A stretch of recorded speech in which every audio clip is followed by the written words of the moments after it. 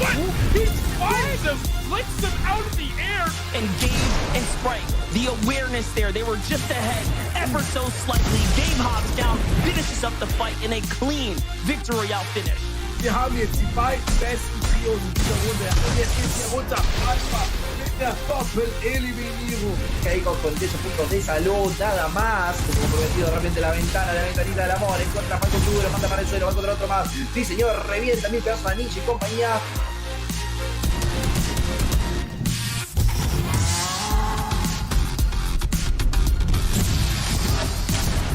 Look at this. He's gonna make it happen. He stopped in his tracks. I mean, man. Oh my God, Reese. Frozen qui prend les dégâts tout simplement de la seule pendant que vient pour s'accomplir l'avancée Tyson avec 55 points qui descend dans le dos de Charles Frozen. Tyson dropping down towards the end. There's no one left to really take him out. One and it will be another shot, another win.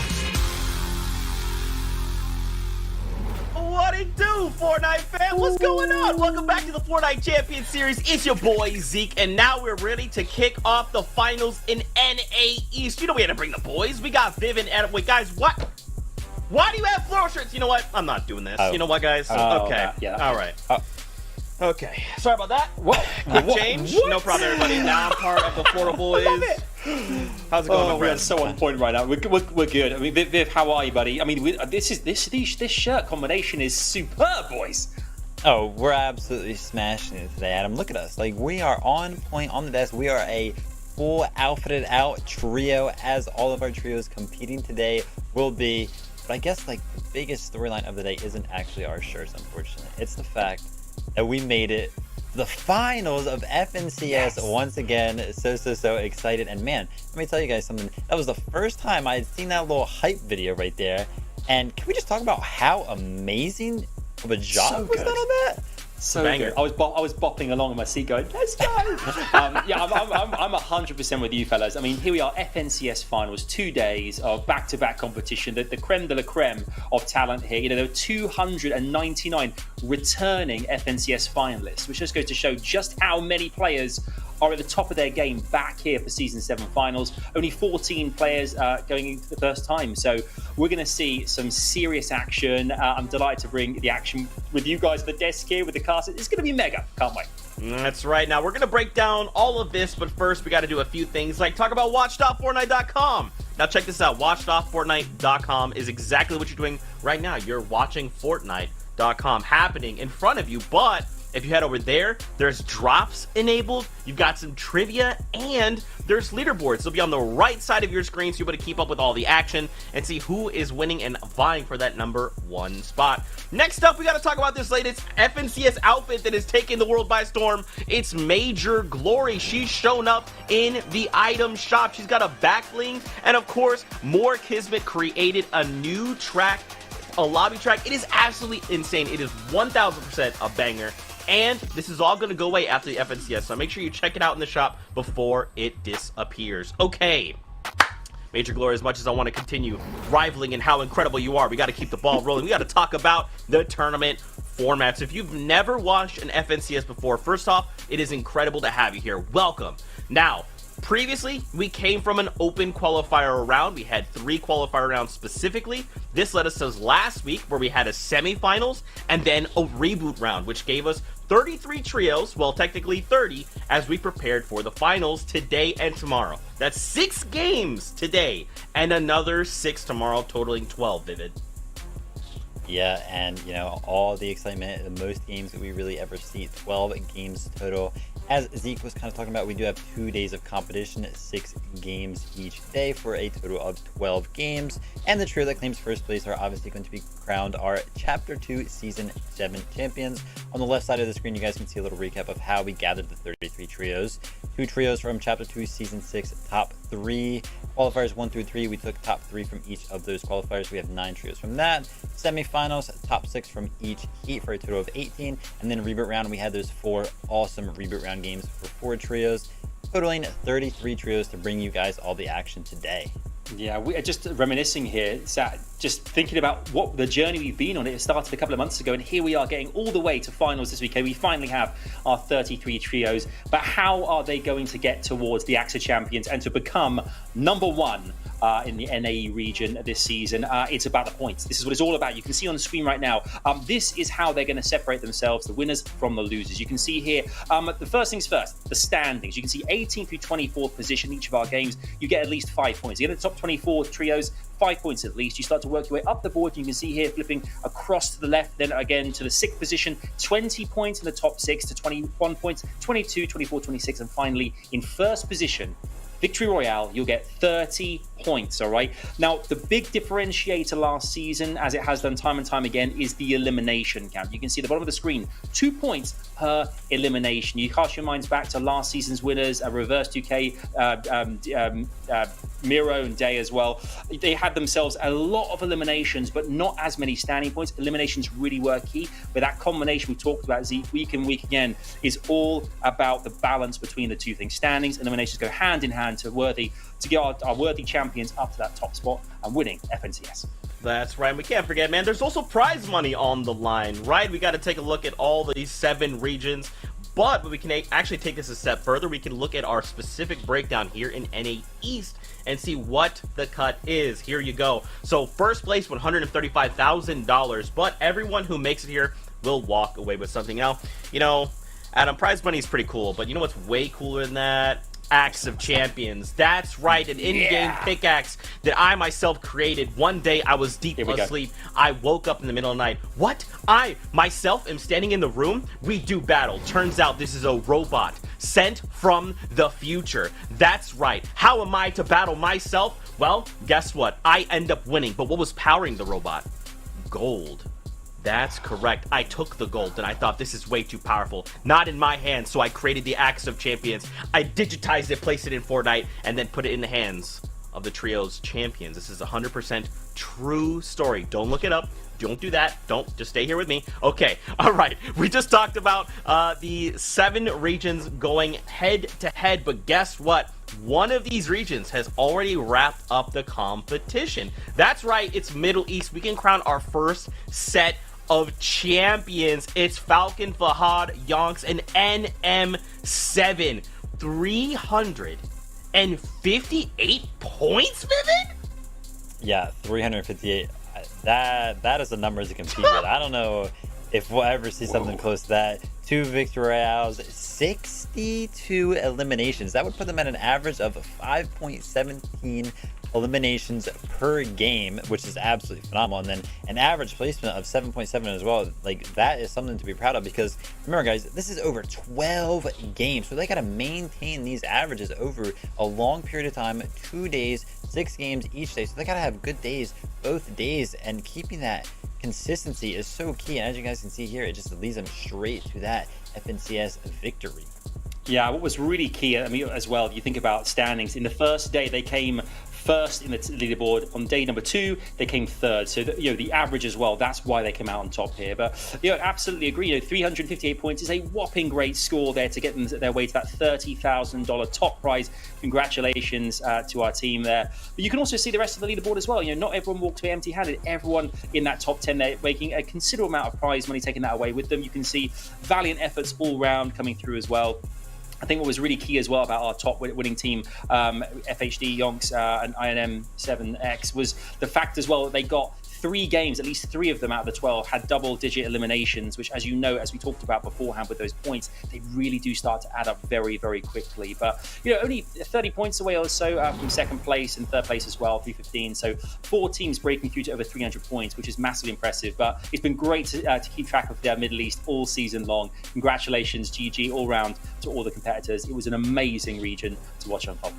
That's right, man. Congratulations to the now holders of the Axe of Champions. They'll look to defend that going into the next FNCS, but for now, bask in the glory that is the Axe. Now, we got to talk about the trios we will be seeing today. We've got 33 trios all going head-to-head. The very tip of the top, as Adam would say. I mean, guys, even just taking a look at this first page here, right? Like, any number of these trios could walk away FNCS Trios champions. Yeah, there are some big names on this list to go through. You know, you got Booga's trio, Agers, Skittles, Degen right there. Slacks, Acorn, and Jack. You know, we know that they have won an FNCS previously. We got Creo, Bucky, and Clicks, big names there. Mega, Dubs, and Rokane, the infamous FaZe duo there. Obviously, we have the boys Saf, Kanata, and Stretch. I mean, this first page is filled with a bunch of dominating trios. So, like, if there's any more competition, which I'm sure there is on the next couple of pages, man, we are in for a great finale here. Yeah, I can see as well Stretch, Kanada, and Kaz, 3 of those players mentioned earlier on who have actually been at every single FNCS finals, those 3 players, and here they are again. We can see them. I mean, it just goes to show the caliber of players like this who continuously qualify, regardless of the trio they're part of. They're always here, which is amazing to see. We can start to see it as well. We featured a lot of these teams earlier on in the season qualifiers. We see D-Roller, Speck, and Straw Hat Charlie have been great, really entertaining to watch them as well. Good to see Tabs and Teo and Pledge in the mix. Pamstu, Carry, and Thatch as well. We've talked about a lot. It's great to see Peterbot in the mix here with P-God and TK. We're going to talk about those guys very shortly when you look at POIs and kind of contesting versus uncontested areas, which is very, very exciting unfold. And we have our third and final page coming up as well, which shows you the rest of our competitors. But of course, at this point, doesn't matter which page you're on, at this point, it's a completely even playing field. Everyone right now is exactly the same. All finalists, but those 12 games are going to differentiate the winner from the rest of the pack here as well. We can see as well, we saw Illis, Macwood, and Tragics as well last weekend. That incredible final round. I mean, reboot round was only a week ago, fellas. It was so much fun to watch, but that insane heel off we saw in the Storm, the lasting around a minute long, which is just unheard of. Great to see those guys qualify, as well as the rest of our, we see Trashy, Palazzo, and Lazar as well. A great, exciting team to watch unfold as well. And Bizzle in there with Eclipse and Coop. We haven't seen those guys since the very first qualifier as well. But we're actually going to take a look at some teams as well that we think could be the underdogs in this competition. Teams that kind of not necessarily aren't the top ones. First up, we have Clicks, Creo, and Bucky as well. Here's a team that we know are very exciting to watch. We know we're very familiar with this trio, and we don't know what's going to happen with them today, but I think it's certain to say that they are going to put on quite a show for us with it. Yeah, and I think the reason we're going to put them with the highlights of the quote-unquote underdog trio is because they are seemingly going to be contested, right? And we know that being uncontested in a finals format like this just gives you such a huge advantage. So they can potentially do it even whilst being contested, but we went ahead and put them on underdogs because of that. We have Carrie, Fash, and Pamsto. Adam's talked a lot about these guys. They have been putting up numbers. You can find consistency throughout how they have played in the weeks of qualifiers and all of that. You know, this trio is somebody to look out for. Definitely an underdog trio that can find themselves in top 5 very easily if they do play well on any given day. Yeah, we know as well that Pamso, for instance, who won the All-Star Showdown earlier this year as well, is a incredible player on his own. So if it does come down to one player having to try and make it ends meet, he could do it. We see as well Sharpman, Slick, and Goku as well. This is a team that I'm really excited about. They've kind of changed POIs, going from Coral, I think, to the back of the map now as well at Camp Cod. But these are a trio who at one point were having to desperately fight for points to get even qualified for semi-finals, and here they are in finals. But let's actually take a look at the actual map itself here, which is quite exciting. Obviously, we're going by the intel that we currently have. We're all about intel. We want to share with you guys what we know thus far, okay? And obviously, this is subject to change. We know thus far. Of course, the first thing we're going to talk about is the almighty Dirty Dogs, okay? Obviously, we have not seen Reverse 2K, Day and Miro since last season when they won FNCS. They are actually now getting a chance to compete. Obviously, they auto-qualified from last season. We haven't seen them in a final format like this since that last season, and here they are. Dirty Dogs is their domain. They are the kings of that area, and they are going back there, and it seems right now uncontested. What's very interesting as well about Dirty Dogs, the last couple of weeks we've seen in the semi-finals, and as well as reboot round as well, we've seen a couple of trios who actually landed the same POI, Craggy Cliffs, using Dirty Dogs as a stomping ground ultimately to kind of change things up to give them a better chance of qualifying for FNCS finals. That, of course, is P-God's trio and Macwood's trio, as I mentioned already. Now, these guys went head-to-head in the semi-finals, and contesting didn't give themselves the best springboard into that competition. I think they changed things up, used Dirty Dogs, and it really paid off for both of those trios, and here they are, as I said. So Craggy Cliffs, those guys are going back there, I presume, normally once they got up against Reverse 2K's trio because they are the champions, hence it's been left to those guys. We also have here a look at Slurpy Swamp. This is another area as well, which were FNCS previous champions. Acorn, Jack, and Slacks, we know these guys very well. Not a great beginning to the season, but have certainly kicked on as time has unfolded, and here we are at finals, and they're looking very, very dangerous indeed. Slurpy Swamp is where they're going to be based, we presume, as it always is. Can they make it another FNCS final AXA Champions win? We'll have to wait and see, Vivid. What are you excited about? I'm excited to see Booga, Nosh, and Avery. They are going to be landing up here at the radio tower in combination with Orchard, sort of a split drop. Excited to see these boys because we haven't seen them since qualifier 1. You know, a lot of pros and cons to this drop spot. I think one of the cons is that Steamy Stacks, the stacks, when they take that rotate, they land very, very close. So you do have to leave this split fairly fast, though I think that this trio obviously has the experience and knows how to play their drop spot fairly well. Taking a look at Lazy Lake, we have the boys Stretch, Saf, and Kanata. Actually, Stretch and Saf previously made it through to this FNCS Finals, but they disbanded their previous trio and picked up Kanata. Went through the qualifiers again, and obviously, as you can see, they made it here anyway. So excited to see them today because they have a ton of experience. And then going back to look at Misty Meadows, we know who lands there right now. Scented, Edgy, and Commandment, the low ground kings.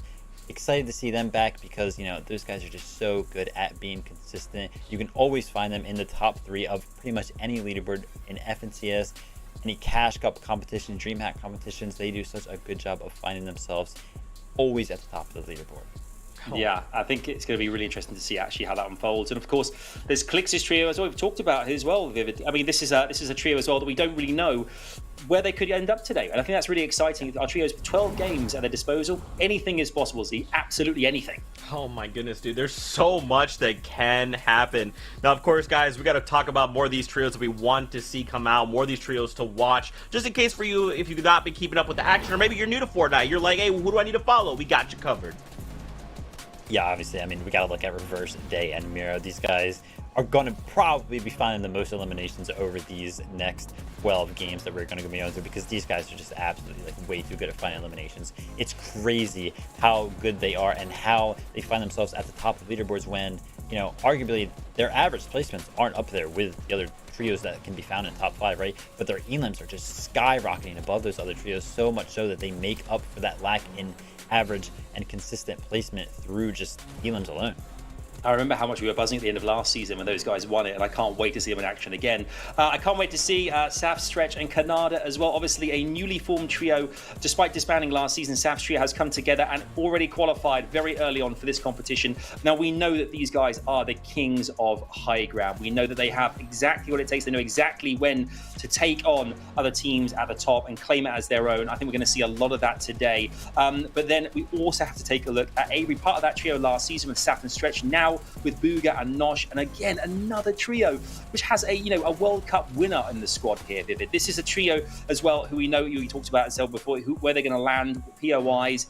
They could have a very good opportunity here to also go very far in this competition. But predictions, we love to see it. And this is what's really exciting as well. The teams that we've chosen here, you can see on the screen, are actually first, second, and third place, give or take, with the exception of Canada, from last season's FNCS. So we're still saying that the consistency is there for our major trios. Of course, Reverse 2K, Mira, and Day, they were my trio last season with Dirty Docs. Love watching these guys. You know, Vivid and I champion them loads. They have got everything that it takes to go all the way in this competition. And looking at MDFs as well, Saf, Stretch, and Canada, again, we just saw them on screen, the high ground. They have the experience, and that is what really matters this point in the competition, Vivid. Yeah, and me and Reese going ahead and agreeing here on Commandment, Scented, and Edgy. Just going to give you guys a little bit of their placements over like the past week or so. Okay. Since August 23rd, there was 3 Cash Cups, right? And in these 3 Cash Cups, they placed 5th, 1st, and 3rd. Right, so the most recent competitions we've seen these guys placed in top 5 in every single one of them. I think these guys are ready. They dominate the low ground every single season. And, you know, last FNCS, up until like game 11, they were up through game 11, they were looking really, really good to win the thing. And then game 12, they had the unfortunate push over at the Flush Factory. If anybody has a memory solid enough to remember that. Yep, that was brutal. You know, we talk up these guys' consistency so much, right? But that last game, being consistent through 11 games and then not finishing out, I think these guys are going to clean it up. They know what they did wrong last season. They learned from every little mistake that they do. And coming into the season, I think they're going to go home and take it all the way.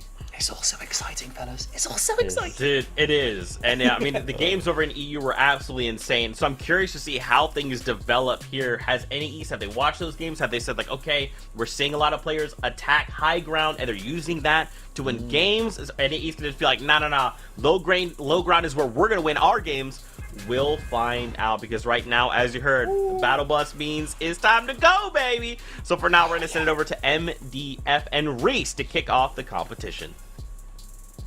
Thank you guys so very much. And there it is. The stage has been set, Reese, now. And here it is. We're about to set ourselves up for 12 intense games of Fortnite in front of us. I mean, we saw the predictions there. Get a little taste of what's to come. The drop spot map has been revealing. But for now, who will walk away as the #1 spot, at least for day one, is going to be the question.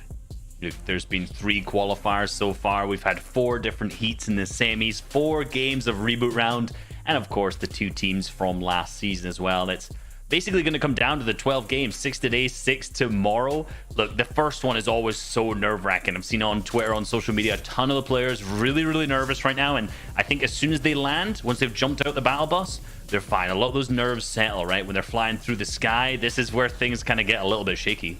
Oh, and this is one of the big questions out the gate. Bucky, Creo, Clicks, where were they going to land? Who were they going to contest? After tweeting drop after drop, deciding that they wanted to go here, go there, it seems like they want to go head-to-head against Bully's trio of Bank and Company. Now, listen, this is a tough fight to take, and of all the teams you can choose to contest, Bully has an exceptional track record here with his trio of not only being successful, but sticking this fight out deep into the storm and figuring out how to make it work for himself. So I'm not sure how I feel about this, but this is the cards that have been dealt. This is the hand they're playing. Usually, most of the time, either Bully's team wins or realistically the other team also still loses. That's just how it ends up playing, right? It's not necessarily that they get wiped super fast, because they drag those fights on so long, so that even if Creo, Bucky, and Clicks win, do they win in the long term for the whole game? So this is a tough one, but at the end of the day, what was their options? You know, we saw them on Twitter, on all the different social media, tweeting the different drop spots that they could potentially go to, potentially land at, and all of them, they were contesting another team. So right now, this is the drop spot that they qualified through. So why not go back, figure out, just try and do what you can from the drop spot you qualified from, and hope for the best. Now here's the thing. You don't have to fight at this drop, guys. This is definitely big enough to house multiple players, get loot, rotate out early, right? You don't have to take the fight here early. It looks like Click's Company, it seems like they might be taking a vehicle and dipping out a little bit early. Remember, this is the FNCS. This is your first game. You don't want to throw it away. Over at Holly Hedge, there's another contested drop spot. Scoped and Blake have the bit of the high ground here. Snake on defense here in the low, and it seems like Okis has got a beautiful side angle that they're trying to work out right now. It's another powerhouse trio, and it seems like they have the advantage already. A single Elim on the field for Okis here. A single Elim on the field, and they have the full clutch. They've completely surrounded the team right now, so they're starting to play. And Scope's team is the team who has had the highest amount of average eliminations out of all of the teams who have qualified through in their qualifying run, being over 10 per game. Remember, they dropped a 27 elimination game and an 18 elimination game in the same tournament, and in 6 games, which is crazy. So these guys have the ability to frag out to ensure they pop off, and being contested off spawn, we'll see, does that even slow them down? Because in their huge qualifying run, they were also contested there. So for kind of Voil except Snake's team, this is a real tough one for them to be in. And not only that, they're an exceptional team. So even as a duo, you can see the respect coming out of Scope, Blake, and Okis as they're just, you know, again, keeping their distance here, trying to farm, not necessarily fall behind, but still being on high alert. There's never 1 or 2 players that are dropping their guard in full. Instead, they're still keeping one team just focused on them. The longer that they can hold them down here, the less likely they are for Snake and Company to actually bounce back, right? Get material, find what they need. So they're kind of just choking them out of any opportunity to actually farm up here. They can, but again, this has got to be fast, right? This is now taking time and precious time that they have to rotate, and this drop spot is particularly difficult when it comes to rotations and Storm Surge. Now, obviously, they'll have picked up a bunch of eliminations here, which will have definitely helped, but they can see that first zone pulls east, which is notoriously difficult for the teams from this drop spot in particular. So for Blake, Okis, and Scope, they're giving the respect to Voil's team, who they are contesting, right? They're not jumping in the box, they're keeping their distance, they're applying the pressure, they're not doing anything too slow, too stupid, but at the same time, this could impact the rest of their game out. Yeah, this is where I'm saying, hey, you know what? Just give it up. Maybe get out of there. And that's how the other team feels. Snake's going to hit that launch pad. They're going to go ahead and go towards the coast, which is effectively completely opposite to the zone here. This is going to give the decision, the option for Scoped and Company to go ahead and jump in. They do break all the shields, and it seems like they want to go ahead and commit to this. But no, Scopes guess differently. He gets shot on his way up in the air, and then that's the decision right there. That's the call. Hey, you know what? You guys can stay alive here. We'll give you that chance. Now, the real question is, did they sit on that reboot card? Were Snake and Company able to pick up the card there and actually play for the save or not? Because otherwise they have to play this out as a full-on duo, which is difficult in its own. That's very, very true.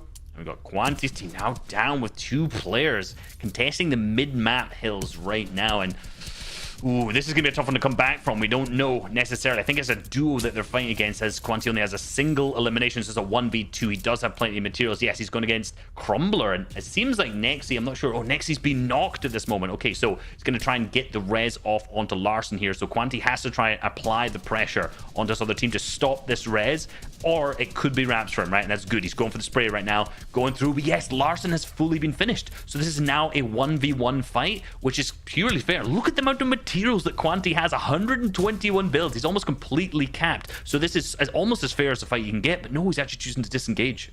Yeah, I think he's content with the couple of knocks that he got there. So. If he does have his team's card, it's all good. He just has to get out of here. No need to throw the whole tournament away. And that goes both ways, right? So for Crumbler and their team, I mean, they should be able to bounce back. They'll also be able to get the reboot cards here. But the question is, where can you actually go here to get a pickup right now? Of course, he's going to go deeper into the zone. Remember, this is an eastern pool. So he's going towards the Slurpy Swamp in hopes that the teams here have already rotated out, and maybe he can pull off a little cheeky pickup over at the reboot card. Yeah, I think he spotted the team there, which will be, ooh, actually the X and Clarity G, but they know that this is a solo, and they are all collapsing, and the pressure's coming out. They're all going for the crank. Shark manages to get into his box. Clarity G from the other side, and that's an easy elimination onto Quanti there. He is going to be picked up. It was a valiant effort, it really was, but he just rolled on into the wrong team using that inflatable.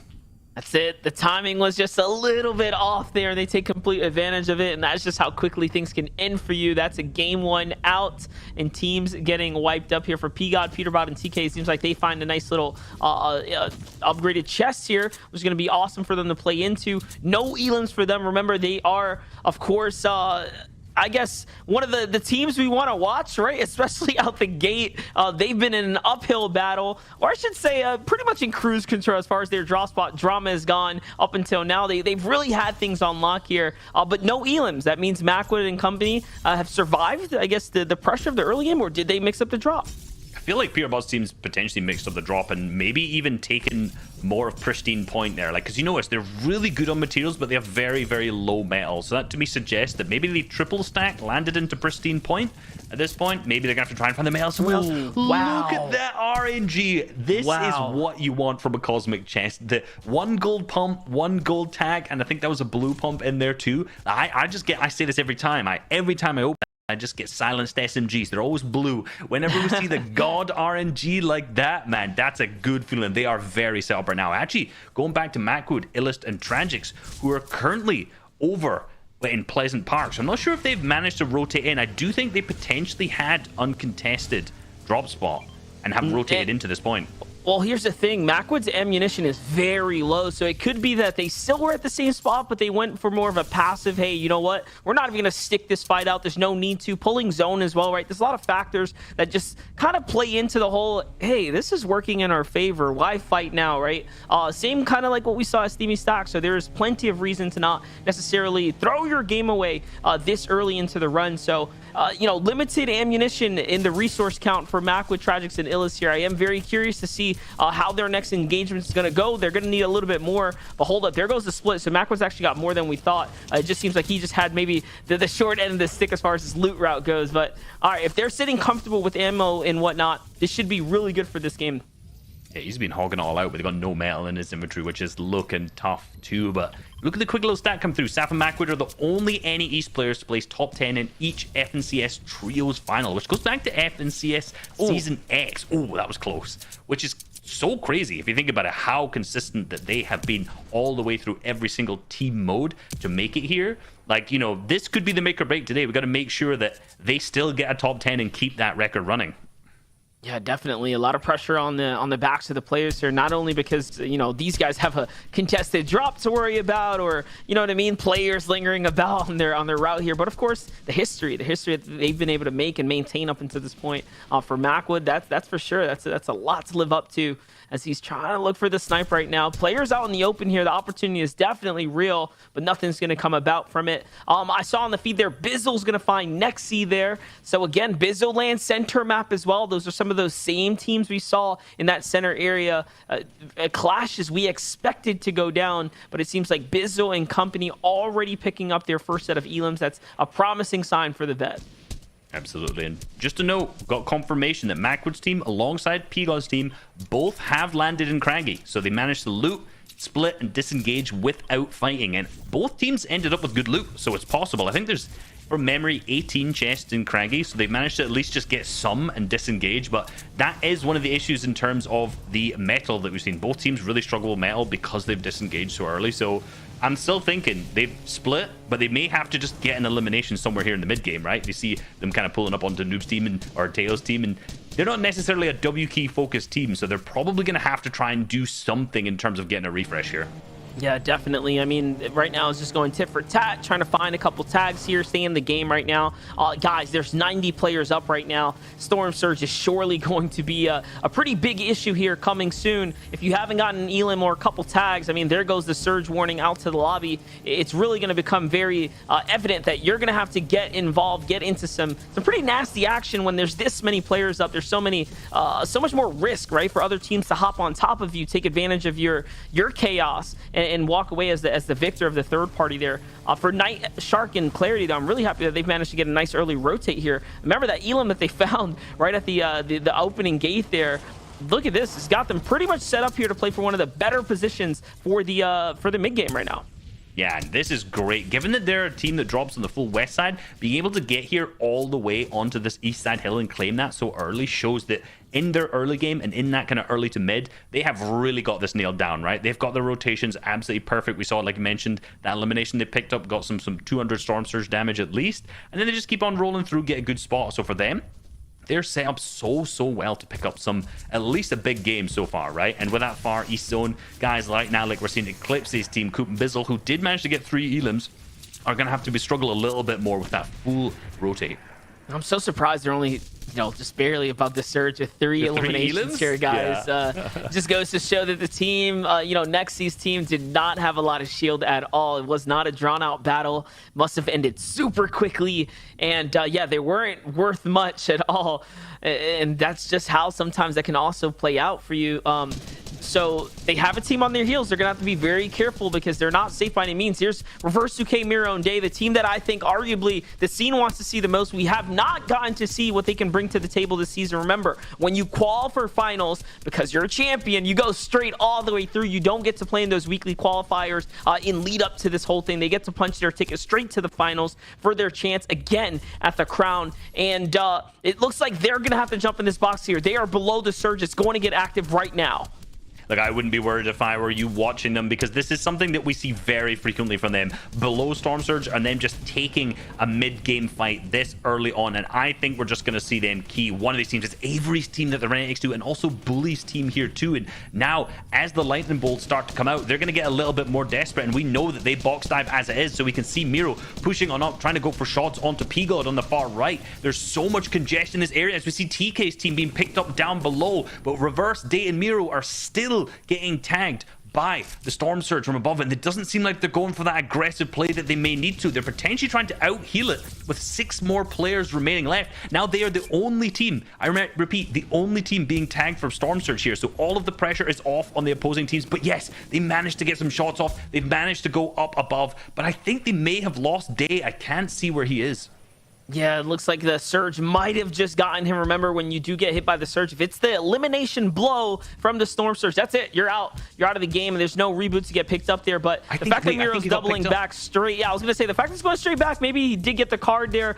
You saw how low Reverse 2K's HP was as well. That means that Reverse 2K went in for the deadly exchange there too. He was the one that got just enough tags at the expense of Day's positioning here in the tournament. So Miro back in the Dirty Docks is their home. The zone is literally favored their their drop spot so heavily this time around. But there's Creo, Clix, and Bucky. Remember, they rotated down from Steamy Stacks, and they're housed up inside the Dirty Docks. Now, if they go for that pickup, it is going to be heard. It's not going to be a free pickup.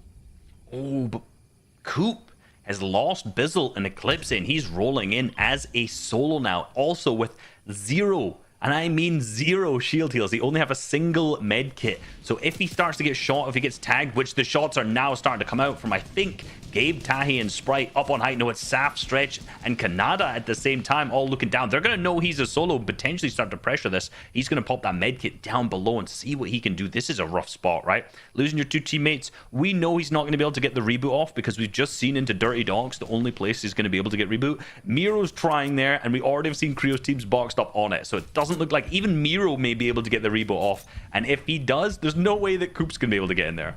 Yeah, I'm happy you brought it up, because I was like, man, he's thinking the same thing. I gotta get to Dirty Docks, gotta play for that the save here, but it's pretty impossible at this point with how many teams also have that game plan in mind. But just everyone nearby, there is going to be a pickup there. It's going to go off. A save comes through. Did we get to see who it was? We're still at 70 players. Ooh, that's close. That is close. I did see in the background there, I saw the blue light of the reboot van flying through. So deep over, we may have seen day. It should be day, unless another team has managed to do it, but we saw them going for it at that point. So they should be up. For Saf, along with Stretch and Canada, they now have a max distance ETH zone. This is such a tough zone. Fully down the hill. We see so many teams. Gabe, Tai, Sprite, Spegu's team also there's managed to win their off spawn as well. So many teams have to make this super far rotate, and I'm thinking right now that white lining or potentially even using one of their launch pads may have to come out here, just purely based on the amount of players that are currently around them. Kanata gets a knock there in the feed. You have to assume that's a sniper shot from long range. That's going to be big there. Let's not forget Surge is going to be an imminent threat throughout the course of this endgame here with how closely players are staying up right now. Creo falls there too. That's to the hands of Aspect, and out comes the rotates. You can tell from the map, players are already playing nice and early here, trying to get in front. Acorn, Slacks, and Jack think of the same exact thing. They want to go dead side all the way around here, play this mountain face here to really minimize the amount of line of sights onto them, and it seems like they found the opponent builds here that's going to be perfect for them to go in and recycle out. Look, they don't even stop and check. They realize, hey, this is all vacant. These are empty builds. Take advantage. And actually, the fact that they're just finishing up the builds here, they're on the heels of Slick, Goku, and Shark there, who are just doing all the building for them. Acorn this team doesn't even have that many mats either, so this might be a fight they need to take here for the refresh. I think so, but it was a good play for them. Notice that single shot that came out from Acorn wasn't to try and bully, trying to get the elimination. All he was trying to do was just make the other players build so he could reuse them and hide behind them for the line of sight. But inevitably, he ended up getting them in when they boxed. And now Slick's team is up in that good position right above them. If they pull that zone, they are in the prime position to be able to take height from here. We see so many teams flying in. I think that's Charlie's team we just saw hitting the launch pad coming through as well. We see Justice's team in the background still in it as well. We see Visuals now rotating round the back of the storm. Scope's team still in it too, but with no shield. 0 shield all the way in the entire team. No heals. That is not the spot you want to be in for them. We're just looking for Reverse 2K, Miro, and Day. Where are they? Did they survive? How have they managed to fare up and kind of bounce back here if it was possible? Pam, Carrie, and Fatch still alive. That's a team that was contested out the gate too. If I'm not mistaken, what was it? Retail Row or... Oh, no, actually, I think they were down in Craggy, down in Misty Meadows, splitting the drop somewhere around there too. So they qualified through Misty. However, they've moved to retail, and it was going to be contested by Creo's team, but Creo's team is actually now gone back to their original spot. And look, firstly, I think we just saw Scented being picked up by Jades. I think that's a snipe, but look who's back. Day is back in it. Mirror and Reverse looking healthy as well. Plenty of materials, but yet again, below the Storm Surge. So this could be a repeat of the third zone as well, where we're seeing one being picked up right here. But no, it seems like Miro's going to go up for the tags as that Storm Surge is yet again kicking in, and Miro scopes the box. He hits a big 80 damage and actually gets the elimination for that too. So they are now still, it seems like a below, but no, 94 above. 2 more players need to go down. It seems like a team below them has been picked up, unless that's just a late tag onto them. So they seem to have made it into the end game, and they've got the refresh from the bunch of eliminations they have. Now, however, they have to make it to the full west side of the map, given that 5th zone is pulled far.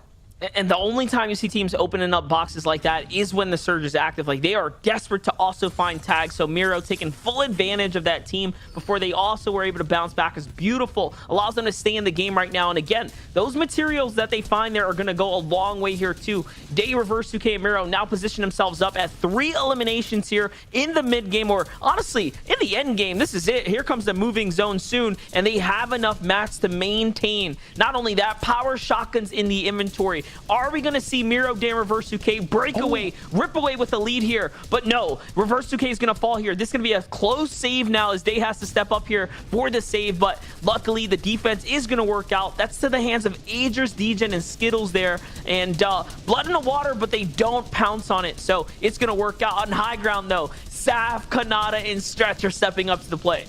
If there was one single team who was going to do it in game number 1, Stretch, Saf, and Kanata were going to be the team to do it. They mainly have to watch out for DJ's team, who we know is directly beneath them as well, and that next zone pulls fully south. So every single team is going to go over water here. So for Kanata's team, this is really, really, really tough because they have no builds that they can connect over to and establish over. So any team who gets over there early has the ability to claim that high ground at the max zone. So for them, you're seeing Kanata already start to build up as high as he can to stop himself getting launch padded on. Then they're going to have a real tough time trying to make sure they get all the way across to that opposing height and maintain it throughout the entire moving zones, in particular when Kanata has 0 metal. Yeah, look at this. He's committing, continue to commit. I'm not sure how I feel about this. That's a lot of mats, guys. And he's gone all the way up here to keep the full eyes on the sky. It's going to work out, though, as Miro comes up on the launch pad. Reverse 2K gets beamed there as well. Day loses all shield. They might have just gotten completely zapped out the sky here before they can even touch down. It's going to make it very worse for Weirs there, as now Stretch and Saf also just continue to skate across here. Very, very high up here, guys. That's so they cannot get landed on. Down low, though, more pressure for teams like Booga, Nosh, and Avery here, trying to crank his way through. 21 damage above. They're still in the game here. Miro, Reverse 2K, and Day are going to fall officially within the top 15. That's okay, though. There's still plenty of placement there. It's not completely a bad game or a throwaway, but this is where the big points are going to start coming through here, Reese. Yeah, so where the big placement starts to come through, see Booga, Nosh, and Avery trying to do what they can, weaving their way through those old builds. Only wood left on their mat, so they're going to have to start going for some sort of refresh at this moment, as we see Avery trying to lead the charge there. And they've managed to make themselves safely into this zone, but still up on high ground. Stretch, Saf, and Kanata are still managing to maintain it all the way through. The contestant players for height skills are way lower than they usually are at this game, so there doesn't seem to be anyone at this moment who can contest Stretch's team up on the height. But the materials are starting to run thin, and the 3 eliminations that they have may need to start being increased. If anyone looks up and sees that Stretch is on height just in wood, this could be a full spray out for them. Definitely. I mean, the opportunity to take them out is surely there. They committed super early, but this is the best we've seen them on a high ground hold this early this season. Honestly, they've been struggling to do it up until this point, but right now it's working out for them. Slacks, Jack, and Acorn, though, at 6 eliminations right now and continuing the hunt here. This might be a free refresher that's going to open itself up down below, and they're inside the top 10 here. So that's another team that really does have a lot of big points on the field right now. More big teams in the game right here, but hold up, Slacks is going to continue to get pressured, and now he's on his heels here. He's going to have to continue to run for it. I mean, they're doing exceptional. If they can just stay up here and finish in the top 3, this is going to be a great game so far. True, we see Goku's team going down on low ground. Saf actually now picked up by users. However, he has traded and picked up just at the same time, as we see Hoofishy popping off with another 2 eliminations down on the low ground too for Slacks. He drops all the way down, tries to he can, but still on the high ground. Stretch and Kanata have maintained it. They are applying consistent spray to the players down below, but a full trio still on low ground. Jack, Acorn, and Slacks with their tons of eliminations, plenty of materials to keep them moving, and the potential medkit play going into the final moving. This could be their game to win, as they are the only full trio. But on high ground, Aspect picks up Stretch. And Aspect's on fire right now. He's managed to continue to find Elim after Elim. Hoofishy comes on up to back him up here, and they're sitting heavy at 7 eliminations here, and they officially break into top 3. That is the prestigious sweet spot you want to be in. Now a top 2 finish here. Nothing can go wrong for them, right? Wrong. Down on low ground. Very healthy. Acorn, Jack, and Slacks are down there. And guess what? They have a win condition. They have a med kit, and they have the chug cannon here, Reese. I mean, this is their game to take home now. All they have to do is continue the firepower. Slacks is going to do it. That's a huge shot there. Off to the zone he goes, and he's He's got eyes on the final opponent here. Who's inside the zone? And there it is. Down goes Aspect and Hufishy in the final moments. But what a great job by Slaxicorn and Jack there to pull that game out. That's huge, absolutely massive. And for them being not current, but they are ex-FNCS champions from season 5 of chapter 2. Look, they are experienced, and this is exactly the kind of caliber of play that we want to see from these top level teams and how they can perform. We saw big name after big name performing in that first numbered game. We obviously saw Stretch's team popping off huge, and then for the Victory Royale, Slack's game was absolutely insane. Yeah, and those are all teams we expected to do well. The vets are stepping up here, and they all managed to make end games as well. No upsets there from us, but I want to hear what Zeke and company have for us, because honestly, that is going to set things up for us here. My goodness, I think this is the first time we've seen a low ground win a game in the FNCS finals as far as day number 1 is concerned. In Europe, it was all about the high ground. Here in NA East, though, thank you, NA East. You guys are the ones like, no, that's not going to fly here, and that's what I like to see, Vivid. Yeah, obviously, a great job by Jack, Acorn, and Slex. They picked up the first game, kind of setting a precedent for the rest of the 11 games that we have. Like, they're like, hey, we're ex-FNCS champions. We know how to do it in finals. I would love to know what happened, though, on the high ground. We saw that Stretch, Kanata, and Saf were looking mighty healthy up there, all 3 of them alive, and then all of a sudden, within that 8th to 9th zone, it looked like Saf had went down, so they were left a duo on height, and then Aspect and Hufishy kind of just took them over. So curious to know what happened there, but good sign for those boys having high ground for much of that end game there. Yeah, we talked about it as well, like, you know, off broadcast, we were saying about the rotate they had to do as well was humongous. From Slurpee all the way to Dirty is not an easy journey, but they managed to get there with aplomb, and they managed to kind of win from the low ground as well, as Zeke said, which is absolutely incredible. Yeah, there's a reason that these guys are the Season 5 FNCS champions. That is proof in the pudding. We can see here as well that right at the top of the table, Slacks, Acorn, and Jack go to the top with 10 eliminations, double digits off the bat, with a 30 points, makes a 50-point beginning to the FNCS finals. In this particular iteration, which is absolutely incredible. What a great start. But right behind them, Aspect, Kaz, and Hufishy. Kaz, one of those players we mentioned, who's been at every single FNCS finals to date, all 9, and here he is in second position right now. But starting to look down the table, Saf, Stretch, and Kanata there in third position as well. These are a team who we know high ground. They did exactly what we thought they were going to do. Couldn't quite make it happen that time around, but is obviously a vision of things to come for sure. There's some other teams. This is the great thing about finals. Every single team in the top 10 is recognizable from all the other weeks previously. We've been celebrating them. So Gabe, Tahi, and Sprite, good to see those guys as well coming in from Believer Beach in 9th position as well. I mean, D-Roller, Spegu, and Charlie as well. We saw DJ and Aegis and Skittles. Incredible stuff, Vivid. All these top trios managing to rotate perfectly, despite the fact that Dirty Dogs was where things ended up with the Storm.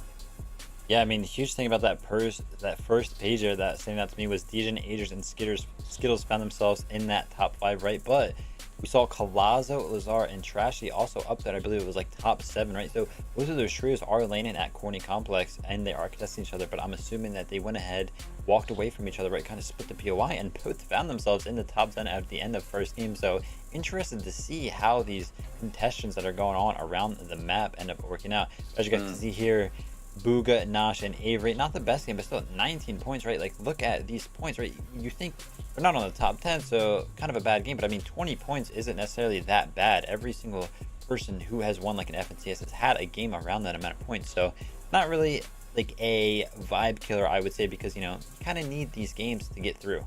Yeah, and Dave Mirror Reverse 2K there we saw as well, ex-champions, but, you know, the Storm Surge played an important part there as well. They just got brutalized very early on by the Storm, but came back into it and managed to get 15th position. Let's take a look though at some of the highlights from what happened in the game. We talked about POIs earlier on and what was going to happen with some of our trios and where we think they might have gone. First things first, the battle for Craggy. We take a look here at Macwood's trio versus Pigo's trio.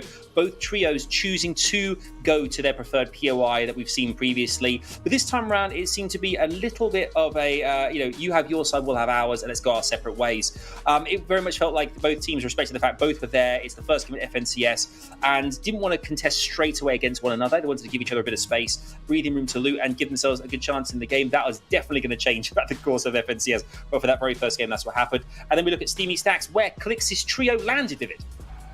Yeah, we were a little curious to know where they were going to land because they were hinting at Holly Hedges, Dirty Dogs, Retail Row, but they ended up back at Steamy Stacks where they actually landed during qualifiers, so no surprise there. But as you can see, we took a look at Craggy Cliffs, we took a look at Steamy Stacks. I mentioned how both of the Corny Complex teams were in the top 10, which means that pretty much all the major contests that are happening around the map, they're not really fighting each other off spawn. They're kind of just like, hey, I'll take this side, you take that side, and we'll just walk away and see how we do. Yeah, exactly. I think it's actually been really interesting to see how that first game kicks off, because we know that these teams could have gone straight, all out guns blazing, trying their best to get as many points as possible by contesting early doors. They've chosen to hold back and wait. I think passive is going to turn aggressive very soon, but I'm just saying that's how things started. It'll change soon.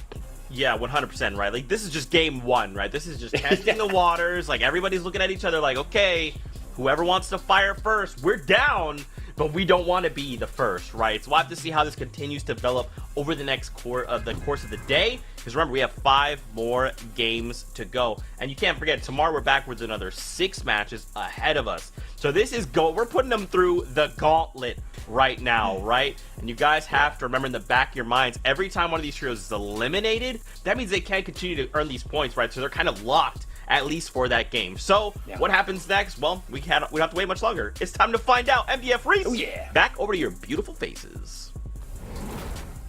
Thank you so very much, Zeke. And there it is. That was game number 1, wrapped inside the books here. I mean, FNCS really kicking off the way. I think all of us just about expected it to go down, except not as much volatility for the high ground height retakes. Of course, it started going down at the very end there, but Saf, Kanata, and Stretch surprisingly held it very well with little to no friction there, Reese. And I mean, honestly, if they can continue to do that, they'll take this tournament home.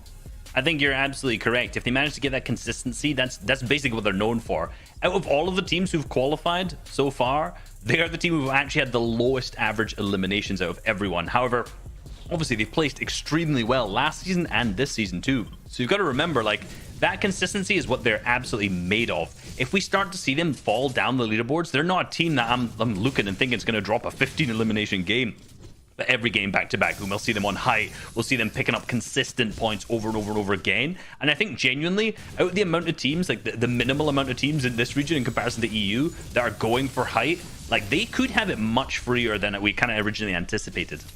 Yeah, definitely. I mean, like I said, it's a telltale sign that teams are being very passive. If you did any, or if you watched any of the qualifying weeks in the heats, I mean, it was a launchpad fest. And it shows. That's why Kanata was so passive with the way he wanted to hold that high ground. But let's pause these thoughts here. Let's get on over to Steamy Stacks, where the action does seem to be unfolding. I mean, last game, it looks like Bully, let them go ahead and exit for free, but Bucky, Clicks, and Creo this time around now starting to really meet the fire that's being offered here. Things are getting hot over at the Steamy Stacks, and Creo's already down. Now, granted, he did get an elimination, so this is a 2v2 situation here. Bucky and Clicks do have a fighting chance.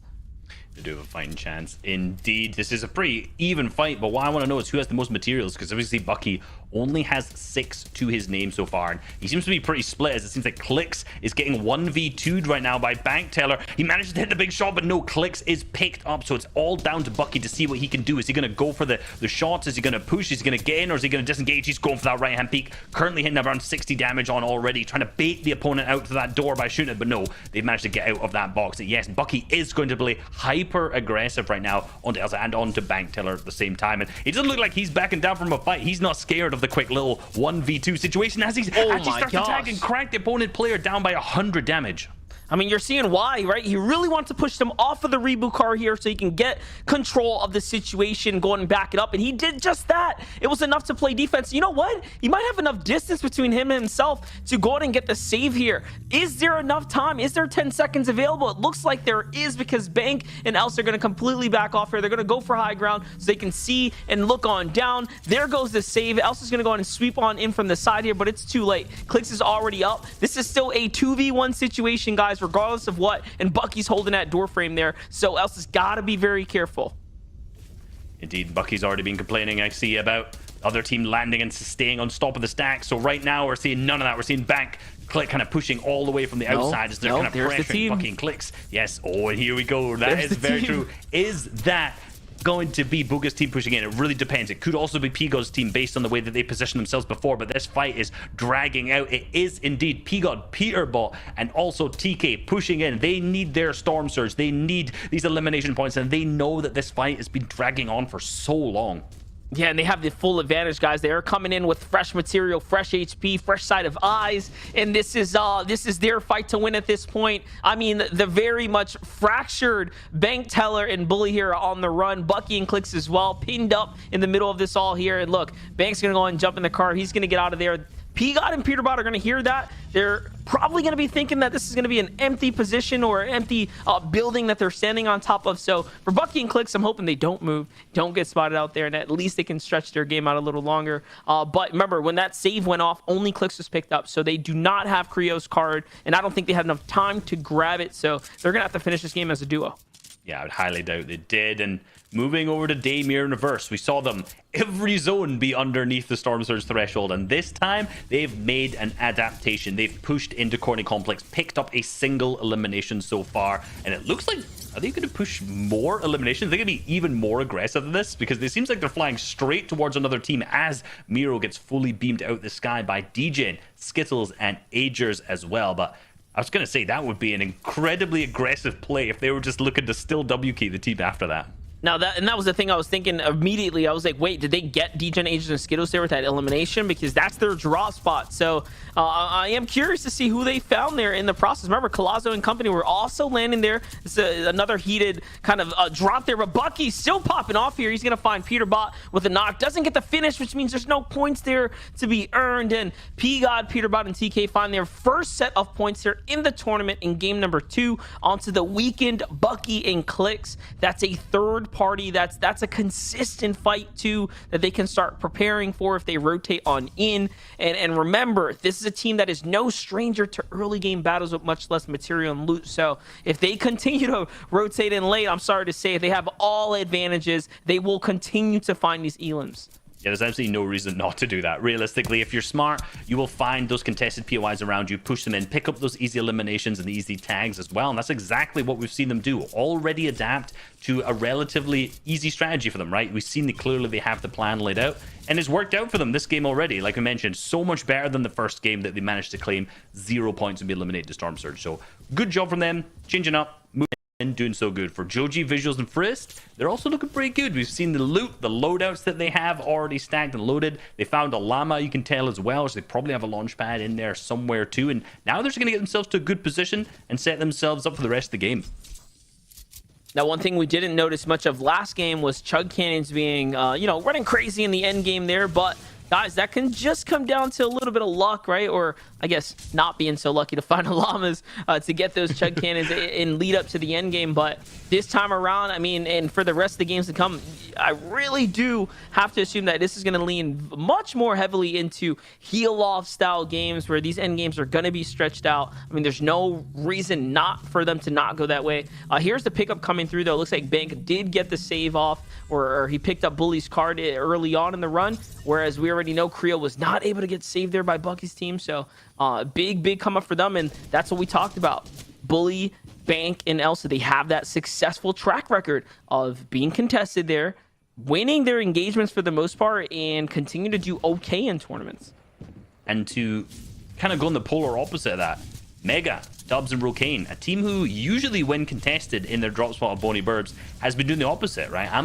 We're really used to sitting here and watching them sit inside this main building here as another team. Yeah, exactly. Struggle's the right word for it, right? As another team's just sit and apply constant pressure all the way around, just spraying from every single angle. Right now, they're just sitting out. They've obviously got 3 eliminations. I'm not sure. I don't think they were contested, but they've just managed to easily claim that spot. But Narwhal's team's Lemon Divine, seeing a free high ground, said, you know what, now we're just going to go on up. And again, now Mega, Dubs, and Rokane have lost that power position, right? They've lost the ultimate high ground on this spot. And if there's a lot of good zone RNG comes into this, they're going to potentially have to just lost one of the best spots on the map. Yeah, I love what Narwhal's Lemon Divine there, though. Really, like, big respects to them calling the bluff of the base up top. They're like, hey, this guy didn't pick us, dude. Yeah, go take it, right? And Dubs, Mega, and Rokane, if anyone's done their, any kind of homework on this team, they stick with one another. They don't usually tend to leave someone behind inside that single tower. That might be one of the mistakes of their strategy here, right? And one of the flaws, chips in the armor, if you will. And now they do lose the complete power position here, especially this early in the game when you want high ground. Although you have 3 elims, we saw what happened in the last game. Teams rotating on the outer edge just because you have 3 elims don't necessarily mean you have all the surge you need, right? Especially if that team was weakened or not fully shielded. It's only a couple hundred points. Yep, that all adds up. And now we're moving on to Edgy Commandment Insanity, who had a really bad first game for them, right? 7 points coming through in game number 1 is very uncharacteristic. Like, we are used to seeing almost, if you look at the leaderboards, 0 games that aren't in the top 10. As we see a snipe come through onto Commandment, I don't think that'll be a push from the opposing team at the same time, but they're going to sit and heal up. But again, this is not looking good for them already. They're draining their materials, they're draining their heals. They're also now stuck in a relatively poor position, as a lot of those other teams will get ahead of them, be able to hold them when they start to rotate. So hopefully we'll see a good rotate coming through from them. I don't know how many shots they've hit so far for tags. This is not already setting up to be the perfect game that these guys are known for, to get to those power positions early, to be in the commanding spot, even to fight for those spots. You know, they're kind of trailing behind on the rotate.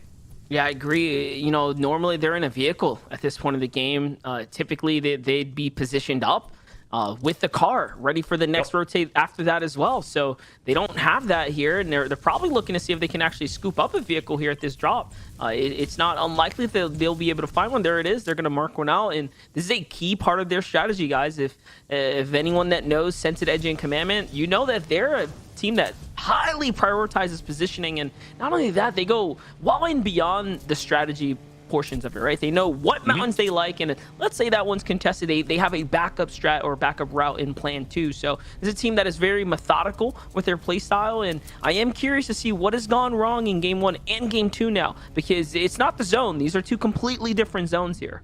And you know, we've been seeing these guys in through all of the Cash Cup extras and the Cash Cups. We've not seen them in FNCS since they auto-qualified, but they look so good when playing the Cash Cup games as well. They seem even better than normal in terms of their position. So I don't think they're not playing to their T, potentially maybe a little bit out of practice when it comes to this depth of games this season in particular. But honestly, potentially just, you know, didn't do something right. Maybe one mistake went wrong in game number 1. We didn't see the perfection that we would normally see from this teams. And you know what? Correction is always going to happen in the next few games. Yeah, definitely. I mean, things will tend to average out here for Saf, Kanata, and Stretch, so they have to do something big. Again, they're no strangers to be in this kind of surge threshold where it does seem like they're in very dangerous waters, which they are. But again, more often than not, they'll be able to bounce back here, find the tags that they need, and come up clutch. Now, in the event that they do not find anyone to reveal themselves or an opportunity to find these tags, I mean, I'm feeling pretty bad for them. They're very distance away from other teams, and their options are, you know, the young, hungry players of Elite, the Elite trios, Lem, Narwhal, Divine up in the base, or Rokane, Dubs, and Mega. Again, no easy kind of pick here as far as the teams go. And this goes exactly back to what we said earlier about Narwhal's team claiming that power position up on high ground. Look at the amount of angles, the sight lines that these guys have, the 363, I'm adding 3 degrees to how much they can look around. That's how much they've got the opportunities to get tags from up here. And actually, despite that, they've only managed to gain 21 above, right? So despite the fact that they've managed to get probably the best spot for getting tags on players on rotates, they still not actually managed to capitalize on that and hit their shots. You know, at the end of the day, you can get all the positioning in the world, but if you're not hitting the shots on the players who are actually rotating, it's, you know, you're not going to get the Storm's first tags, are you? And I think those tags that are coming through onto them now are probably from Saf's team, so potentially that could be the tags that we were looking for to put them above. The same with Bizzle, Eclipse, and Coop, who are now being the ones being held. As we see Stretch getting ahead of them in Storm, which will allow them again to get more and more tags, being holding the teams who are rotating. Yeah, if Stretch doesn't hesitate here, it's time to open fire, and there it is. He's coming on in, and from the side, you see Saf also just to the north side there. There it is, the western portion with Kanata. They have the angles there. Down goes the vehicles. That's a loss for everyone, but the surge is also active here on Stretch, Saf, and Kanata. Saf's HP falling dangerously low now. He's going to have to pause up and heal here. And again, they are just trailing behind here on the surge. And unfortunately, what I mentioned was if they cannot find these tags, they have to go in for the box dive, and they didn't position themselves to take that dive. And now look at this, they're playing the long range gun battle, and you know, you can't bank on shots piercing through those builds. It's just going to be hard to have them come through.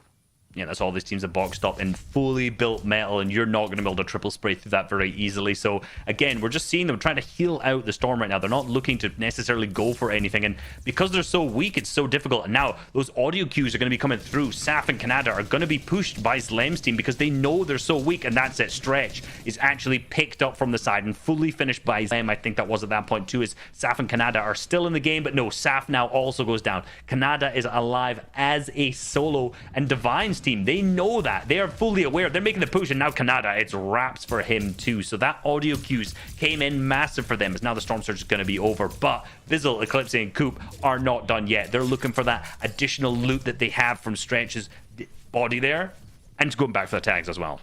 Yeah, not only that, and then you just have to think about it, right? Like, if you're in Slem's position there, you get the Elim. Come on, Stretch. Yeah, we know exactly who's next door. It's Saf and Kanata. Let's go finish that up. And they saw the surge. They saw them being kind of out of positioning, right? So it just, everything fell in line for them. It was an easy decision for them to decide to go ahead and take that one. Let's not forget, Slem, Narwhal, and Divine, they needed those tags too. They weren't far off as far as the surge went there too. So a big positioning for them now. But here comes the major tags here from the lobby. Now Bizzo and company starting to pressure up as well. And all of a sudden here, it looks like they're back in this game though. They do have the heals and they have the chug cannon to bounce right back. Launch pads and the materials too. If they're able to use this much metal to get in to make sure that they're not getting lobby sprayed, these guys are definitely healthy. Like, they are sitting in such a good position. The difficulty is that zone is going to be far. They're full edge on third, which means that chances are, if they don't get really lucky, they're gonna have to go really far, maybe even have to use that launch pad. You know, we've been seeing a ton of the teams in this position really have to use their pads to make sure they get that further distance this early on, which realistically, you want to be saving them for first move, and if you use them to get into fourth zone, it's tough, right? Yeah, definitely. But I'm still thinking about, you know, guys, think about this. Our top third team there, Saf and crew falling out. They're going to essentially open up the leaderboard a little bit here for other teams to start catching up. Now, mind you, there are 12 games here in this finals. This is just game number 2. But for anyone that really jump starts their rounds here, I mean, you want to hold it through. If you can have a great day one, it can make it almost virtually impossible for you to be overtaken in the second day if you just play even, you know, mediocre at best, right? So teams dropping rounds here puts more pressure on the 2-day performance factor or kind of atmosphere that's at play here. It will, and a lot of the teams, like I mentioned, have been talking about how nervous they've been between games, but also that nerve really kicks in when it comes to the second day as well, right? That second day, so many teams, when you're waiting, right? You finish 6 games, if you're doing well, you have to sit and think, what's going to happen? Are we going to continue that through day 2? So much can change there, but who knows for them so far. That's a couple games away from now as we move back to Miro, Day in reverse, and Day actually being picked up and rest there as he was knocked again. So these guys are taking another mid-game fight. Let's be real. Characteristically of them, we're used to seeing this by now. And not only that, they're more often than not very successful in these kind of situations. Yes, we saw a knock go down, but hey, there's a fragmented team here. This is a team that's very lit up. It might just be 2 duos, actually. And if they take advantage of this could open up for 4 eliminations for them to jump them back in it. But they say, you know what? The zone's more important here. We'll finish this later. If we can get there first, they'll have first picks as well. And it looks like Miro's going to lead the charge here on the exit. Now, look at Day's HP. He's also not completely capped off here. Neither is Miro, so they do have to be very careful if a shield crack comes through. You know, that's going to open up the lobby to want to continue to put in the extra pressure. But no, Versuke goes down and finished here. Super unfortunate. Before the hard mats come out of Miro, he was almost saved, and that's the hands of Bugha, Avery, and crew there, just next door. Yeah, they're still going to have to make a good rotate in. Now they've lost reverse. They're only 17 above, yet again struggling with 64 players alive. 14, now 13 will need to go down. Like, this is, yet again, we're going to see them struggle with this. But again, you know, I feel bad to say I'm not that worried, because I'm just still expecting a couple, you know, doozies, some games that don't go so well, but then it comes back, you see these big 15 eliminations, 16 elimination games later on. This is still what we're kind of used to seeing, even from them last season when they won. A lot of not really good games and a lot of very, very good games too. Yeah, I mean, listen, they're in top 15 right now. They are in the game here. The last round that they finished out was 3 eliminations, and still, again, they broke actually into top 15. So, you know, 15th place, 3 elims, nets them at 15th coming into this. They already have 3 elims right now, so that's going to cushion them up pretty nicely. And look at this, they're in 21 teams left in the lobby here. If they can break into top 17 around there, just make it a little bit further, they are pushing that ball along the field here, getting closer and closer to the big score. Now, out inside the zone, this is what is most questioning to me is Scented, Commandment, and Edgy once again out of their typical key positioning here in game number 2. This is a team we expect so much from, and they're not quite living up to it just yet here, so pressure is absolutely on in the lobby. Out comes the launch pads, though. Here goes Coop, Eclipse, and Bizzle trying to touch down. Of course, following after Commandment and company and crew, they're going to touch down. Miro's already inside the zone there, safe and sound here. I don't see his teammates, though. He might have lost them here. Yeah, I think he may be down as a solo, but we see Coop, Eclipse, and Bizzle still alive as the full trio. Still only a little bit above the Surge, but yet again, we see 2 players need to go down. That'll struggle with them when it comes to moving Surge as well from here on out. Eclipse also now taking a ton of damage, but they still have plenty of in all of their inventories. And now I say that Coop has just lost his, so oh well, not anymore. But at the same time, we already saw they have the chug cannon, so they do have a ton of heals throughout it. Good positions for Peterbot's team as well, who've managed to keep as a full trio, like we saw them taking that engagement earlier. I do say Day still up, so Day is still in this. No one really claiming high ground at the moment. No one setting themselves up, potentially because Stretch's team was taken out early. No one is even just opening up and going up onto high. I'm telling you, there's something about the FNCS setting right now. It just makes it, you know, pressure's high. The decision to go up and the thought of you just letting your guard down being landed on, that's it. Your tournament's over. If you get griefed while you're on high, more often than not, like usually, that's about it. That's it. Like your game's over. You're probably going to lose a player or 2. And yeah, the clutch from there on doesn't tend to come through traditionally. What I did notice, though, Dave found Lazar. So Colazo and his trio are still up here in the end game, but Dave found that eliminations. We're at top 19 now. Remember, once we break into top 17 territory, as teams fall, more and more placement points are being given out there. So it's very, very imperative that you make it that far each and every game here, especially for the first 6 here on day 1. Who decided to go up for high ground? Looks like Blake. Okis's scope go up, but breakouts come through as Blake gets taken down there. He's going to have to re-crank up. That's going to be a heavy resource investment there, but it's enough for him to maintain it and hold it out. Yep, we saw Scope staying so super high right at the back of the zone, and that's probably solidified them high ground for at least the first moving for them so far. But on low ground, Bizzle, Eclipse, and Coop, as we mentioned, still below the Storm Surge threshold with 18 players still to go. They hit the launch pad, but also hit their head as they move, trying to get ahead of the Storm, trying to look if they can land on a team, get a couple shots, as we saw with Sent's team that's down there. Up on the high ground, Scope still there, but Agers is sneaking up the back of the Storm, and he has no idea because they've actually lost Okis, so Scope is going to drop down with only 20 builds remaining. So Ager's team potentially has the Storm, the height claimed right now, as Skittles is up as well, and so is DJ. A classic height take from them, but Skittles so low on his HP, they're gonna need to make sure they heal, but I think they have the time. They have an ability to go for a breather. Yes, they do. They're gonna tunnel ahead. Low materials from Skittles, though, which is a little bit of concerning. Patient as time can be there to not take fire. Just go ahead and watch the opponent from a distance and capitalize on that key positioning there. You know, not every battle is won with just the gunplay. It's about the thought process that goes into it, and that was an excellent way for them to sneak up, really solidify their positioning, and then open fire and say, hey, I'm already way out positioned on you. This is our high ground. He gets it for free. Little to no resistance there. Booga, Avery, and Nashto looking up here. They're considering it. They're trying to say, hey, can we get this? But they don't have enough gas in the tank. It seems to go all the way on up, and instead they turn their focus down low. But Booga's got a lot to think about here. He's trying to keep his team in the front side of the zone here. Avery and Nas is trying to let loose in the end. Mega makes another end game there. That is massive, as Bizzle down on the low ground is going to fall here. Can Coop catch up? No. Coop's going to fall there. It's up to Eclipse now, who is a solo here in the end game. We're in top 8, though. We're in top 8 indeed. Eclipse has to make a big push. He's already got 3 eliminations to his name. Plenty of materials as well, and doing a great job getting ahead of Storm. We've seen Edgy, Commandment, and Scented all be picked up so far, so low ground is probably going to be free, and Eclipse is taking advantage of that and being fully ahead and claiming that lair for himself. Joji's still in this. Same with Booga, Avery, and Nosh, still in it as a full trio as well, and looking healthy too. They're looking up, trying to see if height is free, trying to see what Ager's team is doing up there, but no, they fall down, be it intentionally or not, to claim the full low ground, still with great HP, but again, low materials when it comes to Bugaz. He's only got 2. They're gonna need to start going for something, going for sprays, and yes, they're starting to find the opponents down the low ground, and some HP, some random materials drop in his box, but it's only Siphon on wood. But Bugha knows, picked up on the low ground by users. Yep, it's Justice Duke there to step on up. It's a full trio down low. They're going to get broken out, though. DJ Agers come on down. Eclipse takes high ground with Inflatable, but then in a 1v1 takes out Skittles there as well, and he's fighting for this second place positioning now. And that's a clutch up if I've ever seen one. Remember, Bizzo and company fell so early. On height, though, DJ struggling to hold down now. Duke's users and Justice have officially taken advantage of all the chaos, and they are at 13 elims here. Can they find the 14th? Of course they can. There's the big shot, and as a trio, they do it. They close out. They end at 80 points there, Reese. Massive game.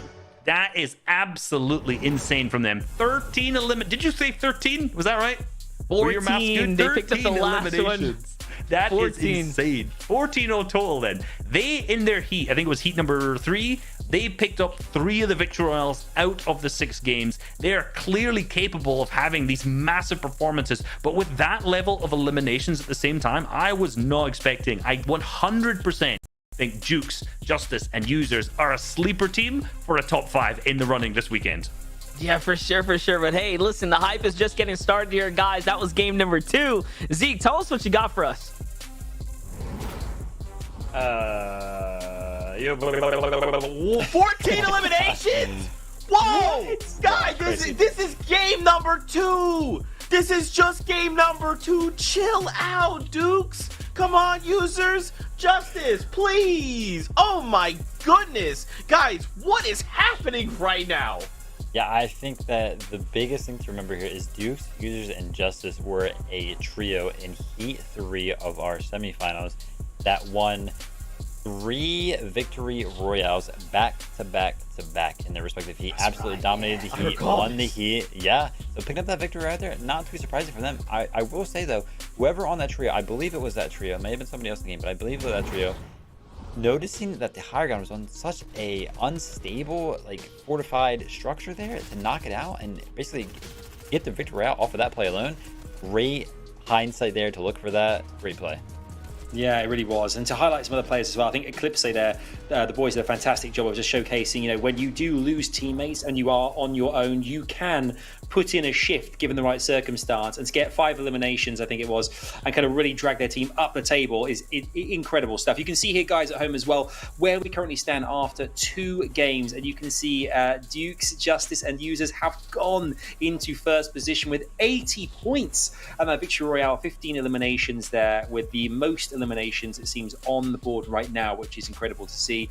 After 2 rounds, 80 points, very impressive stuff. DJ Agers and Skills that we saw, you know, again trying to grab height, trying to, you know, sustain and maintain as well. I think that's been really key for these guys as well. We know they're consistently delivering across all different Fortnite events, and these guys seem like getting now in second position. They could be the year for them. It could be the season for them.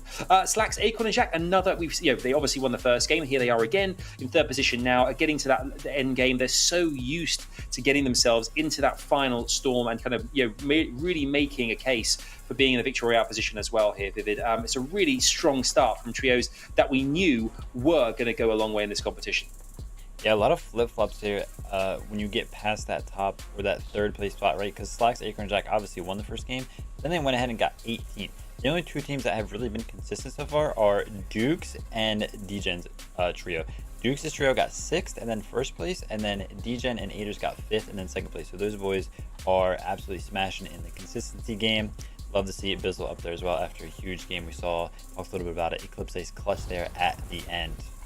Yeah, indeed. I think the last game as well, Coop was left on his own for a long period of time as well. So to see them kind of there in the top 10, fantastic stuff. And you can see as well here, 11th through 20th position as well.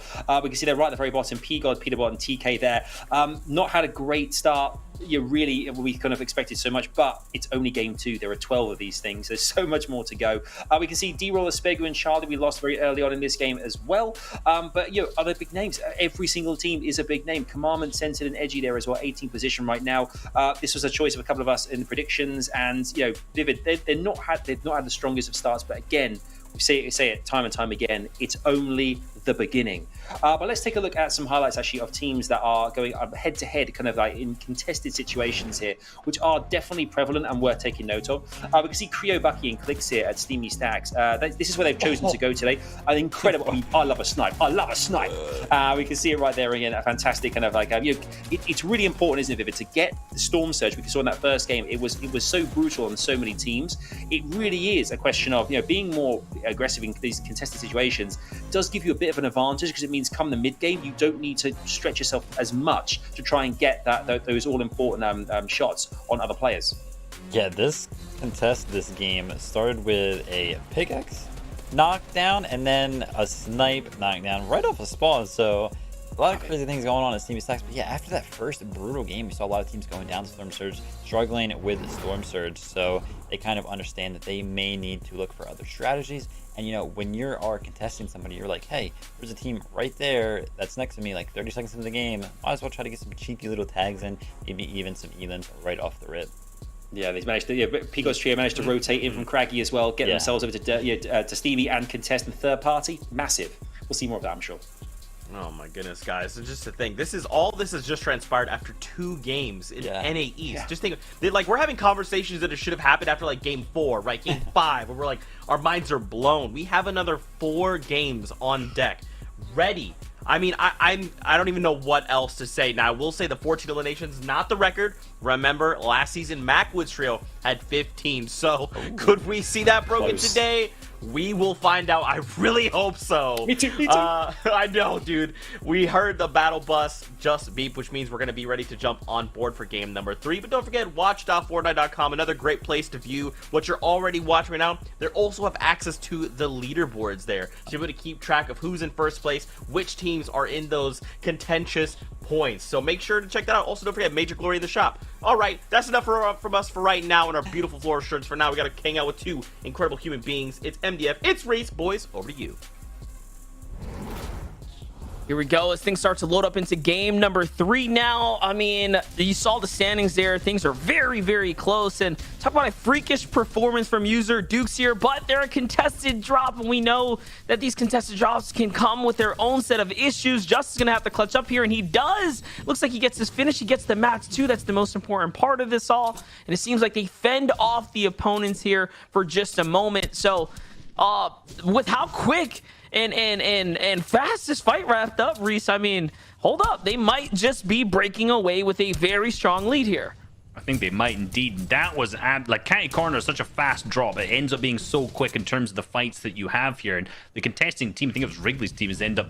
You see one of them disengaged. You think hiding right there behind. I think that's the toilet that he is. Yes, Dictating is just sitting, hiding behind the toilet at this point as Justice starts to move on up. But no, Dictating's going through. But they know this drop spot. They know exactly what's going on. And users went around the other side and managed to go around and get the flank. As we go back to Bizzle's team, this contestation we've seen every game so far. Larson being picked up and Crumbler now left alive as I think he's solo against a duo. Bizzle, Coop, and Eclipse, they trying to step up right now. Bizzle though, no, Bizzle lets his guard down, but quick flick there onto Larson, shuts that whole entire dream down.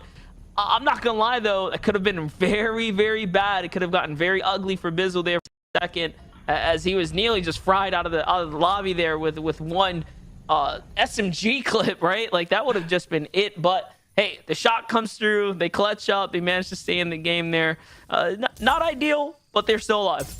Not ideal at all, but now moving back to Rokane, Dubs, and Mega. Seems like they are actually contested. We didn't think that these guys would be off the rip here, but no, they seem to be managing to actually fight this off. And for once, these guys are the ones who are on the outside applying that pressure. It's Quanti's team who is here. So Rokane now starting to apply and all jump in. It's a 3v1 situation. We know one of the other teammates is nowhere near, and they have to just capitalize on this. And yes, the big shots come out.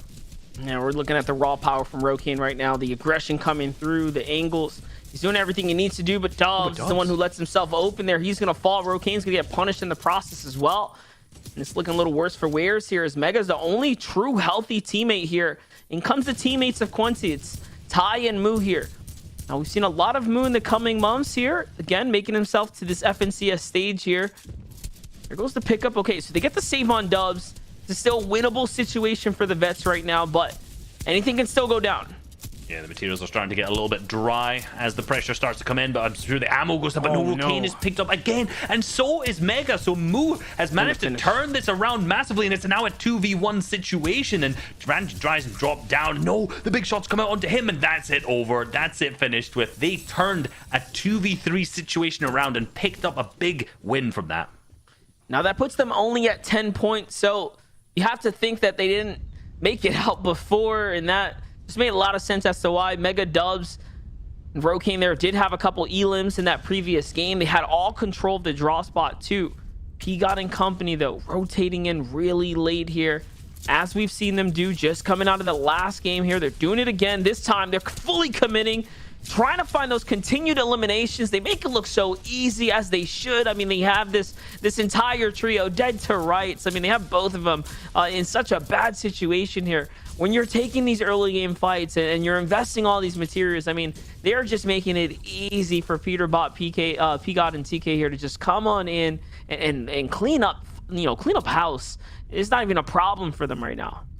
One of the issues we have been seeing with that, though, is that Peterbot's team hasn't really been able to capitalize on the games. So far, not yet. They've cleaned this up, and you'd think, right? When we've seen Peterbot's team, we've seen them easily be able to get good games, right? That last game did do well, right? 5 eliminations, so they only got 2 more elims after this early one, or 3 more eliminations, 1 squad and a 7th, which is good. But that first game, 26th, so nothing major out of that. So hopefully they can keep that up.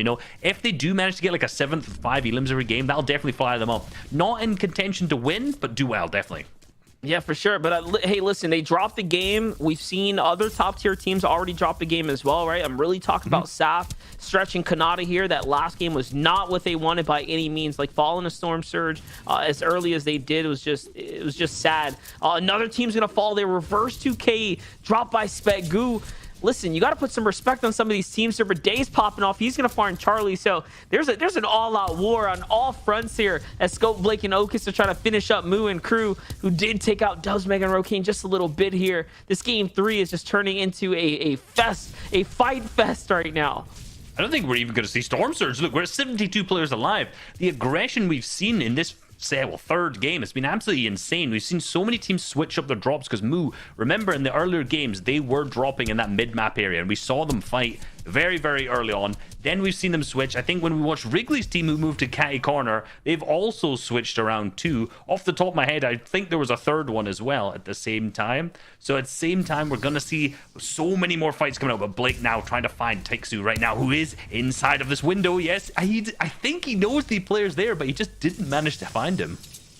Yeah, Blake's going to back off here. He does sense danger on the other side of the wall there. You see those other teams just lurking on in, taking looks into the battle here. Not one that they want to be a part of. Remember, once you get eliminated, especially in these early kind of situations, right, with the zone, the way it can play out, like, the pickup can become virtually impossible at this point. So Blake's going to get back to his teammates here now, and all of a sudden, Gabe, Ty, and Sprite show up. They come from Believer Beach. They rotate on in, and it makes sense. I mean, all these teams are probably sick and tired of the way Surge has been going for them, so everyone's trying to get into the next major POI, get involved in a fight, and this is why it's starting to really just, the boulder's been pushed off the mountain here, Reese. Teams are jumping on top of one another. We are down to less than 70 players. I don't remember the last time we saw an FNCS pickup pace this fast. Like the first zone hasn't even closed yet. I genuinely don't think I've seen a finals game, I'm trying to think, that has this little players in it already. And in particular for NA East, like a region that's notorious for Storm Surge. Like I'm very surprised. Actually, moving back the day though, who's in a fight again, and this time he's apparently picked the wrong one. He does manage to get 3 eliminations so far, but he's the full trio going up against him right now of DJ and Adris and Skills, who I think know that he's a solo. I'm guessing that's how Miro and Reverse went down. Ooh, and they found that big angle, and now Dace down to 20 HP, and he's not going to be able to out-heal us. This should be an easy pickup for DJ and from here on out. Yeah, but yeah, if Day's not going to go down without a fight here, he's going to continue to put up here. He might just be able to find a siphon, but it's going to come down to just that if he wants to stay up. That's a 105. No. It was close, but not close enough there. Down he goes. that's going to be their game. And man, that's a rough one because they were inside the top 9. They fought their way from 15th up to 9th place. I'm following their story very closely, so I'm rooting for them here on the back end. I mean, we saw the predictions there. They may not have been my #1 prediction, but still, you have to root for the FNCS champions. They've been one of the few teams, actually, or are they the only team on NAEs to pick up multiple FNCS trios championships this season or this year. So again, all around just impressive for them. And again, all right, so they drop another game that's going to give up their top 10 for this round, like hands down, no doubt about it. But they're still in this because of how much they've been able to put up in such a short period with that second game. It's absolutely true. Absolutely true. And honestly, I'm just still shocked at how little players are still in this. Like, with this 67 up, it's kind of crazy, right? And I think what's probably going to happen from here on out is that all of the teams who are struggling with Storm Surge, they fought. All the teams who are struggling off spawn changed up the drop spots, right? So things are going to be solidified a little bit. They know what those next few games are going to look like. So after this, I think we're not going to see too many players being eliminated, right? I think up until that next threshold, like, it's going to stay relatively close to 67 plus right now, as I'm completely wrong, as we see Macwood already taking an engagement while I say this. Yeah, I'm telling you, these teams have decided, hey guys, we do not want to deal with Surge again. Like, you know, we're going to take action into our own hands. Forget that. They're going to take the fights all the way through. And they're going to finish them as well. Big upgrades being available there now. It's a heavy, is that a legendary heavy AR that's going to be revealed? Big find there into the hands of Macwood. Parasite on head, though. They do have to be careful here. Can they find some heals? Yes, there's going to be a couple. They are close to the zone, but again, with the way this is going to work out, with the way the zone's pulling, they're going to have to still manage to kind of bounce back here. Yes, there's less players to worry about, but no, that does not mean it's going to become any easier, because that means teams are going to be able to get in position here and honestly force the congestion on the outer rim. Yep, and that's always what's going to happen with these kind of zones as well, because those mid-map hills in the previous zone have a ton of congestion. Maybe not in this game because everyone was fighting, but usually that causes that. And then from there on out, if that next zone pulls south, like we're seeing right now, that also then causes all those teams who are already mid-map just to keep going further south because they don't want to be near that lake that's in the center. So you can already see that tons of the teams are around the dam in that bottom right and also near the hills south of that too. So the congestion in this next zone becomes really odd. Like, you know, from this kind of zone, if you just look at it, you'd think, oh, Deadside's going to be on the full south. But just the way that the teams end up rotating usually ends up just being completely different for this, purely based on the power positions that's in the map. And look at that, Degen actually falls there, and he falls to himself, so I'm assuming they had to come out the storm. Remember, they were taking that lead fight up against Day there. Things might have caught up to them, maybe not exiting the way that they expected to. Macwood Tragics, they're trying to get to this new storm line. Now, here's the thing. We've been here before. We've seen how these zones work out when they come down to these mountains. It is really about getting here and getting in position. Just as Dukes and Users, I mean, could this just be the fairy tale beginnings for them, like where everything connects? They get the big win, they come in the game after, they find the zone. Like, could this be the back-to-back? I mean, it could be, right? They're already poised in such a good spot, right? That zone's pulled south, like you mentioned, so they're on a power position to assume that next zone will pull towards them as well. They have 3 eliminations. They're fully stacked. They have this big split as well, right? So you're right. So they have so much visibility in terms of Storm Surge. They can cover such a larger area from the Storm Surge.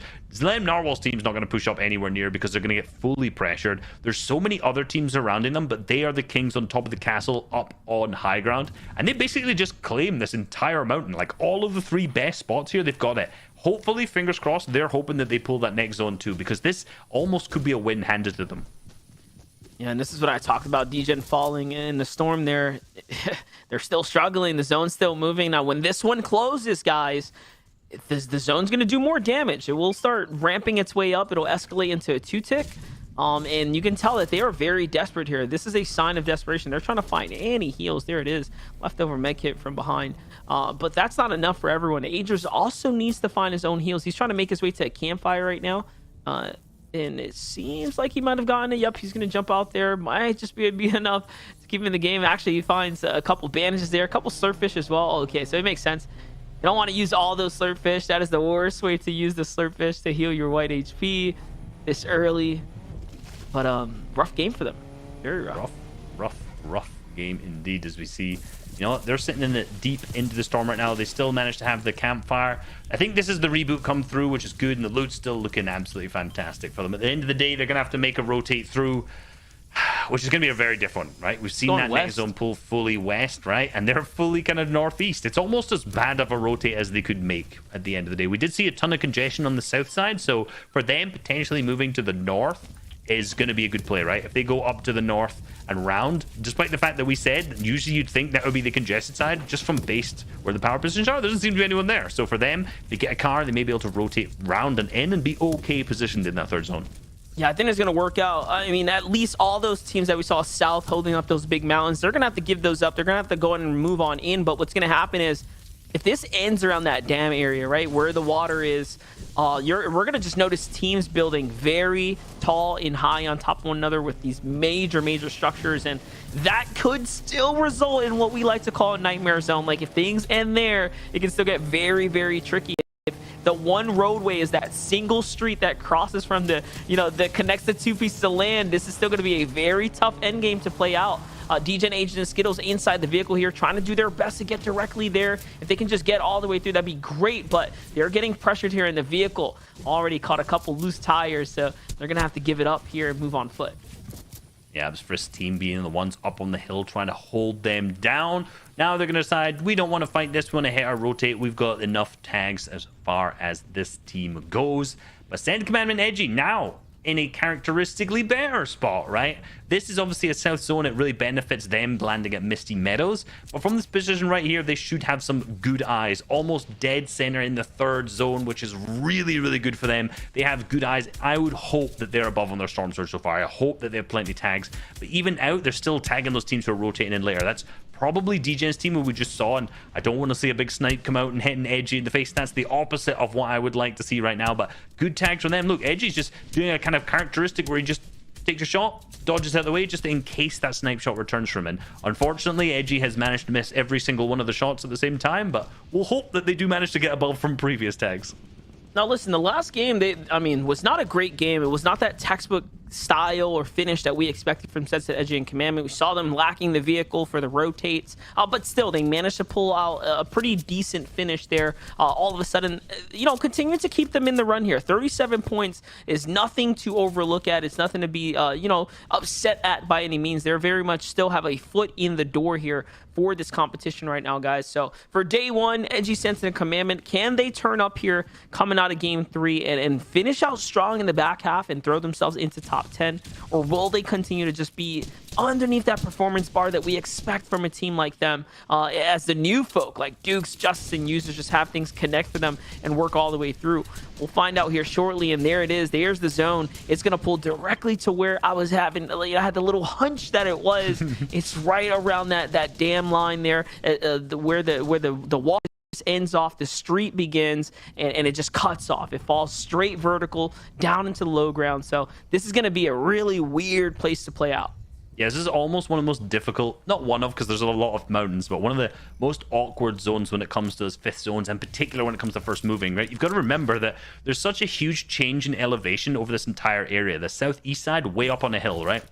Then you have the dam, which is up in a high area too. The north side's also on a hill, and anyone on the west side is basically right at the bottom of a big steep ramp where everyone has sightlines on them. So that east side is such the better spot to be on. And at the same time, if one of those zones pulls over it, if it goes down, if it then starts to pull up, it's chaotic for the teams who are down below. So staying up here is super critical. It just looks like there's so many great teams over there. I mean, P-God, TK, they're all up, right? You saw Fast Carry, Pam still there. Duke's User, Dictate on the other side, Saf, Stretch, and Crew, they're all positioned up. Like, all these great teams are on the southern side. Scented Edgy, Commandment, and then on the other side, one of the few teams with actual big points here is DGen, Agers, and Skittles. And then on the other side, you have Teo there. Teo, Tabs, and Pledge. We didn't really get to touch on them on the standings there, but they have been trickling their way up. One of the few teams that have broken the double-digit mark as far as elims go early in the competition. So it seems like they're just firing up, heating up here. And these new trios is what I'm calling them here. These fresh trios now becoming, I guess, vets in the space here are finding all the elims. Yep. And honestly, on EU, very, very similar story that we saw. So potentially the teams who just putting in the work, putting in the grind are the ones who are performing the best right here. And, you know, we've seen some of the vet trios like Booga's team also performing throughout the season. But so far, you know, we were, a lot of people were picking them to be first. Like, I don't want to say, you know, we're only a couple games in. We've got many more to go. So I don't want to specifically say that they're not performing up to the top standard because there is so many left. But like you said, some of the newer teams are definitely the ones putting on the biggest show so far. It's a great wide shot here, guys, to give us a look on who's going to be in the most peculiar situations. It's going to be the teams down here, the ones being focused right now. Even our vets here of Acorn, Jack, and Slacks right now.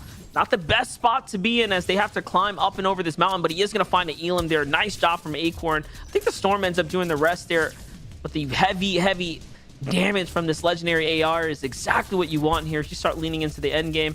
Look at this. We get a little surge warning right now, and they are officially below. And now the tags are coming in. Okay, so they're on their fire from the storm surge. They jump in on Donnie. They end up getting the finish there, and still, that was not enough to keep them in the game here. Oh, no, there it is. Things are going to catch up with us. It was just enough.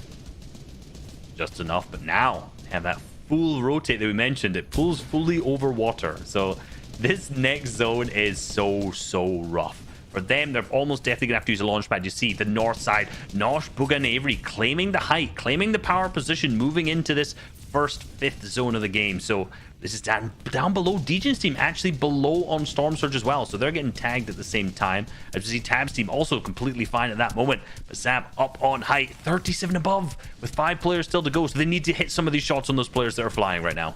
Yeah, it's potential here that you know, the surge ends up swinging out of their favor and taking them out too.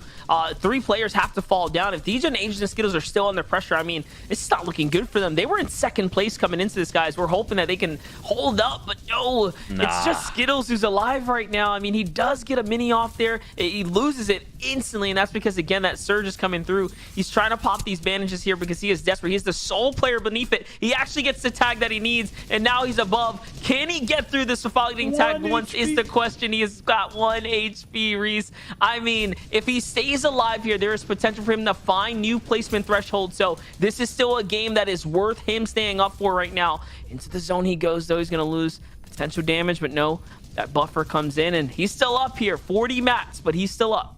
Yeah, jumps into the cone. Good play, and I bet he wish he didn't use that launch pad earlier on, as we saw. But let's be real. Look at this zone. It pulls fully down off the dam at the same time. So these players are gonna have to try and make their way down as we see Skills launch padding.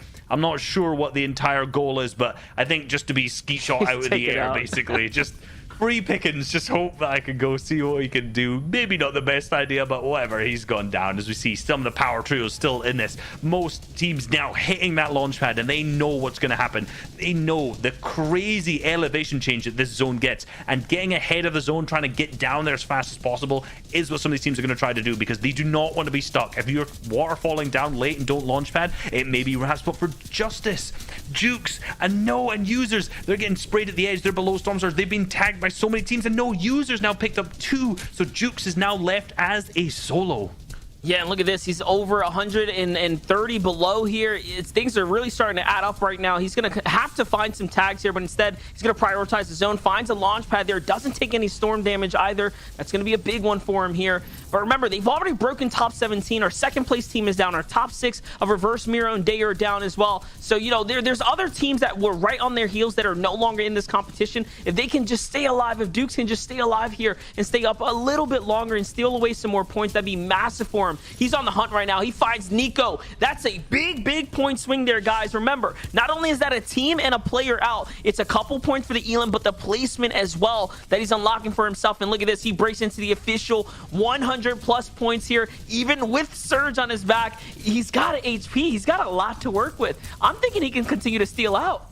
I'm thinking he can continue as well. There's not that many players need to go down, and hopefully he can clutch up. He's still down there using that chug cannon, but Tabs G comes from behind as well.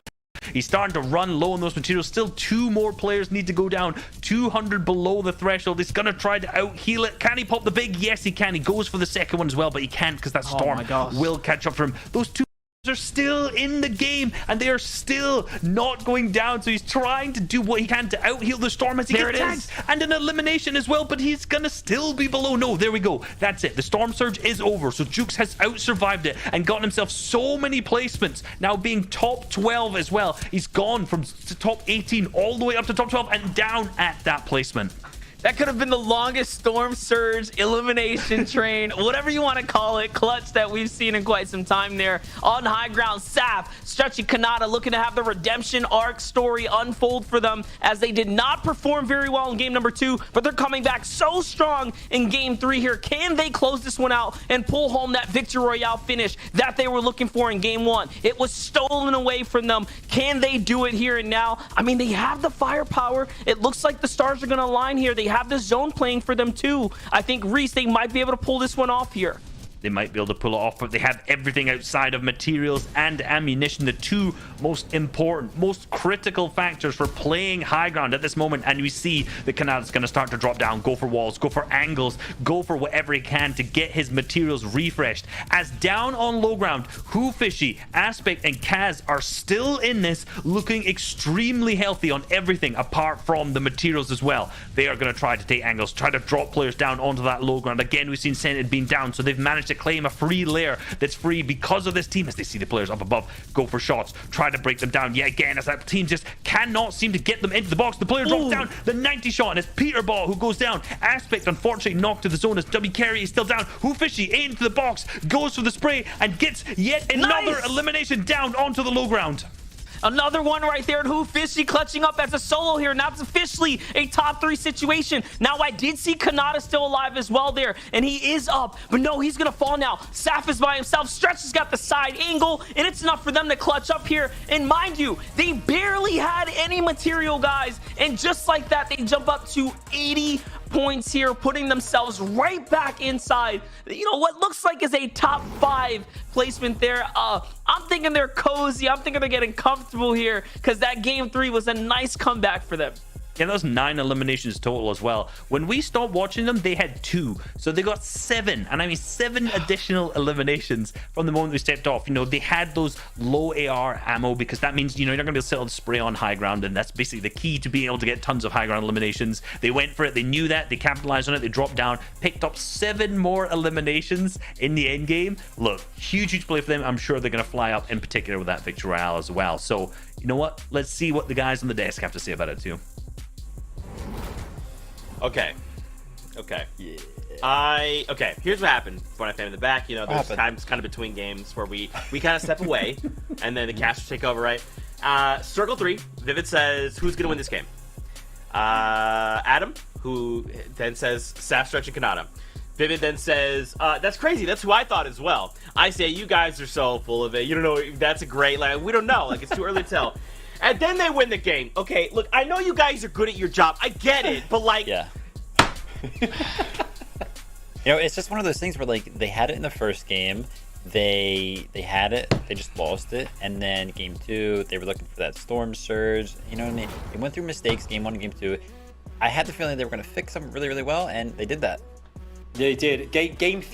What it is for these guys, game 3. But look at this, game 3 for Day here, having an absolute whale of a time here. A 3v1 situation, and cleans up D-Roller's trio solo. That just goes to show the firepower and the quality of this trio who won last year. And we saw as well, Saf, Stretch, and Kanata, they're getting the Victory Royale. We predicted it. I think we're kind of clairvoyant in a way here. This is amazing. We'll talk about them as well later on. Okay, I think we have first place, Dukes, Justice, and Users still retain that first place position with 63 placement points, 21 eliminations, the first team to break into the 20s. Victory Royale just rated 1, but the first team as well to hit triple digits here at FNCS Finals, which is incredible. But you can see there as well Aspect, Kaz, and Who Fishy. Again, Who Fishy there coming in, clutching up on his own. We saw it previously with other members as well of different teams, but here Who Fishy comes through and absolutely gets his team over the finish line into a second place right now with 13 eliminations, 57 placement points, 83 in total. We can see Saf, Kanata, and Stretch with that Victory Royale as well make their way up to third position. It's all the 3s today. You know, we said third game, that's where it really pops off for these guys in third position right now. And then you can see a ton of other teams as well. Degen, Aegis, and Skittles are continuously getting themselves into the an extent. Slacks, Acorn, and Jack, again, still remain in that top 5 position as well there, Vivid.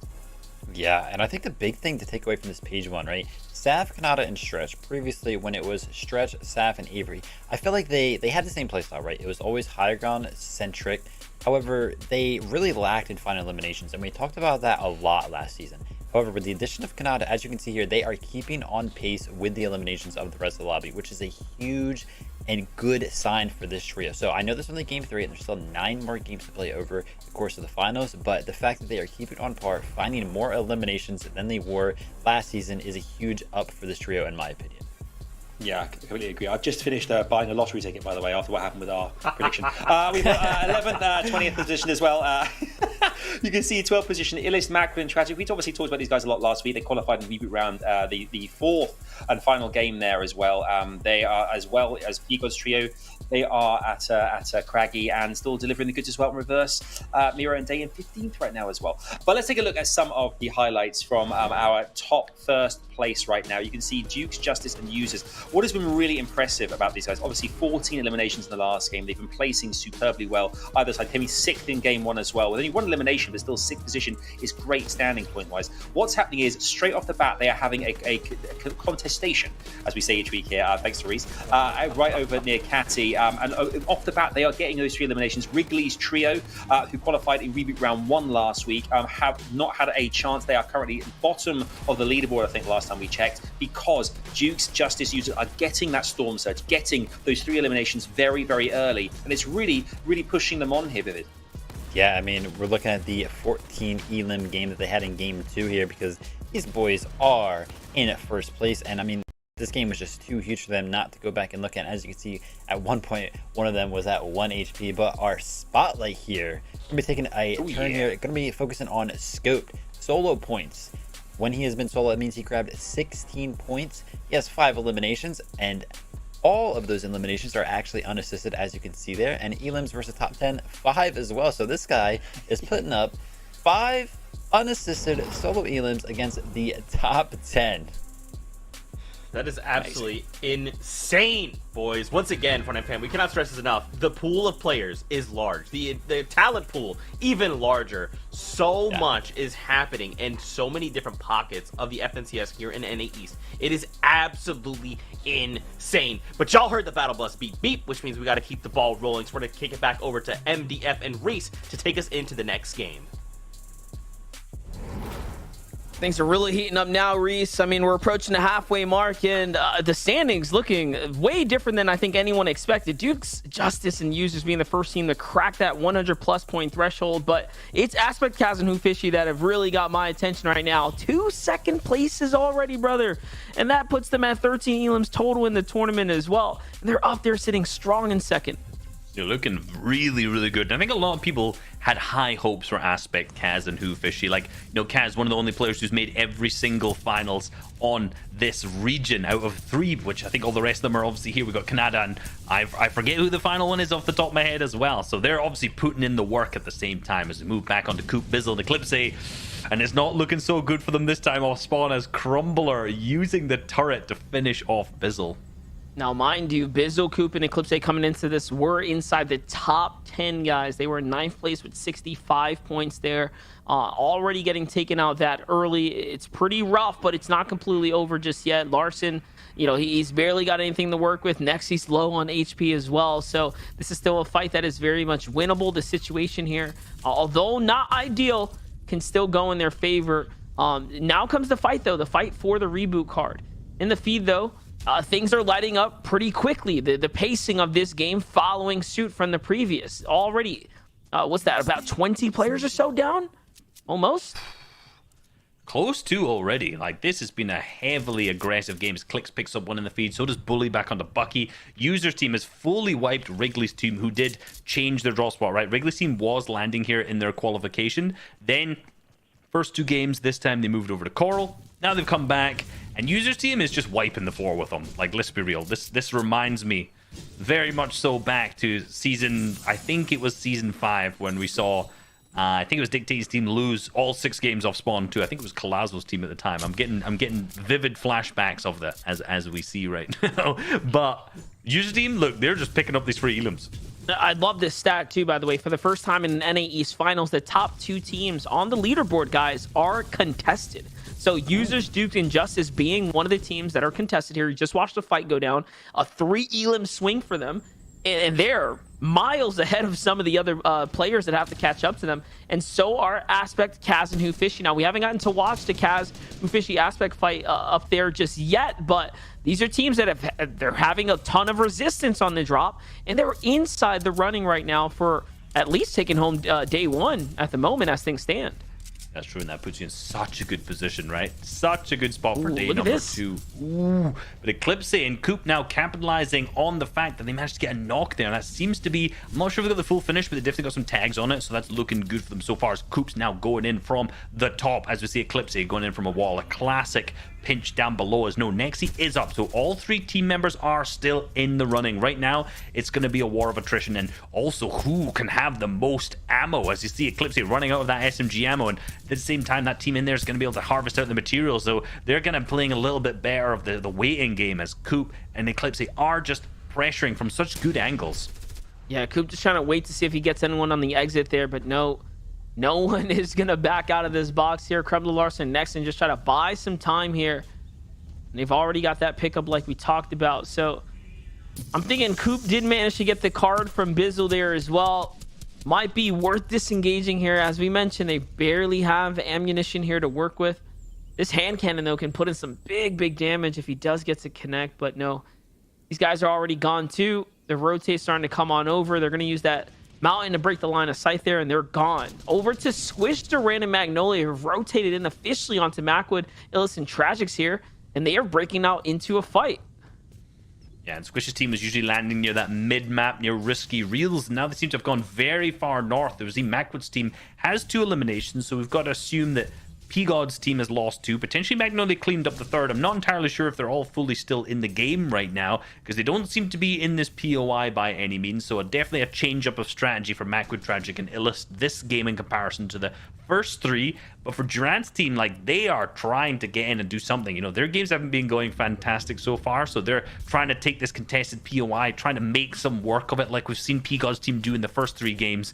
And hopefully, you know, we can see some success from that strategy. But if we look in the map, another team is starting to approach. The little green markers are hearing all of the pandemonium that's going on up in Craggy Cliffs, and they want a bit of the action too.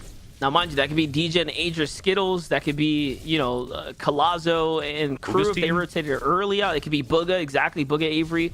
There could be a number of top-tier, solid trios. I just kind of feel like teams are figuring it out, right? Like, they're looking at the drop spot maps. They're saying, hey, they're contested. Let's go that way, right? And, like, this is what we're watching right now unfold, which we don't really see very often, especially in NAEs. Most teams just tend to kind of, hey, let the teams do their drop. We'll play for positioning and then, you know, see how things go. And the question's been answered. It's Avery right there creeping on just outside the peripheral there, so they can see might be trouble in paradise here at the Cliffs.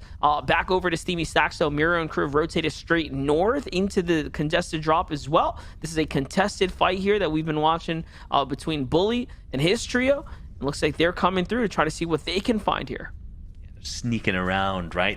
They're not entirely sure where Bully's team is, and Bully's team doesn't know that they're here. They don't know they're sneaking in, but Bully's team has to be aware that P-God's team has been pushing in every single time, so they must be aware, like, they must have their thought processes of that teams will push in here later on, so they're going to try and sneak up and get some angles right here. This could be huge. We could see a huge triple beam coming out. Yes, they're going to go for the full sneak play, but I think right now what Bully's team's doing is they have a cosmic chest, so I think they've just opened that cosmic chest out, so they're not just boxing up and sitting here, which means that here we go. They're starting to leave. They're starting to rotate, and this is where it could all go wrong. The 120, yes, gosh. That's the first pickup onto Bully as well. So Miro's now going to start going around. They're not even going to bother going for the finish. They want to end this fight fast, so they're going to get straight in.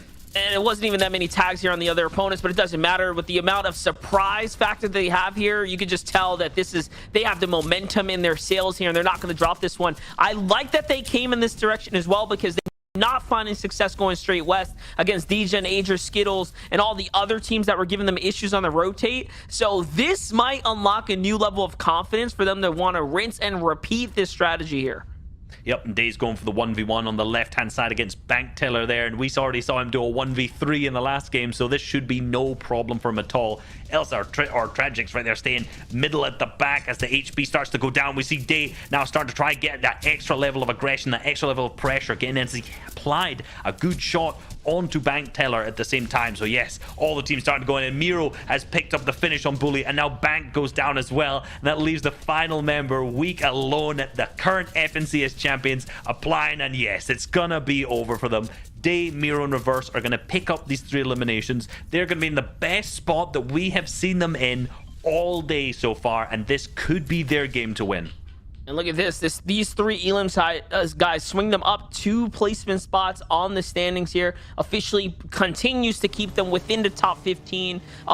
They're locked and loaded right now. And mind you, being inside the top 15 within a 2-day format, it is not bad by any means, especially since we're only halfway into the tournament, right? You have to have a good back half of the event here. And so far, some teams are continuing to do just that. Look, Booga, Avery, and Nosh make it out of the drop here. They have all the loot in the world that they can quite honestly ask for. Remember, they're holding a top 4, tied for top 3 spot right now.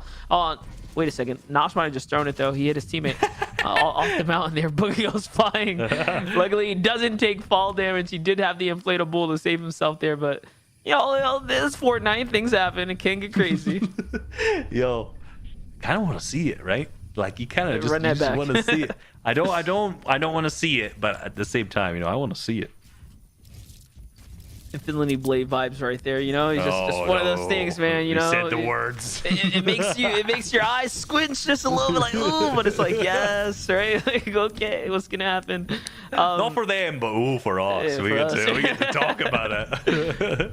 Yes. Degen, Agents, and Skittles drop spot completely clear.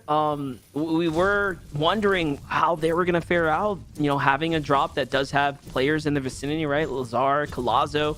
Very heated back and forth between those guys, but it seems like it hasn't really resulted in much, which is great, right? It's great for Skittles, Degen, and Agers. I kind of feel like things started off that way for Clicks and Bucky over at their drop, but you know, all of a sudden Bully took that narrative, they flipped it upside on the head, and they started taking that fight in full. So just kind of weighing the differences here, right? The teams that want to break out and go into all-out war, they don't have a lot of points. But Adria, Skittles, and Degen, the more passive approach has really been working out for them. It's been working out for them in terms of their draw swap, because I think, let's be real, Corny is much easier to split. There's a much larger landmass, there's a lot more loot, and there's a lot more potential for you to dip and do other things like they are now, right? Close by positions that you can rotate to, different angles. When it comes to Steamy Stacks, you know, we saw in EU, we saw Savage's team tried to disengage, and then they just unfortunately were eliminated to Storm Surge basically all the first 2 games, so they also decided to fight. So at the same time, you know, Steamy Stacks isn't necessarily a POI that in trios, you can just get a couple tags on and run away. Like, you basically have to fight if you want to do the game well, unless you're going to be W keying a later part of the zone and some other team, which obviously these teams aren't. That's not their main game plan. Like, they're not Day Mirror Reverse. That's not their setup to do so. So for that, I think we're going to see that fight in Steamy Stacks every single game, and I honestly was surprised to see them disengage game 1. Yeah, definitely was surprising, but you know, shout out to Duke's user injustice here. That was a little fake out there. They jumped out on the bridge. Now normally teams will stay on the bridge and fully farm it out, but they want to get to center positioning here for the new storm line, and the opposing teams in the area thought they were just going to be content with the bridge because it's such a power location. But hey, this team that lands Caddy's corner, they have plenty of metal from there, and they're rotating on out, you know, the gates that's nearby and whatnot. So they actually didn't need any of that metal, and how it ends up playing out in their favor here. Now they get a nice sweet positioning spot here inside the Pleasant Park. Now mind you, they could have picked a better building that can give some brick here, but those are already taken up, as you can tell from the map. So this is not too bad of a spot to be in. I mean, I'm really impressed with these guys' fundamentals. Like, you know, the understanding of, obviously, firstly, they're owning their drop spot. They really are. They're getting their mail out there, and most importantly, they're rotating fast, and they're rotating, like, centered into the storm, right? They're not sitting on edge. They made that decisive decision to waste some of their shield, or not waste, use some of their shield up so that they could gain that better position, right? So really good play from them. I'm slightly worried because a lot of the trios in Pleasant Park often sit around the hills around it, meaning if they have to rotate west, they're going to have to go through a ton of congestion, which actually is what we saw on the map there. So for them, good understanding of where to go, but it might just be a little too late, purely based on like the fact they have to rotate the entire map. Look at this. Pigod's team is the only trio to improve both placement and number of elims in each game. They went from 26 with no elims, jump and rocket their way into a top 7 with 5, and then they said, you know what, we can do even better than that. They took 3rd right afterwards with 7 eliminations, guys. And here and now, this is about as bad as we've seen them on the day here. They're taking a fight here. They need the surge. This is desperate as well. Remember, they just came off the reboot cards too, right? So they barely have guns to work with here. Pigod down to his last 9 bullets. He recognizes that. He switches on over to the hand cannon. Can he get the follow-up? He gets 1 tag. That's from the AR though. And this is a war. Look at this. They roll back up on Macwood. And Tragics and Illis. This is coming full circle here. Full circle after they were eliminated early on. They got the reboots, they're back in it, but now the storms are just below for them. They're getting tagged, they have no loot, they have no materials, they have no shotguns in the inventory. Peterbot's already down. Pigod is now following, leaving TK as a solo with 2 teams in the area, and he is also gonna be picked up too by Illist. So Tragic and Macwoods, they've managed to get the elimination points from them twice, so I'm sure they're rubbing their hands right now. Yeah, and look at, you know, Pigod, Peterbot, and TK were in 8th place. Now, with them getting taken out, this allows Illis, Macwood, and Tragics, who were in 12th place, who effectively farmed, I don't know how many, what is that, about 5 elims basically off of them. That's 10-point swing. They are now officially, you know, right around that 9th place spot. So they are neck and neck with Pigod, Peterbot, and TK off the backs of eliminating them. So that's like the exchange of points right there. You know, when it comes down to storyline and head-to-heads and clashes, it doesn't get any more, you know, it doesn't dig any deeper than that. These are teams that are quite literally siphoning off one another now to stay inside the top 10. You're right. You know, we've seen them going back and forth every qualifier. Now, even in this game, they go back and forth twice in the same game. That's tough, right? That's a hard one to take from Pigod's team from their side. But we're back over to Illis, the same team that we've looked at. They've made that fast rotate. Look how quick they rotated there. We saw them super edge, deep in Storm, getting those eliminations up. Now, they're even further in, right? They use that card to rotate in. They're deep into Pleasant. They're trying to claim the doghouse, trying to get a good layer on it at the same time as well. Position themselves in one of the best spots currently on the map. This is looking like a really good game for them, right? Already height, super well positioned. Plenty of storm charge, plenty of eliminations at the same time. Good zone RNG. It's looking good. Yeah, one thing to think about, to get a reset here, right? Where it was very chaotic, a lot of chaos unfolding around them. Now, you know, things are pleasant, get a little more pleasant for them. It should be able to kind of mellow out and chill out here as other teams need to figure out their surge strategy.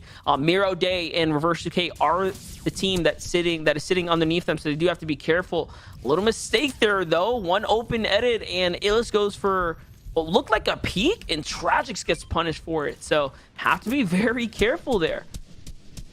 Gonna have to be careful indeed. He's gonna pop that med kit, right? They can't really afford to get peeked and get tagged like that, because at the end of the day, they do not have the shields after fighting over and over again. We know they don't have the big pots in their inventory. We can see them sitting on 150 HP each. Every time they get tagged from then on out, that's sucking away at the supplies that they have managed to get within their inventory. So back over to users, Duke and Justice. This is the position that we talked about earlier, and it's paying off. They've claimed high ground, which was in the center of third. They're now very close to that next zone, the 4th zone that's there, and so many teams are gonna have to rotate around them. For these guys, they can probably just make a late rotate in, claim height on this side, and play for the best, because there's gonna be a lot of teams starting to rotate in on this side. So if they're smart, they'll sit in the place late and potentially go for either a late rotate in, or they're just gonna tunnel their way in and build on in.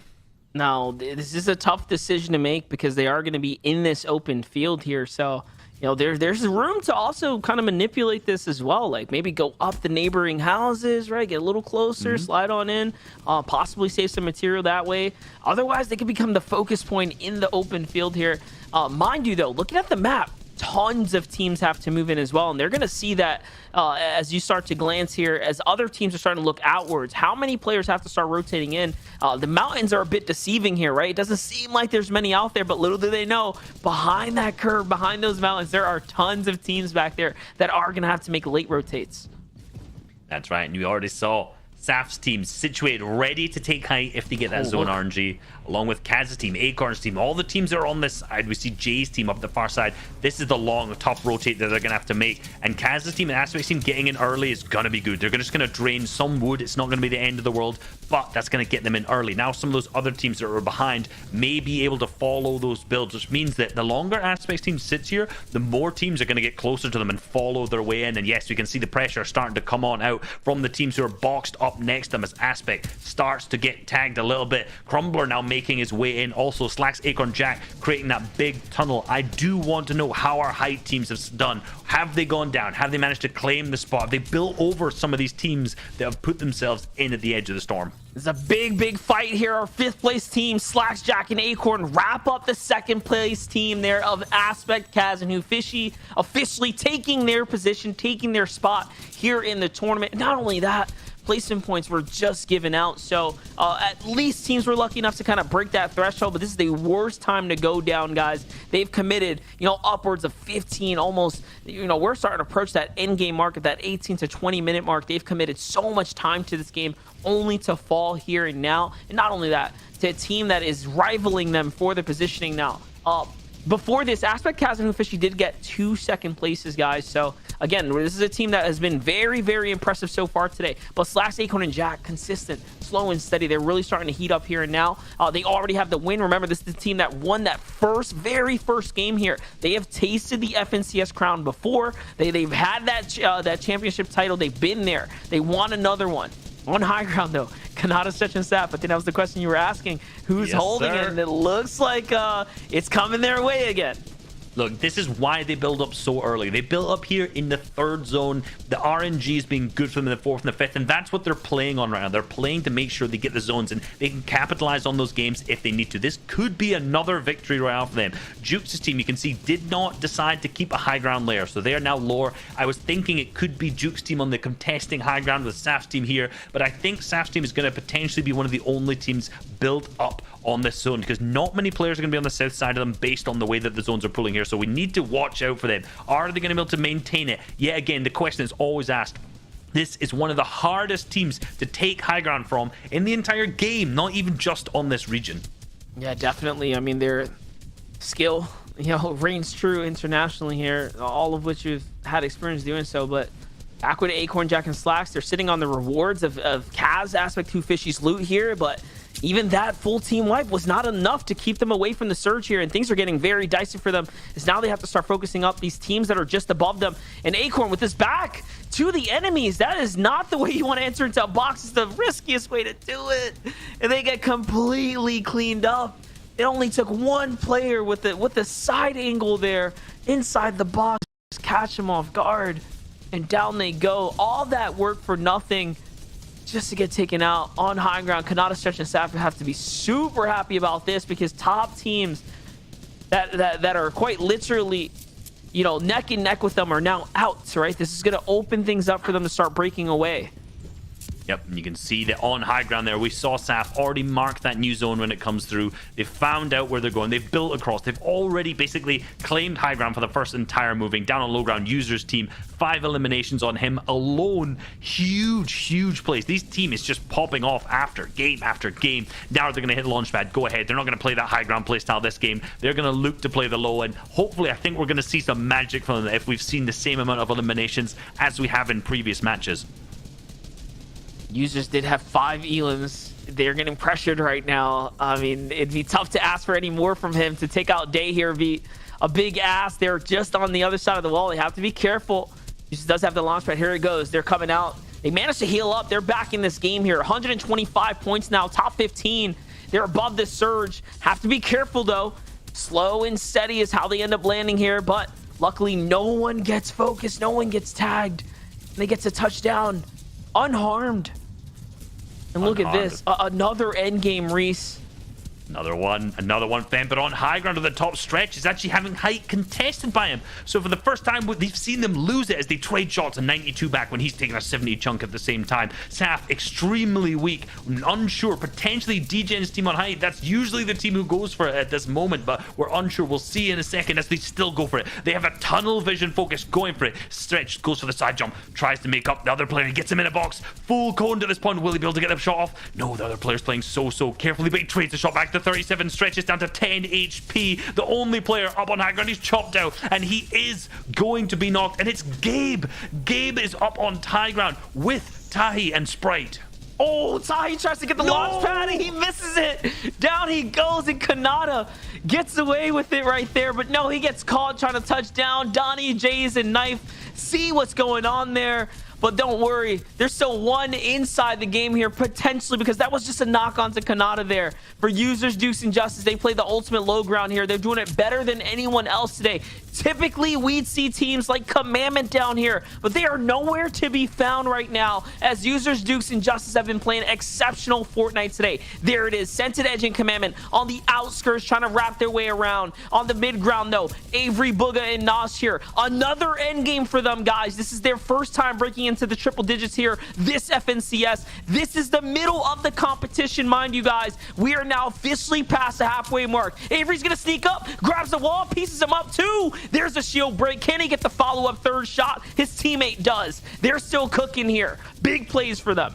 Big plays from him, down to only 22 white HP at the same time. Almost no builds on the entire trio right now. They've claimed the front low ground, but again, exactly the same as the last game. They're going to have to be able to pick up some form of refreshes. Sentence team we see up above, applying the pressure to their usual home, the low ground spot. We see Avery's team, like we mentioned, still their users now. 6 eliminations with Justice with another one as well. They've picked up 2 more on this low ground since we've last seen them. They have been in the commanding position down here just every single match that we've seen. Going for the edit, going for the reset, trying to bait the opponents up above to do something so that he can trade them, chunk them back with any damage that they can as they're getting pressured, and no users will be picked up. Justice is also weak now too, and I think that's the full team down. No, Justice is still in this on the low ground, and it's Scented, Commandment, and Edgy who are in that low ground alive as a full trio. This is what we are used to seeing from the team, but it is a 3v3 situation. 8 eliminations total. Scented with 4, Edgy with 4, Commandment with 0, but it's Donnie, Jays, and Knife up on high ground. This is a classic high ground versus low ground finish.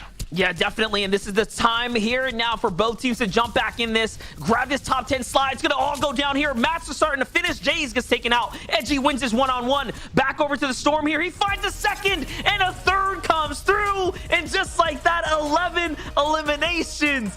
Everyone went head-to-head with a big clash there. How in the world did Commandment, Scented, and Edgy pull that one off, Reese? Look, the first couple games, oh man, not great for them overall, realistically, but you cannot count out Scented, Commandment, and Edgy. Never, ever in a finals, in a state lobby environment, do you count out the, well, I was going to say the 3-peat double, if that makes sense, where they come second 3 in a row. They've picked up the victory royale this game, 11 eliminations too, flying up the leaderboard, I'm sure.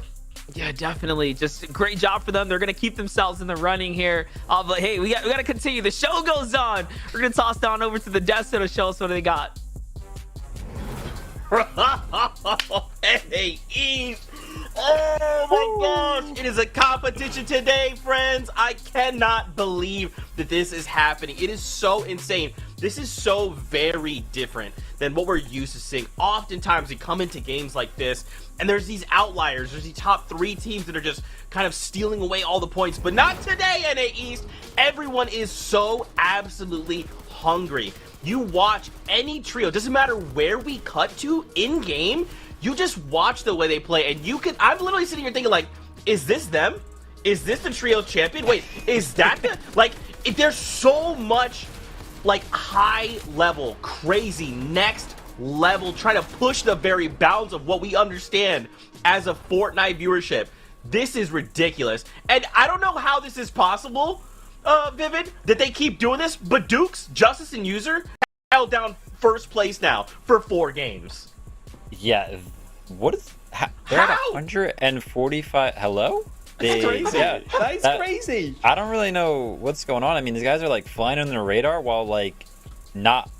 I don't even know. Like they're like flying under the radar, but it's so obvious that they're there, right? 145 points. It's obvious that these guys are doing something, but like it's almost to the point where it doesn't feel like they are. But they have 29 eliminations. Quite literally, if we look at the leaderboard here, that's 11 more than the second most eliminations trio has, right? Like they are flying ahead right now with a 37-point lead above none other than Booga, Avery, and Nosh. I mean, these guys are popping off. But you know, the big hindsight that I like to take away from that game is that, you know, Scented, Edgy, and Commandment, as Reese was saying, they did not have a good first 3 games, right? But back there, they obviously get the Victory Royale, and I feel like it was a wake-up call on the low ground for Dukes, Justice, and Users, right? Because they have been dominating from the low ground because Scented, Edgy, and Commandment haven't really been able to be found the first 3 games. But Scented, Edgy, and Commandment in that game, I don't know if you guys were watching, but there was a straight-up head-on 3v3 between Scented, Edgy, and Commandment and Dukes, Justice, and Users, and I'm going to go ahead and say it. Justice, Users, and Dukes got absolutely wiped by these boys. So I feel like it was a wake-up call.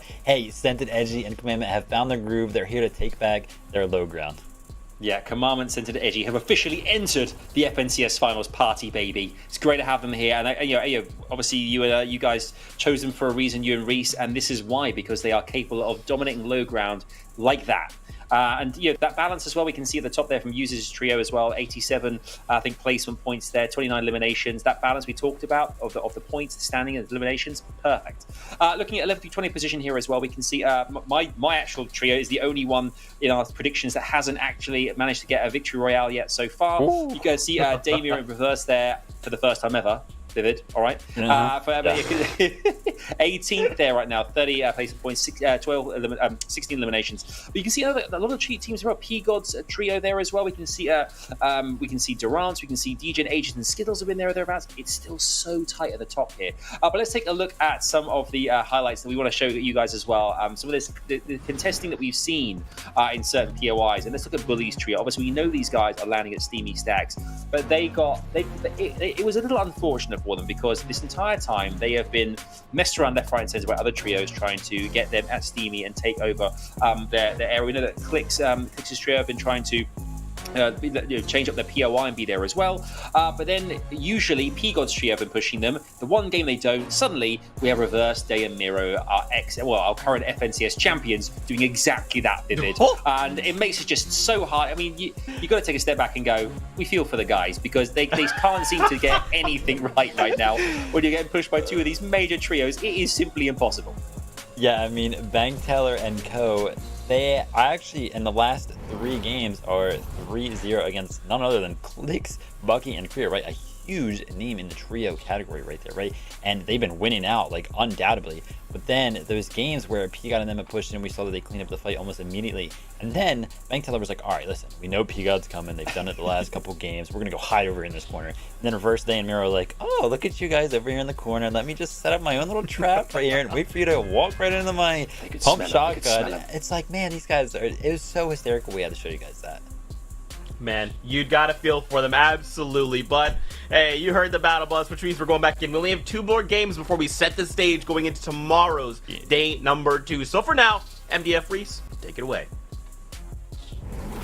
I'm telling you, we're getting those, 3 seasons ago vibes when Reverse UK Miro and Day had an exceptional day 1, came in day 2, and all of a sudden they took home the crown. For Dukes, Justice, and Users, they're doing just that so far. Exceptional play so far, Reese. Contested at a drop. The best we've seen any team ever do it. They just seem to be so much far, I guess, ahead of the competition right now. And it's showing off, man. These end games are impressive. Yeah, I mean, they're impressive in every aspect of the game. I hype them up for their fundamentals of positioning. They're winning the draw spots, the speed, the efficiency. And look, they've clearly practiced, clearly got everything down to a T for Dukes, Justice, and Users. But for Commandment, Scented, and Edgy, I think they're just getting started, right? We've seen 2 good games out of them, 1/9 in that last game, which was a Victory Royale. Big match from them. I'm thinking this is the momentum that they need to keep going. I saw that the spirits were kind of low before this from Scented, but right now, the Victory Royale, he's hyped. They're turning it all on. I'm excited to see it. Yeah, especially when you jump right back into things like right inside the top being inside the top 5, right? Like this is where you want to be, right? Game 5, game 6, top 5 spot, bring it home. That's all you have to do now. And that last game, way to really close the deficit, way to close the gap there. Even impressive to Illis, Macwin, and Tragics, who managed to continue to find their little bits of consistency, right? In that last game, another back-to-back top 10 finish for them. They had 10 elims in game number 3, 6 elims in game number 4. So that is nothing to overlook either. It's a team that's being contested here at the drop. So a couple teams contested inside the top 10 right now, continuing to find their strides, find their little bits of success. Yeah, looking really good. And if you actually, I think, looked over to Catty Corner there, I think we saw Justice, User, and Jukes uncon in this game. So I feel like, you know, they were uncon for the first 2 games. We saw Wrigley's team were, I think they were in Coral. Then they moved there. They said, okay, this ain't working out. I think we're going. That, or they've just finished them off that quickly. And they've already gone off the map. Now I would be very, very impressed if the team just backed off and gave him the drop back, right? Like, because that also just shows like, hey man, you know what, you got a chance to win this, you know what I mean? It's camaraderie, camaraderie a little bit there. So I am curious to see, you know, what all is going down there.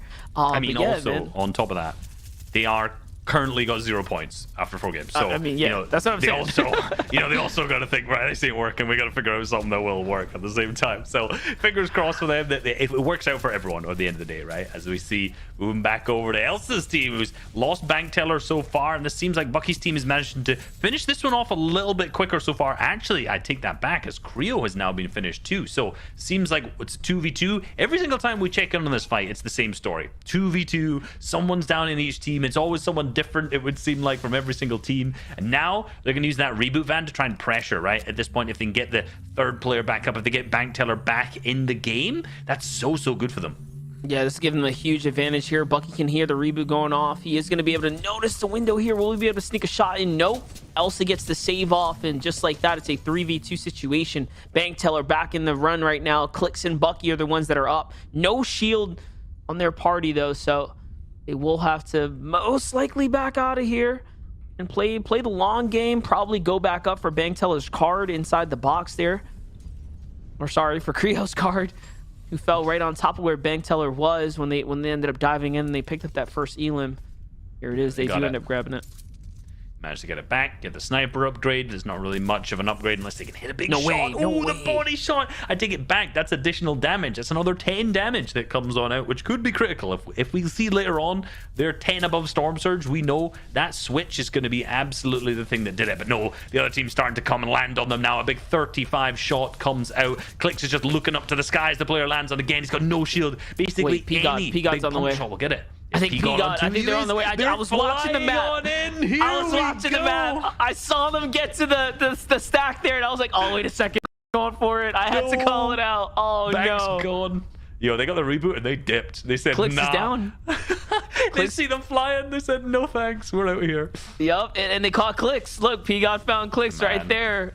Oh, it's so wrong. But it's the play to make. It's the right play to make. It is. I mean, from Pico's team, they've been managing to get extraordinarily good loot, given the amount that they loot, right? They get a little bit when it comes to their drop spot in Craggy. A couple chests and dip, but they always look really stacked, which is interesting. So clearly they've got their plan efficient, mapped out. They've got the elimination right now. Do they need more? They may end up just rotating, get a good spot, get their metal, and just get out of there. For Pico's team, this looks like a really good game, but again, we haven't seen him capitalize on it like we have seen him capitalize on those matches in the qualifiers, right? When we saw them off spawn, we saw them have good games. Then towards the end of the qualifiers, it seemed like when they're getting off spawn, they weren't having the biggest matches. Now, again, we're kind of seeing something similar. 71 points is really good. Absolutely. That's kind of got them into that top 15. I think they're 16th right now. But at the end of the day, like, you know, they want to be pushing higher up than that. They want to be having bigger games. They want to get in more top 10s than just the 2 that they've had, rather than the other 2 which just have gone basically nowhere. But that's the thing. I'm in my mind, I'm thinking these guys got a real chance at taking FNCS right now because of the times that they've broken away. You know, when they've really broken loose, they've gotten in top 10, right? 7th place, 3rd place. That is like absolute end game. That's near win, like, worthy, right? You put a little bit of luck on their side, and all of a sudden they're very much up there. So I'm super curious to see how it's going to work out as Bucky finds Bank Teller in the feed there. So it seems like Bucky's just continue to get active on this team. Here comes the rest of the company, though. Bully's going to finish up. Bucky's going to wrap things up there. And just like that, things are going to end for them. But all in all, this is what we expected. Scrappy finals for everyone being contested here at Steamy Stacks. Yeah, this is... We know the story by now, right? We understand. We've seen this so many times from this drop spot every single season, basically. It's just one of those drop spots that's always contested. It's probably the most contested on NA East. I think, I'm trying to remember if I've seen I was even going to say a week, but that we've seen it uncontested. But obviously we saw Clicks in the qualifiers managed to get it uncon. So for them, look, this is going to continue to be scrappy, and fingers crossed that, again, we already mentioned Pigo's team's going to be able to capitalize on it. You are right. They've had 2 big games that they capitalized, but they've managed to get almost 2 or 3 elims off spawn both of those times. And this time, they only moved in and got 100 tag on to Clicks, or even less. I think it was like 60, 70 HP, so they didn't manage to get too much out of it, and they still had really bad mats rotating out of there. So, you know, we're hopefully going to see if that's going to be another one of those mid-20s where they get the 26th or 27th, or if it's going to be one of the top 10s. Yeah, for sure. Users, Dukes, and Justice get their drop spot completely uncontested. That means... Or that question has officially been answered. We were wondering if maybe they just wrap the team up super quickly, but no. They don't have a single elim. That's going to be their drop to themselves. Miro seems like he is the... took maybe a potential sniper shot there, so he's going to have to bounce back, and enough time for Justice, Dukes, and User here to go ahead and give themselves a little distance from the vets there.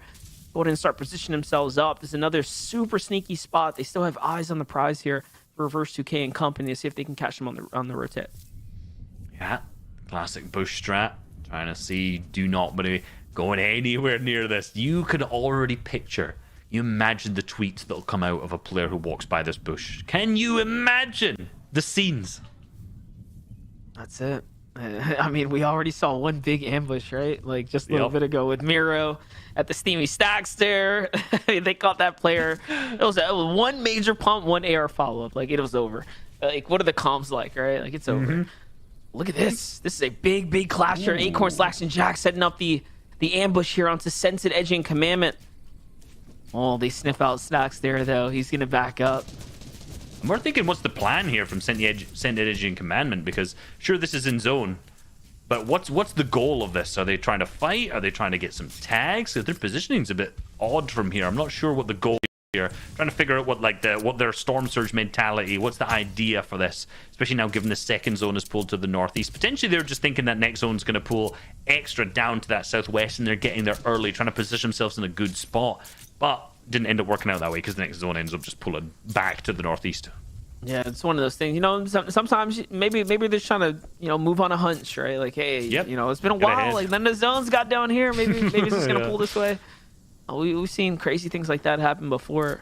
But this could be a center zone. This could be a weeping finish here.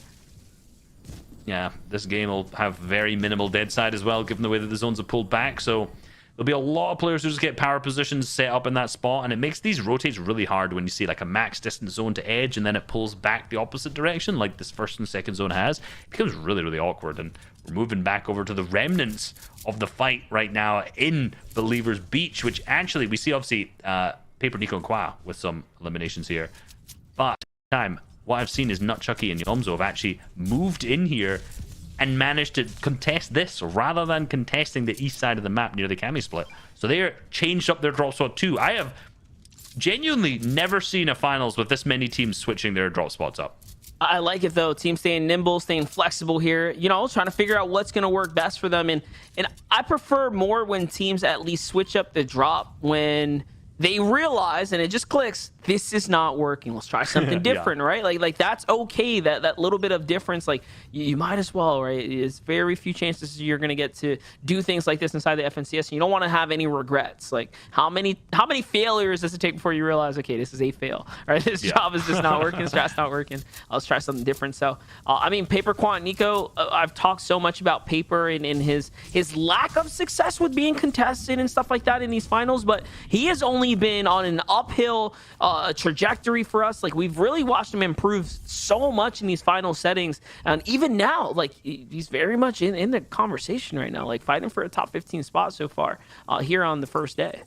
Yeah, and you don't count them out. If at the end of day one they're in a top 15, like we've seen crazier clutches of people manage to get up into top 5. You know, it'd be tough to clutch up the first place, but in day number 2, but it's still possible, right? And for Paper, Nico, and Kwa, I remember very, very vividly through the qualifiers, they were, you know, I'm trying to put this in the right way, not good at fighting off spawn, right, when it came to their drop spot in Stealthy. However, the one game they got off, I think it was qualifier 1, qualifier 2, they won that game. So every game they got off spawn, they capitalized on it. Then when it came to the next qualifier, they absolutely dominated. Or was it their Heat?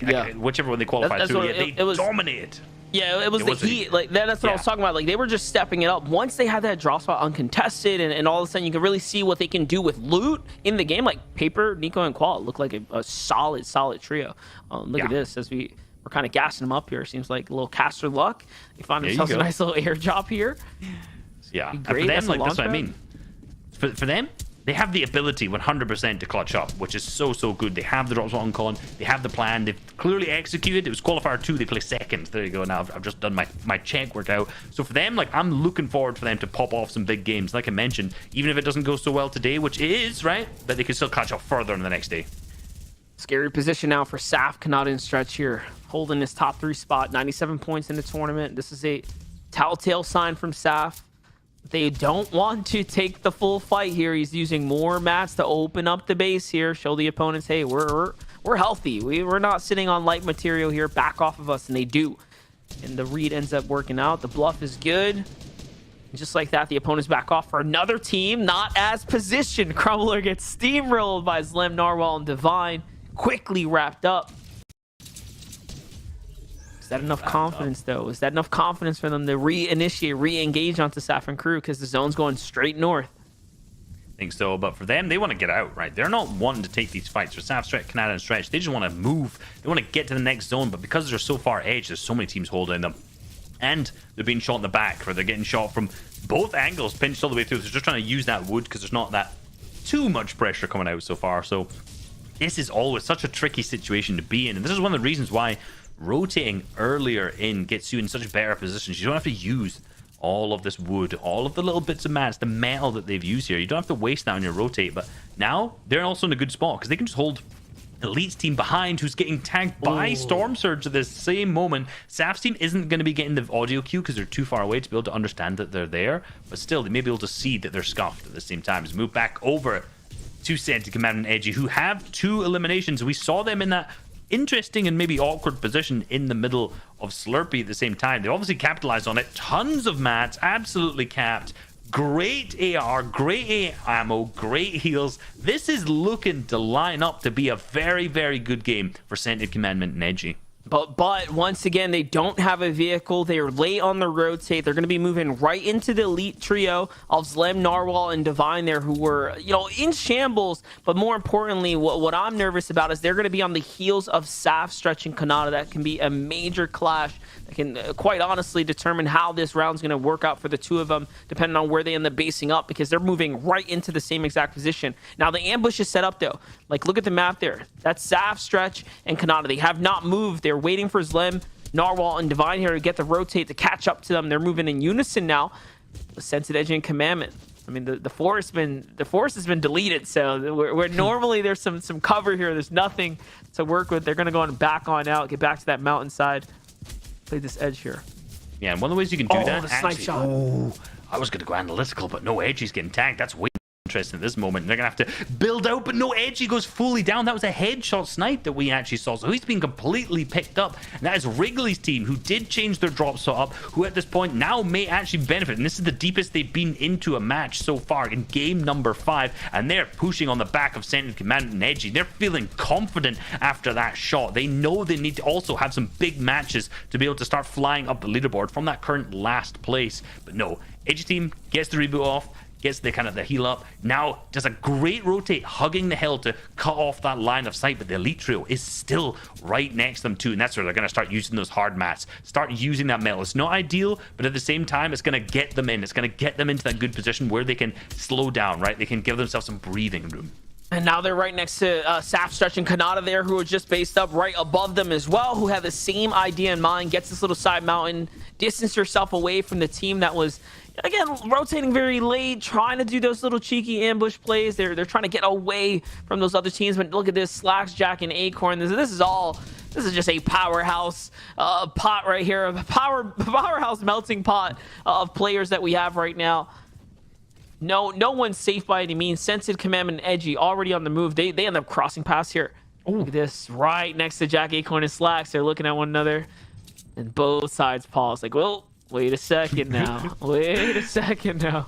Yeah, they just cannot get away from top 10 teams, honestly. Anytime they rotate, they're just kind of continually funneling themselves closer and closer to these really top-level teams who are performing. And now, because of that little bit of rotate, that snipe, that additional mats, in particular, they had to use. Look at how many they've used now. Scented from, remember, I said completely capped on 150, now down to 60. But hold on, up above, Canada gets picked up. Fully finished as well, and so does Stretch on the left, leaving Saf as a complete solo. That was such a switch, a change of events. They've just picked up two of the top players in one of the top 3 teams right now. And now Saf also just goes down. All of a sudden, just like that, Narwhal's team, from being completely at the back, punished really badly by the Storm Surge, now has flipped the switch, picked up 3 eliminations, it would seem like, and all that loot too. All the loot. They're going to be able to pick up everything from Stretch, Saf, and Kanata there. They went down in such close vicinity to one another. So big refresher there. Keep them in the game here. Bounce them right back into things. And more importantly, you know, the mistake there is just going up one different layer shows you the difference there. You open up your sight line. So many other teams were able to kind of look in. And normally, like I said, typically there are tons of trees here. You have all this cover, but when the trees are gone, you know, it just becomes that much more difficult to play this one out. Take a look at the quick stat though. In Chapter 2 Season 4, Edgy's trio has the most low ground elims in NA East. I mean, there's a reason we gave them the crown, pioneering this style of playing dead side rotate, which is basically low ground, front side on the dead side of the zone on the low ground rotate. So they take that same philosophy that most people were just figuring out, I guess, for like the early and mid game rotates, but they applied it to end game, which again, players were not doing until this last season, honestly. Yeah, they've been doing so well, but hold on, Booga's team now alive as a solo. Nosh and Avery down. Booga now dropping down, trying to get away. Also hearing the surge tags coming out of teams all around him. He seems to, that layer change have benefited him so well, just to make sure he gets away. It says Kaz, Aspect, and Hoofishy, who up above is getting pressured by the Storm Surge and by the rest of the lobby, it would seem like, as well as Nico, Quan, Paper have managed to just get themselves away. No, if this is going to be back-to-back games where Aspect, Kaz, and Hoofishy fall, you know, where they basically have almost made it to endgame, it's going to be terrible for them. They were up in that top 5 positioning there. They fell because of a 20-second place, going down early to Surge in the last game. It looks like things are starting to repeat themselves again here. The struggle really starting to kick in. Mind you, they had 2 second places already. They've already picked up such major endgame finishes in this day 1 of finals already. Yeah, Nico's team, I think, then was again getting tagged by Storm Surge, and Booga, again, remember, a solo 700 above the Storm Surge. Just going to land on a nice high ground layer, and he is going to have to play for whatever he can. Right now, the worst position that they've had was game number 1, where they came 12th. So 12th is the worst game they've had. Every other game so far has been 5th, 6th, and 4th. Super incredibly consistent. Very low eliminations, very low. But no, as I say that, he is picked up by Day, Miro, and Reverse of all teams as well. So these guys are still in the running. This is probably the best position we've seen these guys in all day. In 5th zone, good materials, some good heals at the same time. It seems like they have a launch pad as well. So for them, this actually finally could be the big pop-off game that they need. And to add a little more pain to that story, it was right before top 17. So, you know, 3 points or so left on the table there, you know, or 5 points. Just big points that you do not get to grab. Look at this. Miro, Day, and Reverse UK spot out a little chip in the armor here. They're trying to see if they can break this whole entire build down. They want to reveal what's behind this. Can we actually take this down? But no, a sniper shot comes in. The server's not having it. Other teams use that as an opportunity to find their surge tags here. And the big punishment comes in, so they won't be trying for that again. But they still have to rotate in that direction. They still have to go south here. It looks like they do have a launch pad, though. Versus 2K trying to set it up right now. See where they're going to go for. Good spot. You go for the short pad as well, so it's going to put them on a roughly ground layer, which is going to allow them to get more eliminations where they need it. They need to be able to pop off down on that low ground, up on high ground, Tabs G, Pledge, and Teo now making one of their biggest appearances today. A team that have been really, really good throughout the qualifier, and they've been consistent today. They're currently in 4th, but just we haven't seen them much. They've just basically placed 10th in every game. It's kind of crazy. 11th, 11th, 10th, 11th, with just a good amount of eliminations at the same time, which has just kind of slowly crept them up the leaderboard. But they haven't done a game that we've actually been able to watch and be like, yes, this is the match. This is it then for us. Tabs G also goes with a huge beam.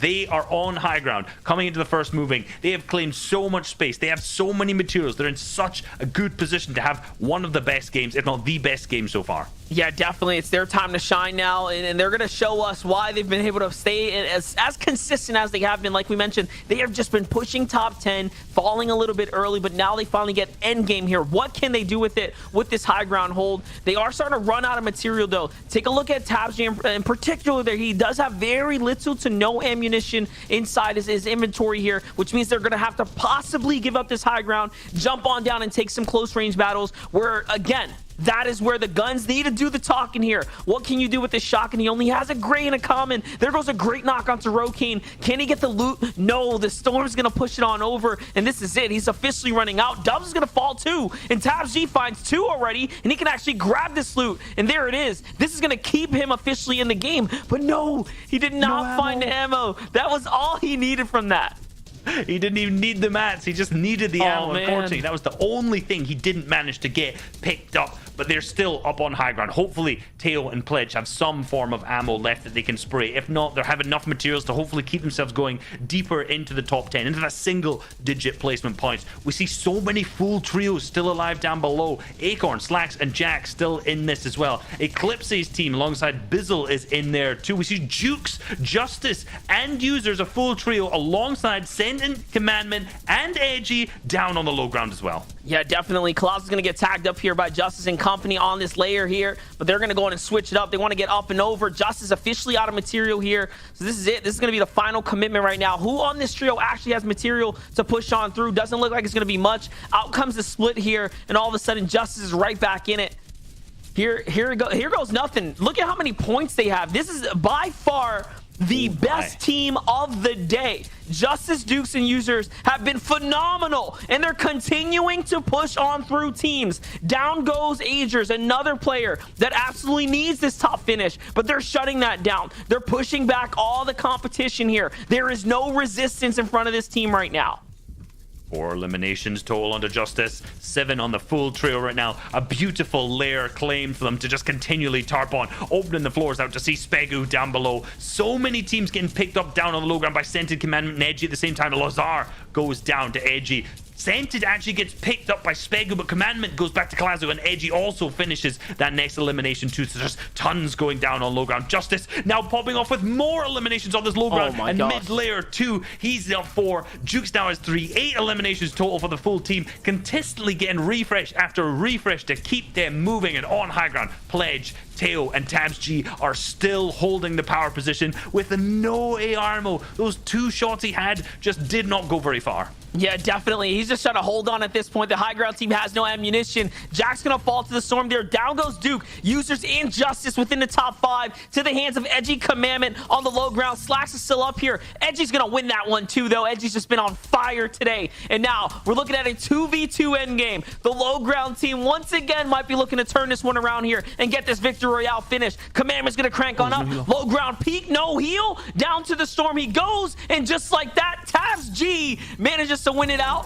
because they had the chug cannon, a win condition there, and he didn't even need ammunition to do it. Yeah, usually on that low ground, we will see Scented, Commandment, and Edgy have medkits. They normally always have medkits in their inventory, which usually held by Commandment. But unfortunately, he was the one who went down earlier, so they lost those medkit plays out without that ability to play the heal off then. And even though there was the double chug cannon on height, I think they probably still would have lost it, given obviously the double chug cannon so much better than just playing a single medkit. But at the same time, they had to go up, they had to make the play. And a second, following the fact that they just came first in the previous game, is absolutely huge for them. Yeah, for sure. And not to mention, that's the second time now we've seen a team take high ground, hold it all the way out nice and early, and this time they did it with no ammo. So it's just, again, showing that the lobby, they're not looking to do their high ground retakes. Nothing crazy here. But Zeke, we're going to toss it on over to you and the guys, because we need the standings, we need everything, we need to get caught up. Thank you guys so much. Fantastic as always. My goodness, Tabs and company pick up the victory royale, 7 eliminations. Now, I want to give all the congratulations to Tabs G. However, it didn't quite go that way, right? Edgy and Commandment, the damage is done. A second place, 11 elimination. That is absolutely terrifying. It may not have been the victory royale, but you're looking at 22 points on elims alone. However, Vivid, they're doing it again. They're holding down. Okay, this feels super reminiscent of an Arkham Rex and Epic Whale to me. Like, I feel like the same thing happens in West. We're like, oh, we never see these guys, but they're always on top. And for Duke, Justice, and users, they're flying beneath our radar. But it's like you kind of said earlier, Vivid, it's like we're aware of what they're doing. Yeah, those dudes are doing absolutely amazing up there at the top. Commandment, Scented, and Edgy are finding their groove though, right? A first place followed by a second place, and you guys really got to pay attention. I'm telling you, if Scented, Edgy, and Commandment are live, you know, production always does a great job of doing these pan-overs of, you know, how the end game is going from like a wide angle. And if you watch, that is the second game in a row where Scented, Edgy, and Commandment have taken out Dukes, Justice, and users on the low ground. These boys are here to play. They're like, listen, we are here, we found our groove, you guys are not controlling the low ground anymore, and we are just taking everybody out. Watch when production pans over from these wide angles and just watch the elim feed. Watch these boys just rack up these eliminations on the low ground as they take it. It is phenomenal to watch, especially from that wide angle, because I watched it happen that game, and it's just so amazing to see second place taking out first place as they find their groove. Yeah, they really have done incredibly well the last 2 games. I'm no surprise they're in the top 3 now. But a big shout out to Dukes, Justice, and users again. At this point, they've actually equaled the record for the most time in FNCS finals spent at the top of the leaderboard right now. This being, I think, their 4th game being in the top spot, which is incredible to see. 40 eliminations, 109 placement points, breaking into that triple digits placement points, and 189, still 48 points. In the lead right now. It's getting very exciting and stuff. But, you know, I should ask you, the Commandment, Scented, and Edgy, this is a trio that you've chosen to win FNCS finals. Tell us why they are such a good trio, because they just seem unstoppable right now. Yeah, gonna have a great time looking over some footage from the last game, not the one that we just watched, but the one previous to that, because these guys, the main thing that separates them from every other trio is cohesion, in my opinion. As you can see, I wanted to take a look at this push. This is actually when they took out Duke's, users, and Justice. You can see all 3 of them are on these walls at the same exact time. They go in, they press this box at the exact same time, they get in and instantly catch this team off guard because there's just 3 people automatically in the box.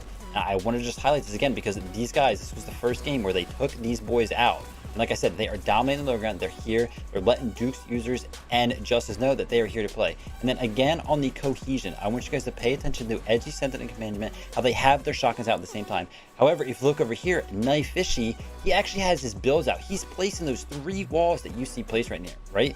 Edgy, Scented, and Commandment, even though Scented has about 14 builds right now, he doesn't build. The call right here is to have your shotgun out and fight this. The fact that all 3 of them have their shotguns out and they are fighting it means that they have the edge, because Knife Fishy actually put his builds out and lost some like DPS, some damage per second, because he went to build instead of fight like Scented, Edgy, and Commandment did. I love the masterclass, Vivid. It's fantastic. It's so good. I love it. The very Vivid masterclass continues to just blow us out of the water. Incredible stuff. We got a spotlight here as well, very quickly. Dukes, Justice, and users, eliminations versus top 10. 28 of those, 10 plus eliminations game, 2 out of 5. Top 10 games, 4 out of 5. Eliminations versus different teams, 19 making their way through the leaderboard. Incredible to see. I mean, so much to celebrate right now. There's just so much going on.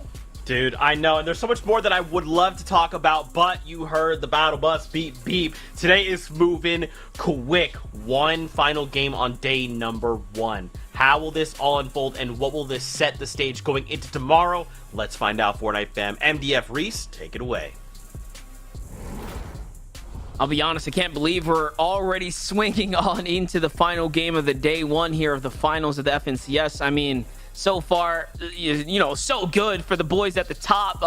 But man, will users, Duke and Justice here be able to hold this one out here, Reese? They have such a strong lead, but the vets, man, they're starting to catch up, right? Slacks, Acorn, Jack, and Forth. You got Commandment, Sense, and Edgy on their heels. Tabs, G, Teo, and Pledge, they've been here before. They've been making these finals. They're doing better and better now as they continue to make their reappearances. So, I mean, it's still a competition on our hands. We still got a competition in our hands indeed. I mean, honestly, when it comes to Jukes, Justice, and Users, I just can't find a weakness in their gameplay right now. Their ability to frag and be consistent in placement is crazy. Like, they have 8 average eliminations, the next highest being 5.4, and their best average placement is 5.2, the next highest being 9.8. So, like, they're infinitely better almost when it comes to average eliminations and average placement at the same time. So, for Jukes, his team, like, how does someone beat this? Like, Commandment, Sint, and Edgy make their way back up to placing and going for first. Like, you know, there's the meme of Sint and Edgy Commandment placed in second, and they placed second in the last 3 FNCS finals.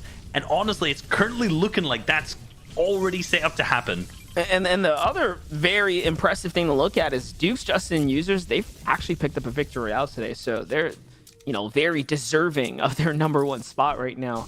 No doubt. All of our teams inside the top 4 have actually gotten a win, which is not something we usually get to see, right? More often than not, a team gets pop-off victory and they slip out. And then you see the teams that are consistent, but no, we're watching consistency. Winning teams and everything in between just kind of hold up right now for the first set of games. Even Safkanat and Stretcher just outside the top 5. I mean, they're right in that conversation here. And that's the thing about these 2-day finals, right? That you have that second day to come back, hit the drawing board. I mean, teams like this is kind of our muse for the early game at this point now. Elsa, Bully, and Bank, you know, they're going to hit the drawing board, but we know they're not going to change anything, right? They're just going to continue to fight at this point. I mean, yeah, it's kind of distracting. We know what the storyline is for this, I think. You know, Bucky, Clicks, alongside Creo, like, you know, they're in 31st. Bully's team's in 29th. This fight is just for fighting's sake now, I think, at this point. You know, they're just going to keep doing it. We see Bucky just disengaging, leaving Clicks behind as a solo in there. I'm just trying to figure out which way that's going to go, you know? I'm trying to figure out where he's going to find, what he's going to manage to do in this match. Yeah, for sure. I mean, they got to do something here, but Skittles, Ages, and Degen do have a tournament run on their hands and one that they want to hold on to. Skittles tries to go for the call to get out, but Ages and Degen not there to follow up, so... Communication, they get back with one another. Colazo, Trashy, and Lazar end up giving up the battle here. Now, mind you, this is a fight that has not really gone the distance between the two. Probably one of the first time they've actually full clashed like this, because we haven't seen Skittles, Agers, and Degen based up this early, still here at this drop spot. More often, we see them already outside the zone, maxing out material, possibly at the bridge. But now that they have to rotate south, now that the game's coming to, I guess, the closing instances, right? This is where fatigue sets in. This is where players get a little more desperate. Yeah, they definitely need to start making something happen. You know, if you're Colazo's team at that point, looking for eliminations, really good, because they're 14th, right? 14th, this team is really, really good at the same time. And, you know, if they can get a couple easy eliminations onto Degen's team early on, a couple free points, and they can keep just flying up the leaderboard, too, at the same time. You know, I think they're only 4 points behind actual Degen's team right now. So both teams, like I said, splitting this POI, still doing a really good job of it overall, actually managing to keep gaining points, right? You know, a lot of times we've seen these contested teams just not doing so well. Like Bucky's team right now is sitting behind the door. The full box comes out onto the opposing player, but the full shots don't come through at the same time. And eventually, I think this contesting team, the fighting team, is going to realize that Bucky is just a solo with 100 HP. He's dropped down into the box, and he is picked up. A valiant effort, I may say, for Degen, Agers, and Skittles, but hide and seek's not going to work out too well for him. Yeah, how generous of Bucky to donate the 2 points to Skittles, Degen, and Agers, who really needed to get inside the top 10. That's going to officially jump them on up. Now officially tied for Aspect, Kazan, who Fishy's 8th place spot there. Back over to where things are also getting interesting here for Scope, Blake, and Okis, who are inside the top 10 right now. We haven't seen much of their early game battles, and look at this. Scope still showing us he's got it. Still showing he's got it indeed. Picking up Chucky, who had been, I think, contesting in Sweaty. They said they'd moved their drop spot there. Nut is claimed up on the high ground. I see Nexy's team pushing in, who has struggled a lot of spawns so far. So they've clearly managed to get off their spawns point. Nut potentially as a solo here. I'm not sure where Iomzo is. Oh, Iomzo's right there. I'm blind, apparently. They're right next to each other in a 2v2 situation. As we see Nexy's team, like I mentioned, a full trio. Looking like they might want to push this fight. If they're hearing these shots consistently go on, this could be their opportunity to move on in. Yeah, definitely now. Things are starting to heat up here. Back with Edgy Commandment. Oh, wait a second. I'm going to swing back Scope. Scope's down to 10 HP. Another team's going to roll on through. So we're talking about here. Danger always lurking nearby. Mind you, these are their builds. He takes advantage of that. Great edit there, but no, Okis gets caught out. And now Scope's trying to see if he can actually exit, but there's another team out there as well. He senses those fresh builds too. This is just rough. Now this is really a bad spot to be in. It was looking okay. It was looking recoverable for a second there, salvageable, but I'm not sure anymore. And he was so hesitant for that medkit. You could see he could hear the opposing players around him. He just didn't want to pop it because that audio cue will come out and those opponents will know he's weak here. He has that car in. If I'm him, I'm looking, can I get these cards? Can I get this car? And can I get out of here? You know, trying to disengage from this absolute madness that's in the fight as you see tons of these builds now on fire going down as Sprite and Gabe right next to each other. Scope just sitting inside this box, trying not to do anything. Okay, they've been spotted. Here he comes. It's down. The shots have already traded out. He's been tagged, and he is almost instantly picked up as the full trio assessed his location and just triple sprayed from that beautiful pinch. Now they've also managed to get that car. It would seem like, well, no, it's gone. They don't want to pick up that at all, and they're just going to get out of there from now on as they move over to Commandment and Edgy, who are in a very, very nice spot. Yeah, and just a worst-case situation for a top 7 team to get in an early game fight in Storm number 1, and then you know cross the caliber of like a Gabe, Tahi, and Sprite who's on a third party. So just again, unlucky, unfortunate. But that is it. That's going to be wraps. This is finals, guys. Day 1, last game of the day. All of these games matter. Where you end up tonight is important to your jumpstart tomorrow to see how you are going to be able to close out this 2-day tournament. 12 games of Fortnite in front of us. I mean, Commandment, Edgy, since it have proven that they can come back from even the worst starts. Their first 3 games, you know, pretty bumpy road. The last 2, exceptional. All of a sudden now, right back inside the swing of things here, holding a strong second place right now. I'm curious, though, like I said before, though, Reese, you know, where is Duke, Users, and Justice? How are they going to play this one out? They are. I'm sure they're doing fine. Let's be real. I'm confident they are still in the running right now, coming into game number 6. Like, the way that they've positioned themselves ahead of the rest of the lobby with their points right now, like, again, I'm just not seeing that weakness. I'm not seeing them taking a fight they don't need to. I'm not seeing them put themselves in a position that they can't get themselves out of. I'm just seeing such clinical gameplay when it comes out of them, and honestly, that's going to be so hard to beat, even for a team like Commandment, Sent, and Edgy. You know, we have this game to play out. We have the remainder of the 6 games tomorrow. But at the end of the day, you got to remember, if one game they slip up, if Jukes' team slips up one single match and Sent's team keeps that consistency up, they can fly over it. They can claim that first place. Yeah, that's the thing. Duke, Users, and Justice basically have a full buffer of a round in front of them, 40 points ahead of anyone that can, again, their next best competition, right, of Sensitive, Edge, and Commandment. That's not including just, it gets even worse as things start to stack and jump down. So they have such a lead right now. Back over at Teo, Tabs, G here, and Pledge, who have just been playing a great set of games so far today. They did win game number 2, like we talked about before, one of the few teams that are up there, you know, picking up these victory royales. And again, they have been inside the top 10 or just inside or almost the top 10 round after round, playing very consistent, not really dropping a beat, making all their end games. And I'm curious, right, because these are teams that this team in particular is not contested at all, but they found their surge. They haven't been victims to the surge the way like Sav, Stretch, and Kanata have been, let's just say, you know, in game number 2 or game number 3 there.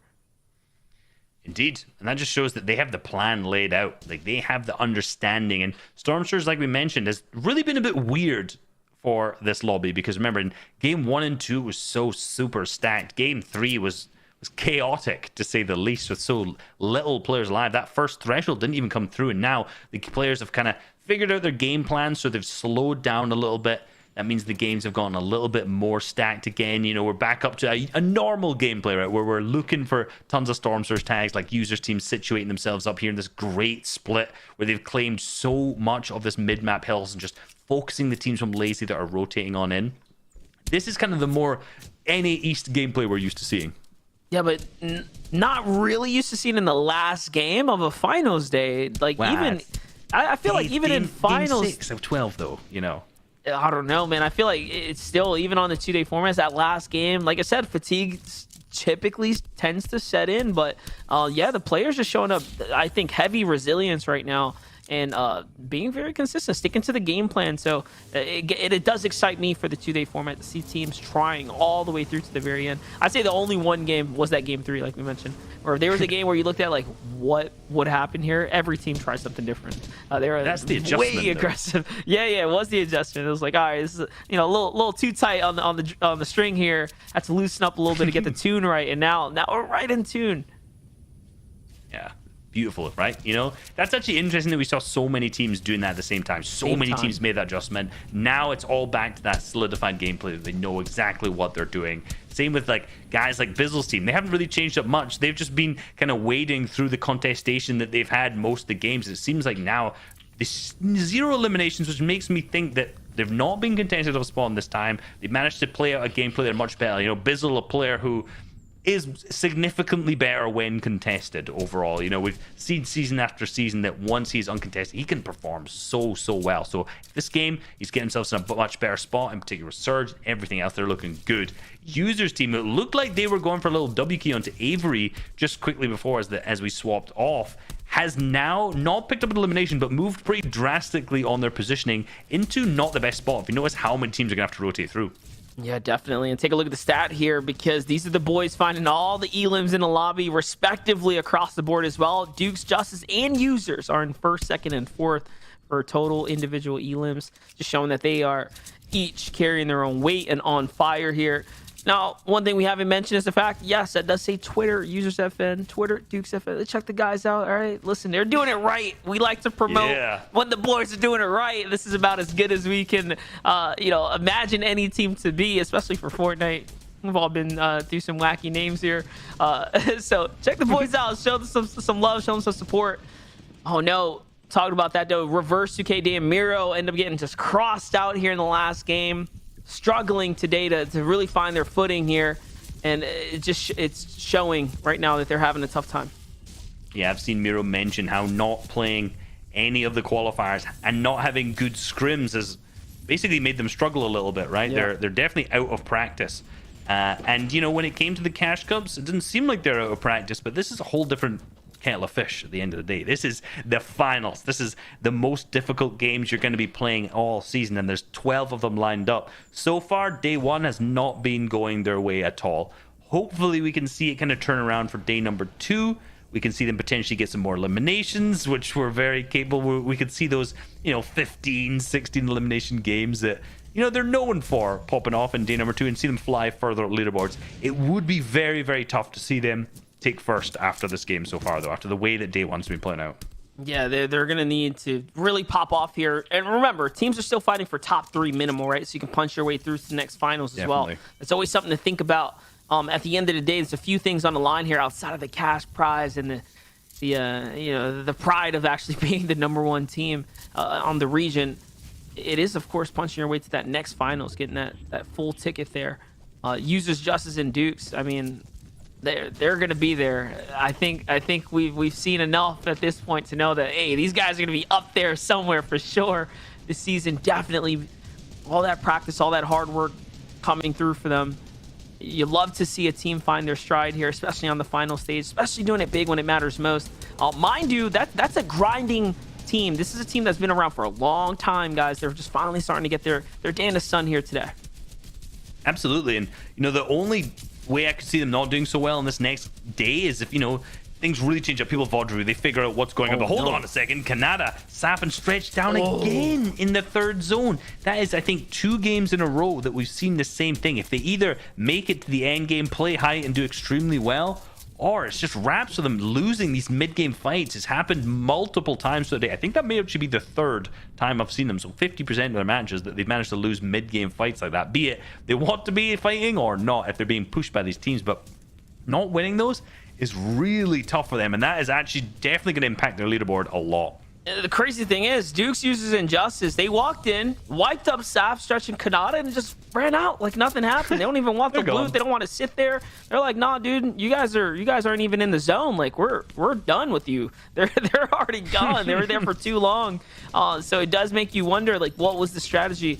Why were they sitting around lingering so long in the Edge of Storm? It really backfired when you have a team that is just on fire like this today. Kind of meet you at your box, right? Yeah, one team you don't want to run into. Like today, of all the teams, this is the team you do not want to just be running into accidentally as we fly up onto the high ground in the best spot in the lobby right now. Commandment, Sentin, and Edgy situated up on height as this kind of edge of the third zone is here, as they've now started to see that fourth zone has appeared. You see they're not built in. I think Edgy, no, it was Sentin just dropped down there to start building up in Storm, so I think that's going to give them an area that they can connect to and actually stay on height. You do not often see, you really don't see Commandment and this team on high ground very often at all. Yep, they might be granted a free one here. Now, also notice they do have that natural terrain here to play off of, so a team that is probably more prone to taking this high ground, Nosh, Avery, and Boogie here, as they're starting to slide their way on in. And it's going to come down to who does the homework, who does the scouting first, who realizes that, hey, this is a position worth taking, fighting for. Because right now, there's not a single team that's really poised up to be the high ground team for the half in, half out. So even if you get up just a little bit right now, just have some visuals, that could be huge. But Wrigley, he's going to take advantage of that first stab here. That's exactly what I was talking about. K-Burbs, Wrigley, step on up, dictating just on the heels here. And they have first position here. Yeah, that, remember, we mentioned them before, the first 4 games, 0 points. That last game we saw them in, they ended up with a single elimination in 23rd, so they got themselves 7 points. Now they're deeper into this game at the same time, so each game they're establishing their game plan, figuring out a little bit more and, you know, doing a little bit better. Now they're even on height at this time, right? So they could be moving from 33rd all the way up to another position that's not at the bottom of the leaderboard, basically, after this one. So coming to day 2, like, they honestly, that could be a huge change, and that could be a big momentum swing. So fingers crossed for those guys. But for Sentin, Commandment, and Edgy, they are currently below Storm Surge and looking like they're gonna need to hit some shots. Yeah, I was gonna say, you talk of fingers crossed for Edgy, Sentin, and Commandment right now. They just need a single tag to at least keep them from getting tagged just up by the Surge here. And so far, nothing's been revealed to them as far as an opportunity to find the tag here. Commandment pretty adamant and trying to keep this high ground for the next potential half in, half out pull. 48 below, 57 above now. Okay, so the shots come through. They end up finding something here. And they are positioned way up here. They commit to the builds. Nothing comes from it because the zone pulls far. But it's all right. They have so much material here. We should be seeing them set up for the launch pad here soon. I wonder if it's going to be a low pad or a late pad for a high ground snatch. That's going to be the question now. I'm just wondering more where they're going to be shooting. They're trying to look at this teams who are going to be rotating early, trying to shoot them in the back, but unfortunately they weren't moving at all. So situated up on high ground, that's definitely going to look like a tough one. But again, they're so close, so on the boundary of the Storm Surge. But Teo, Pledge, and Tabs, currently one of the teams who's looking real contention for a top 3. Also looking for some eliminations, trying to go through those old builds, the back of the tarp, the players who are unaware that they're there, and you can see them just playing the angles, playing pumps out. That other team has no clues. Tragics, Illest as well, which I don't see Macwoods. It seems like a full duo, and here we come. They're sneaking in the back. The pre-edit play comes out, and they are wiped so quickly. Look at all of the loot that they've managed to obtain. Capped materials from that. What a fantastic time to go for those eliminations. Just a huge play. They didn't even have to be that aggressive with the tactic there, but they decided, hey, you know what? We have control of this entire low ground here, and they pulled his own there. But hold up, big sniper shot's going to come through. Justice is going to go down there. Dukes and users have to play...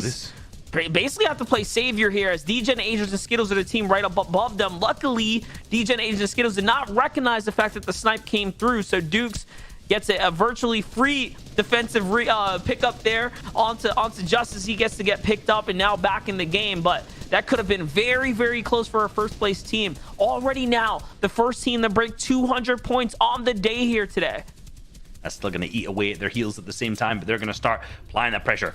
Everyone who is around them is not safe. We've seen this time and time again from the players who get close. They're just going to get sprayed. They're going to get eliminated. Users, Jukes, and Justice have such good box fighting prowess and end game time. They do. They've got the launch pad. They're understanding the first moving zone.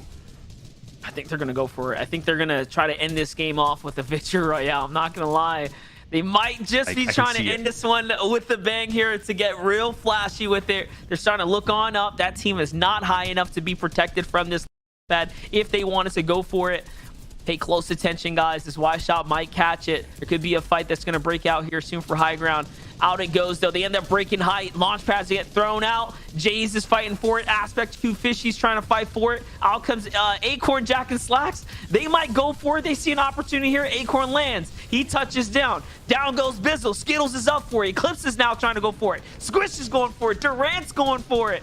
Everyone wants a piece of the high ground. Up goes Rocane, Dubs, and Mega now. Position themselves on second height here. That is how quickly high ground can get snatched up. But you saw how many teams were hungry to try and get that win because they need it now. With the chaos, the pandemonium, all of the teams up on high ground, completely landing over and over and over again. Users, Jukes, and Dictate landed on low ground, found themselves a clean layer and just got themselves ahead. Same with Pledge as team. They managed to get themselves to a good spot. All of the teams who are watching consistently are not the teams who are 50-50 in the high ground. They're getting themselves set into this good position, going back to the old builds now with their pumps out, looking to pick up some form of eliminations. I was going to say, this is a scary spot to be in, though. These are enemy tarps here, and you can see there's another player just lurking, riding his way around the outside, and in he goes. Onto another layer, though. Users chunks that player with a big 145, and now trying to hold him out into the storm line. Great tactic there as the team's starting to heal him up, and instead he switches back over, goes back into leading the tarp here. They just forget about that player. This is them showing that they want to make as many points as possible. Slow and steady can win the race here. On high ground, Aegis and Skittles end up being the team that is going to be the kings of height for now. How long will that be able to hold up? I don't think very long. See Dubs, Mega Ricane fighting for it at the same time. We saw DJN up there, like you mentioned. We've got Booga, Avery, and Nosh down here on this mid-ground layer just above the threshold at the same time. Jax, Acorn, and Slacks still in it as a full trio as well. As we move back to Booga, he goes in for the angles, but no, he's going to start playing it safe, playing that dead side, playing the safe edge of the storm on that north side. They're going to triple spray through as they have nothing to work with. 0 builds to their name, barely any heals outside of the Chug Cannon as well. They're trying to find any angles possible because they need a refresh every time we see them. They do, and 100 shot comes into the team down below. Oh my gosh, Booga's just on a different level right now. He can tell he's got these builds and he's got control of this entire fight here. Down goes one. Can he get the second? Yes, he does. Quick follow-up right there, and they're earning the points that they need to stay in the conversation here for the second day of finals. Remember, this is the last game. These are the final clashes in the feed. Down goes Jack, down goes Acorn, and so does Agers, all to the hands of big names as well. This is a top 10 clash here across the board now, Reese. I know, and Who Fishy popping off as well, but getting picked up by Pledge, who we saw playing that low ground. He's picked up Kaz too, but no, Users, Jukes picked up as well, leaving Justice alive as a solo, but he's also managed to trade Pledge at the same time, and Scented. So many eliminations, so many players in the back of the zone, and another one, the trade comes out, and that's yet again another elimination now, down to 3 total onto Tabs G at the back of the storm. That is a huge clutch for him in the leaderboards. And Justice is insane. He's still alive here. He manages to get to the zone just barely, but no, he's gonna fall there. Big plays for him. Commandment jumps into the storm to grab some of those heals. Rokane's gonna hop down. He wants the final piece of the action here. Can he get these last points that are here? But he is a solo. There is one duo left alive, and no, he's gonna go down. On high ground, it's actually the full trio. Nosh, Avery, and Booga up against Commandment here. It should be all over here as Avery falls to the storm now. Booga's got the 1-win condition. Nosh has got the ground to himself as well. Commandment slips down, and just like that, the victory royale goes to your World Cup champ, Booga, Avery, and Nosh. Well played to close out game number 6. They were in 5th. Before this, they were in 5th, and out of those teams in the top 5, they were the only team who did not have a victory royale. So now coming into game number 6, I definitely think they're going to fly up the leaderboards, but not only that, they also have a victory royale, just like everyone else that's currently in the top 5. We also have to give our props to Commandment, Scented, and Edgy. They're another second. That was a first, second out of them in the last 3 games. Crazy consistency. Yeah, listen, we were questioning that game 1 and 2 from them. They had a pretty rough take off the gate there, but wait for them to claw back into this and keep themselves in the competition here, Reese. But Reese, I mean, listen, that was just day 1, right? The stage is getting set here. Let's set some expectations for day 2, man. What do you got? Look, day 2 is gonna be awesome. Day 2 is going to be awesome. You've got these leaderboards half set already, following up day number 1, 6 games halfway through. But one of the things that usually happens is that we always see leaderboard switchovers in day number 2. Players VOD review, they figure out what those top teams are doing, and they implement those changes onto it as well. That's what we're gonna have to see. So guys, from Monster D-Face, Reese Hub here, this is a great way to close out day 1, but it's not over yet. We still got to get the leaderboard and everything else. Let's toss it over to the desk. Zeke, bring us home. Thank you guys so much. Seriously, what an incredible 6 games out of NA East. Oh my goodness. Absolutely supercharged games. Like, absolutely, I don't even know how to, I can't continue to do this, but I'm going to contain myself. Vivid, Adam, wow. This is the finals out of NA East. Yeah. I mean, NA East always shows up. The battle, I'm excited to see the scoreboard and see how close Scented, Edgy, and Commandment are here. Huge snipe from Abrams there. Very, very well done. And then, you know, Hugh Fishy has been popping off, so I'm excited to see how he's getting some of these elims because, you know, he is getting a lot of elims. Curious to know how many elims he has as a solo himself. But yeah, here we go. We're going to be checking out No way. Wow. Yeah, guys, dude. Guys, you know what this means? Holy smoke. What's that? So this now, with this trio holding that number 1 spot, this means that they now have the record for holding in NA East the number 1 spot the longest. 5 games in a row. Last game they tied, but now they have officially broken that record. Record breakers, baby. You love to see it, boys. I love to see it. Yeah, that is incredible, isn't it? And FNCS Finals holding it for that long. And look, the first team as well to cross the line over into the 200-point category as well, with 47 eliminations. 47, that's 15 on second place. We've got 131 standing points as well here. I mean, these guys have just been in every end game, more or less, in the last few teams or so. We can see, as mentioned by Reese and MDF as well, top 5 teams all have a victory royale under their belts, despite the fact that, you know, Duke's Justice and Users right now do look... It's crazy. And this is the first time ever that we've got, obviously, these guys all in the top 5 there with victory royales. It still feels like in NAE right now that it is still all to play for. I know they've got the advantage right now, but we do have 6 games to go, guys. And Vivid, every team in the top 10 there deserves to be there. We've got, you know, teams in the top 11 through 20th as well, equally so, who have done incredibly today. But what a way to start off this competition. Yeah, and I think the big thing there for me is that there's so many teams actually finding themselves up on top of these leaderboards here while being contested. We saw Degen, Ager, Skitters in the 7th place spot, and we know that they're contested at Corny, Bizzle, Eclipse, and Coop in 10th. They are contested center map split. And then as you can see here on the 2nd page, Illis, Macwood, and Tragix in 12th. They are contested at Craggy Cliffs. Ocus, Blake, and Scoped are contested at Holly, Lazar, Colazo contested at Corny. Like, you know, we usually point out all the time that uncontested trios have an advantage, but the contested trios are finding themselves up towards the top of this leaderboard. Yeah, I mean, let's take a look at some of the victory royales today as well, because we've seen so many great moments. Acorn, Slacks, and Jacques here, who are always, we respect them so much for being previous FNCS champions, of course, but still today as well had a great start to proceedings, moving into Duke's, User, and Justice. This is when it kind of began for us. We saw that incredible game there. We had 14 eliminations in a victory royale to really kickstart their play for the Axe of Champions. Saf Canada and Stretch, we called it Game 3. You know, we'll see if the lottery comes through, but then we move into Scented, Commandment, Edgy, and you picked these guys. You picked these guys to win FNCS. Yeah, so Dukes, Justice, and Juniors picked it up Game 2, right? Scented, Edgy, and Commandment picking it up there with their victory route in Game 4. So excited to see what happens because we go into tomorrow. Both of these teams have technically picked it up by then. Huge victory route out of Tabji, Teo, and Plejo. I love seeing Teo get some wins because I've been loving those guys ever since Teo, Tabney, and Chimp popped off a couple seasons ago as a trio. And then who else other than your reigning World Cup champion Booga there to finish our day 1 on a victory royale? That's huge for those guys.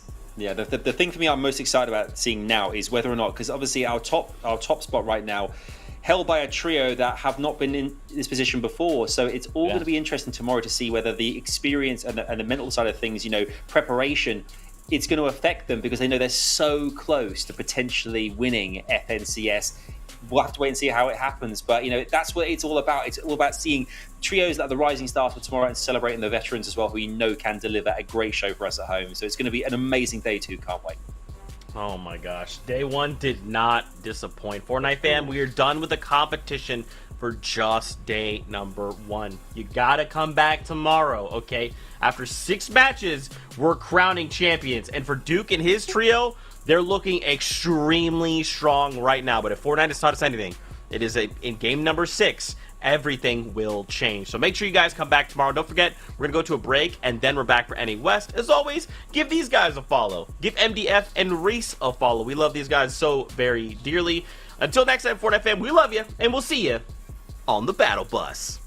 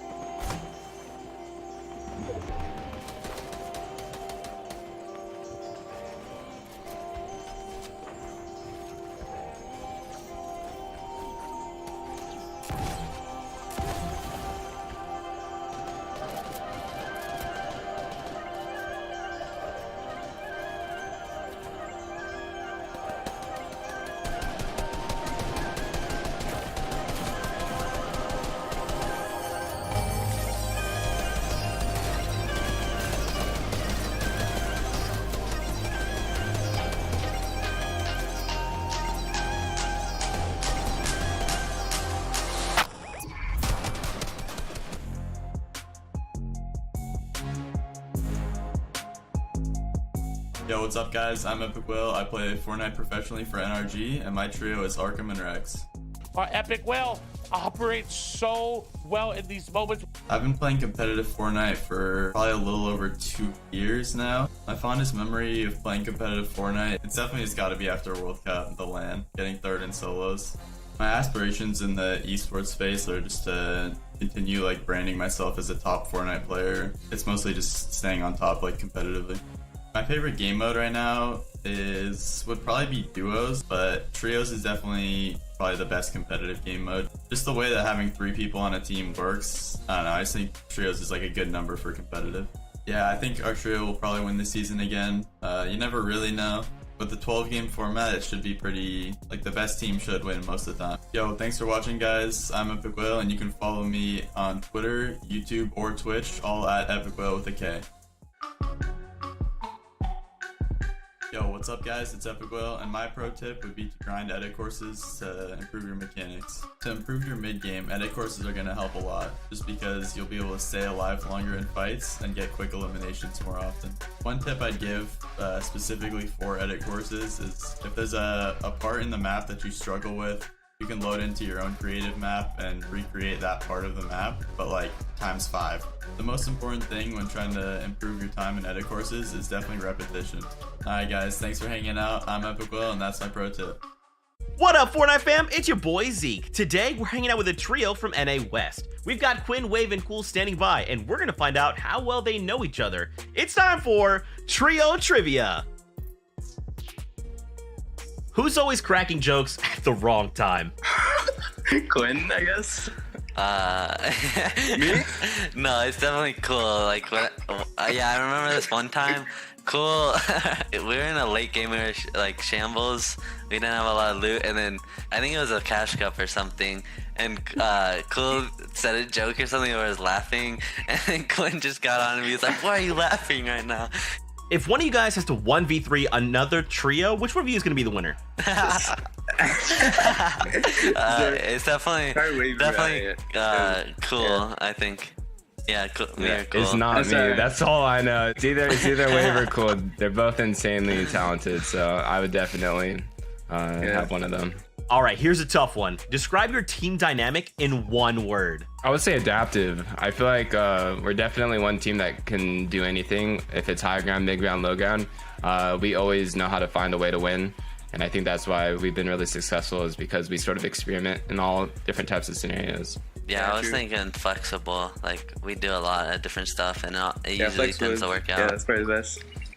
If you had to choose one celebrity to join your trio, who would it be? Have you seen Snoop Dogg play Fortnite? Snoop Dogg? I would choose Snoop Dogg. Yeah. Was he good? I feel like Nav would be the play though. Because Nav's a good Fortnite player, and I know that he's definitely played before. Yeah, so I would choose Nav, and I think we all like Nav too. He's a music artist from Canada. It's pretty good. Yeah. Probably Soulja Boy or something. Soulja Boy in the Sneeze endgame, yeah. What's been the best memory you guys have playing together?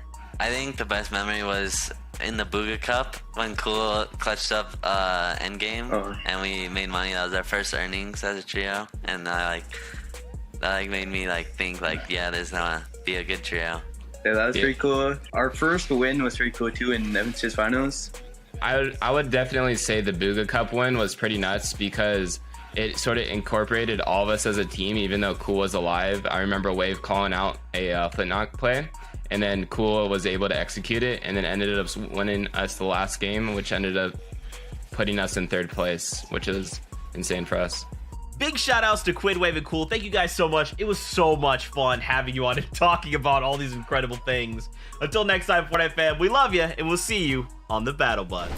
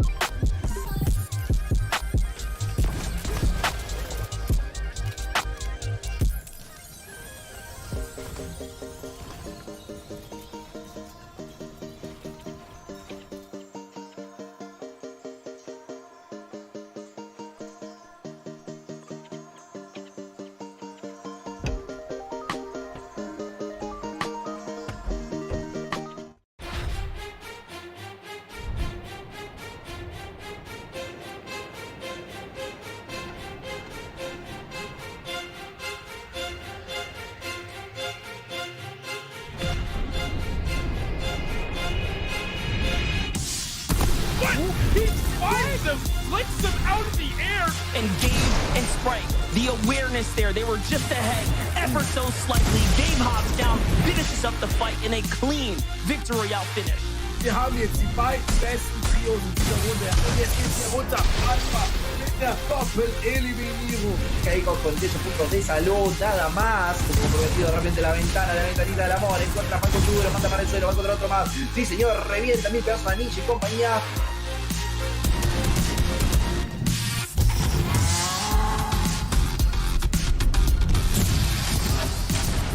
Look at this. I'm gonna make it happen. He stopped in his tracks. I mean, man. Oh my god, Reese. Troisième qui prend les dégâts tout simplement de la zone pendant que vient pour attaquer l'avancée Tyson avec 55 points qui descend dans le dos de Charlie Frozen. Tyson dropping down towards the end. There's no one left to really take him out. One and it will be another shot, another win. Man, every single time I think I am prepared that I'm gonna be able to contain my hype, I see that video and I think we've made it, Kelly and Panda. We've made it to the FNCS finals. This is it. We did it. We did it. It was, I mean, an incredible journey to say the very least. Season 7 for me has been the most fun that I've had watching NA West. And to have the three-peat champions, Arkham Rex and Epic Whale, up on top once again, looking down to everyone else trying to climb the mountain. This is it. It's a 12-game series. This is what it's all been for. Can they keep their crowns? Or are we going to have a new king team up on top? Well, I mean, like you mentioned, there are other teams trying to climb the mountain. And I think when you have a team like Reet, Falconer, and Chris, they definitely put some promise into a potential dethroning of Arkham, Rex, and Epic Whale. But we will see going into these games because it is stacked here on the West Coast. Oh my gosh, there's so much we have to talk about, guys. But first, we gotta do my favorite part. It's talking about a few things like watch.fortnite.com. It's a great place to view what you're already watching, us here on the broadcast. But you also have drops enabled. There's some trivia to take part in, and of course, the leaderboard. It's a great way to keep up to date with all things happening, who's at the top, what's going on moment to moment. So check it out, watch.fortnite.com. Also, my new best friend just apparently hit the game, decided, hey, FNCS time is the greatest time to come out and reveal myself to the world. That's right, Major Glory has hit this scene. Check out the back bling as well. And More Kismet has created a lobby track that is literally insane. It's the track you heard right now. It's the track you heard at the beginning of leading into timer. Check it out, and it will only be here until the FNCS. So once FNCS is done, that's it. Say goodbye to the outfit. So check it out while you guys can. Now let's turn attention back on over to the tournament and take a look at our tournament format. If you've never watched a Fortnite show, it's great to have you here. We're so thankful that you're hanging out with us. We came from an open qualifier round, okay? This was 3 qualifiers for 3 separate weeks. Then, last weekend, semifinals round and a reboot round took place, which ended up giving us 33 total trios that we'll be seeing today in the finals. We've got 6 games today and another 6 games tomorrow, Kelly. Yeah, but you know what? I feel like this doesn't fully represent what we're seeing here. This is what I wanted to see. You can see that there's 2 trios from season 2, or from season 6. Usually it should be 3 trios. Well, our number 1 trio, Arkham Rex and Epic Whale, during qualifier number 2, decided to quote unquote disband and then rejoin together so that they could compete, potentially practice, but more likely show off that they're still the Kings of West, walking out first place, qualifying themselves into the finals. And they're going to be joining the other 2 teams, which is Kenchi's team, and we have Cool's team. We have the top 3 teams from each of our qualifiers. We have the top 6 teams from the 3 heats, as well as the 4 reboot teams joining us, because again, because one of our trios dropped from season 6, that means that we had an extra reboot round, extra excitement, and it's going to be an exciting day today. Yeah, and you may be wondering at home, how do they do this? Well, there's a point format, and let's dive into this point format because placement is huge. You see 30 placement points up for grabs every single game, but with elimination points being 2 points per elimination, it is definitely viable to focus on eliminations as well. Finding that healthy balance between the two will provide you with the success you are looking for here in the grand finals. And of course, we can't forget, friends, there's prize money on the line. All 7 regions will have a cut of that prize money. Well, we can actually take a deeper dive. Let's check out the prize breakdown here in West. Ooh. There you go. Now, everyone that has made it here to the finals will walk away with something, which of course you gotta love to see. But the main piece de resistance, hopefully did not say that incorrectly, is the Axe of Champions, an in-game pickaxe that I myself forged. That's right, years ago, almost a millennia, some would say. A great, crazy Leviathan appeared from space and singled me out specifically. Now, why? Wow. I'm not sure, but they decided I was going to be the one that they would do combat with. Now, after 10 days, one of which I almost was eliminated, but I ended up on top. Once defeated, their heart made of pure gold, I melted down, crafted the Axe of Champions, digitized it, and placed it in the hands of the winners. There you go. The true story. I remember that from high school textbooks. I do remember that story being there, so that is definitely accurate to what Zeke is saying. Yes, this is 100% factual, not made up on the spot, moment to moment, region to region. Let's take a look at another region, though, that has already wrapped up the first set of games. We can take a look at Brazil. They finished up the first round of their competition, and day 1 ended for them. Opie, Phison, and GSX on top, 163 points. Yeah, it looked like Perza's team in 3rd place would have been the team up on top. They started off with a victory royale and then just kept grabbing eliminations every single game. But try Opie's team in 1st place was able to start off their competition with 2 3rd-place games, each grabbing 7 eliminations. And then they said, you know what? Game number 3, we're going to get that VR. We're going to get 10 eliminations, and we're going to be sitting pretty up on top right now. But it's a pretty close competition between the top 5, I'd say, Panda. Yeah, I definitely agree. It really is anybody's game going into day number 2, but you got to shout them out for having that perfect balance. They may not be the most in placement points or the most in eliminations, but they have a healthy balance pushing them up to the top of the leaderboard. But with them being only a few points ahead of these other teams, it really is anybody's games. And with 6 games remaining there in Brazil, I can definitely see a shift happening in the top 5. That's right. There you go. I like the breakdown. I like the simple, it's a concise nature. That is Brazil. Now remember, we'll check in with them again tomorrow to see their results. We've already crowned champions over in Middle East. Their games are all said and done.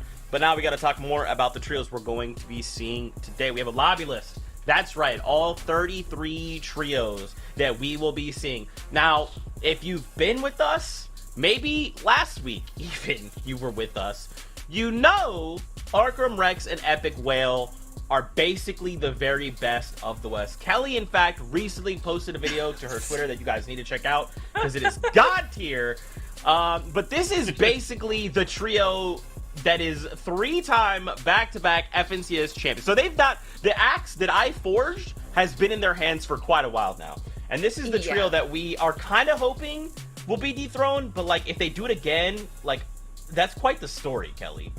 You know, after I posted that video, someone below said, this makes it boring. I don't want to see the same team winning over and over and over again. And I have to completely disagree with that person. I think by having this dominant team pretty much command NA West for the last half year, you would think that that would inspire or maybe even anger the rest of the teams, especially when you have a team like Kenshi, Snacky, and Favs, who have now been in the 2nd place position for the last 2 seasons. And of course, Favs, an incredible player as well, joining them in season 6, getting that 2nd place once again. But instead of dropping their 3rd player like they did in season 5, they kept Favs. So this is one of the first times that we're seeing a team that can compete, can get top 3, and they've stayed together as a whole team going up against them. I think that's actually the deficit to almost all of these other teams here, is that they just don't have the longevity that Arkham Rex and Epic Whale have since playing together in February, January, and even before then they've been playing together here and there. So I think just, I don't know, Panda, maybe you have a differing opinion, but synergy and communication is as important as being able to be mechanically good at the game as well. Yeah, I definitely agree with you. And I also agree with that there's this fire under these players to want to dethrone them. And I think that's what makes it that much more exciting going into these games. And like you mentioned, Favs, Kenshi, and Snacky, that could be that team. But also an underdog going into today, we have Takada, Day, and Sertero. This is a team we are excited to watch. No bias intended, but we are excited to see what they're able to do here in game number 1 and actually throughout all these games, because this is a really interesting team, and the way that they qualified through semifinals with being as consistent as they were, they can definitely put up a fight here in these games. Yeah, I mean, they did really well in the first qualifier, and then I don't actually think that they qualified in 2 and 3, made it into the heats, and then they got the 6th place from heat 3, a 1-point difference from 7th place, and you never want to have to go to the reboot round, because regardless of how good you are, it just can throw you for a loop. So to see Takada here, I jumped into his stream after he qualified 2 weeks ago, or last week, and it was just so much love. There was at least 13,000 people in his channel, and he said, I'm repping for the casters here, the only caster to make it into the FNCS finals. So you know what, I am being a little biased. I would love to see Takada go the distance here. Even if he gets top 5, that would be an incredible feat. But one last team that I do want to talk about all the way at the bottom, Caleb, Tautai, and Wheels, are champs, or not our champs, but our 3rd place team from last season. The season before that, they got 15th place. So another team here that has good synergy, good communication, and hopefully they might be able to dethrone the Kings. And speaking of people, I was about to say, speaking of people that could dethrone, it's Reed, Falconer, and Chris. We've seen these exceptional players do well as solos, whether it's Reed there in Cash Cups and Chris and Falconer in other situations. Now they've come together to create a power trio. Could this be the team that we see dethrone Arkham Rex and Epic Whale? That's what I want to see today, Kelly. For me, the journey that they had through qualifiers wasn't the most resounding, but then once they made it into Heat 1, they got 1st place out of their heat, completely blowing everyone out of the park. And they did last season. They were together, a whole team, and they got 6th place, top 10. A great performance there. Didn't really turn on until the 2nd game, or to the 2nd day. But, you know, Falconer, Reed, and Chris, as individuals, an incredible team here. And as another incredible team, we have to talk about Hashira, Kabu, and Miko. Yeah, and if you don't know, Hashira is MIDI, landing retail row. They're looking to show that they have a good chance as well to dethrone the Kings here in West Coast. But another team we got to talk about, the 2nd place Kings, the Scented, Edgy, and Commandment of West. It is Snacky, Faves, and Kenshi here. And they have a really dominant performance when they are in control of the fight. So it's going to be interesting to see if they can keep that dominance moving forward. And we're going to keep talking about that team, all right? Because to be able to get 2nd place twice in a row when the 1st place team is Arkham Rex and Epic Whale, it's pretty much like getting, you know, a mini 1st place trophy, because if you're not going to be able to get 1st, getting 2nd is the next best thing, right? Numerically speaking. But we do have to talk about the drop spot map. So Panda, right now, I think we need to look at uncontested drops. Yeah, let's start with uncontested, and we obviously have to start with the champions, right? So they are landing Believer Beach, Arkham Rex, Epic Whale. They have not changed. Believer Beach is their home, and I don't think anybody's going to attempt to challenge them for that home coming into today. Now, another team we have to talk about, and another power POI, all uncontested. It is Misty Meadows going to Reet, Chris, and Falconer. This is going to be interesting to see if they can capitalize on this POI, because Misty has the loot you need to be successful, and it has the ability to rotate pretty easily. So if they can utilize what's available for them, this could be really positive. Now, last on the uncontested side, we got to talk about Retail Row, and we got to talk about Midi's team. They have Retail Row to themselves. They have the zip lines going north. They have vehicles to take them anywhere they need to go. Like, this is another POI that should provide a top 5 performance for this team, but we don't know what happens until we actually get into these games. But Kelly, I think it's time we talk about contested drops. So you see where the uncontested top teams are going to be landing right now, sort of on that western southern region.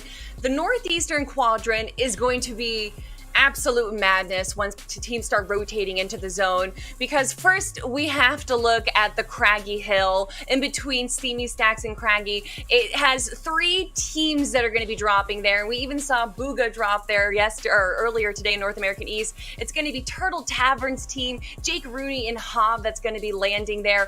Also, if you just go a little south towards where the Cami split is, you're going to have Mace and Lush landing there. Just east to that in Dirty Docks, it's going to be Temple versus Trashy. And then just a little bit southwest of that, it's going to be EXE versus Merc at Lazy Lake, which if you guys watched the Heat 3 that we got to watch, which sadly enough, both teams didn't make it through, the teams that were competing here. Lazy Lake is an absolute breeding ground of just unfiltered, crazy action, early action especially.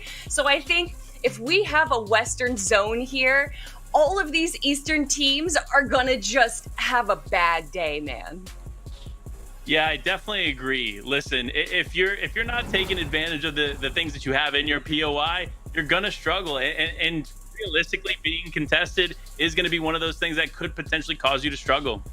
But I will say, we did see in North American East, or was it Europe, where the contested teams were up on top for the first 3 games. Yeah. So contesting does have that opportunity to not have to deal with Storm Surge, and we know that with this being a final, teams typically are a bit more passive. So once they do get to that Zone 3, Zone 4, they face a lot of issues. So maybe being contested is a potential viable meta in Season 7. Yeah, I mean, if you don't have those Storm Surge tags, right, you have to put your trio into weird spots. Like, okay, well, maybe we push this trio to get those tags, and then something goes horribly wrong, and then you're like, why did we do this in the first place? And then it just continues to downward spiral, right? So we'll have to see how things kind of unfold. We've already seen Surge issues throughout the first day of competition, so we'll keep the ball rolling. For now, let's take a look at more highlights, more trios we're talking about. Just again, to get you guys up to speed if you've not kept up with us, or maybe you're new and you don't know who to keep up with, we got you covered. Well, you're definitely going to be keeping up with this team. It's Arkham Rex and Epic Whale. And you guys are going to hear us say their names 1,000 times over the next 2 days. An absolutely incredible team here. Each player bringing something to the peak of the region in one coalesced team right here. Rex able to just solo run out of their minds. Epic Whale here, an incredible leader. And Arkham always making sure that his team is ready to go into the end game. But now looking at our 3rd place team, Caleb, Tautai, and Wheels. Yeah, this is another team that you can't count out yet. They have so much potential. We saw them place 3rd last season, and they've stuck together throughout this season and shown that they are still worthy of potentially walking away with that crown of being that top team. So it's going to be really interesting to see if they can capitalize on the advantages they have off drop. Now, though, we got to focus on, I think, one of Kelly's teams, Kenshi, Faves, Snacky. What do you think they're going to do today? I think they are going to play absolutely out of their mind. I think we're going to see them grab at least 1, maybe even 2 victory royales today. If they have height, no one's going to try and steal it from them. They command height. Their awareness of the map and all of the players around them is unparalleled. In fact, I think we even saw Arkham Rex and Epic Whale last season not even try and fight them on height. In fact, spent the first 10 games kind of just cleaning up the low ground because of how well Kenshi, Snacky, and Fabs commanded that high ground. But, this is... Why have we done this? Why have we done this? You know, I feel like we don't need that much time to explain because we've already talked about them so much why Arkham Rex and Epic Whale are here. But, Panda, why do you think Sancho's going with Quinn, Wade, and Cool? You know, Sancho is known for picking outside the box, and honestly, it's a good pick.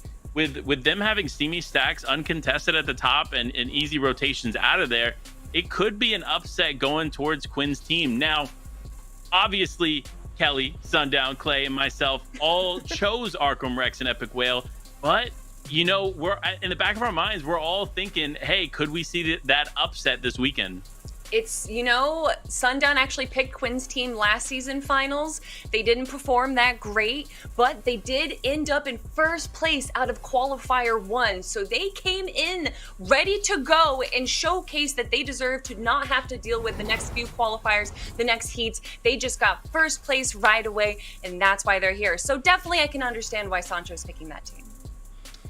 Well, friends, you know, we'll see. The thing is, Arkham Rex and Epic Whale, they're not even like the final boss.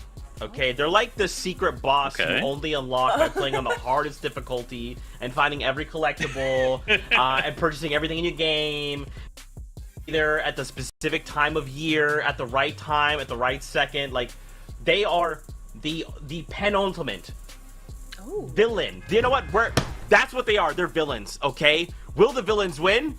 Well, we're gonna find out, because guess what? The beep beep means we're gonna start the competition off. So we're gonna go say hello to Clay and Sancho West, who's hanging out at NA West for the day. Friends, say hello.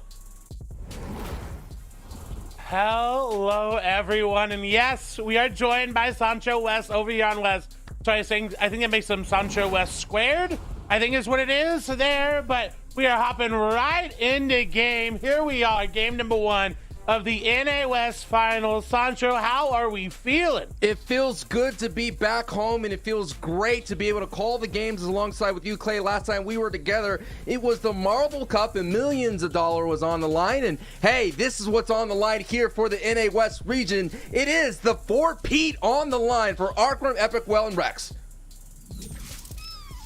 As Kelly, Zeke, and Panda put it, kind of painting them as both heroes and villains here in NA West. They are definitely the kings, though.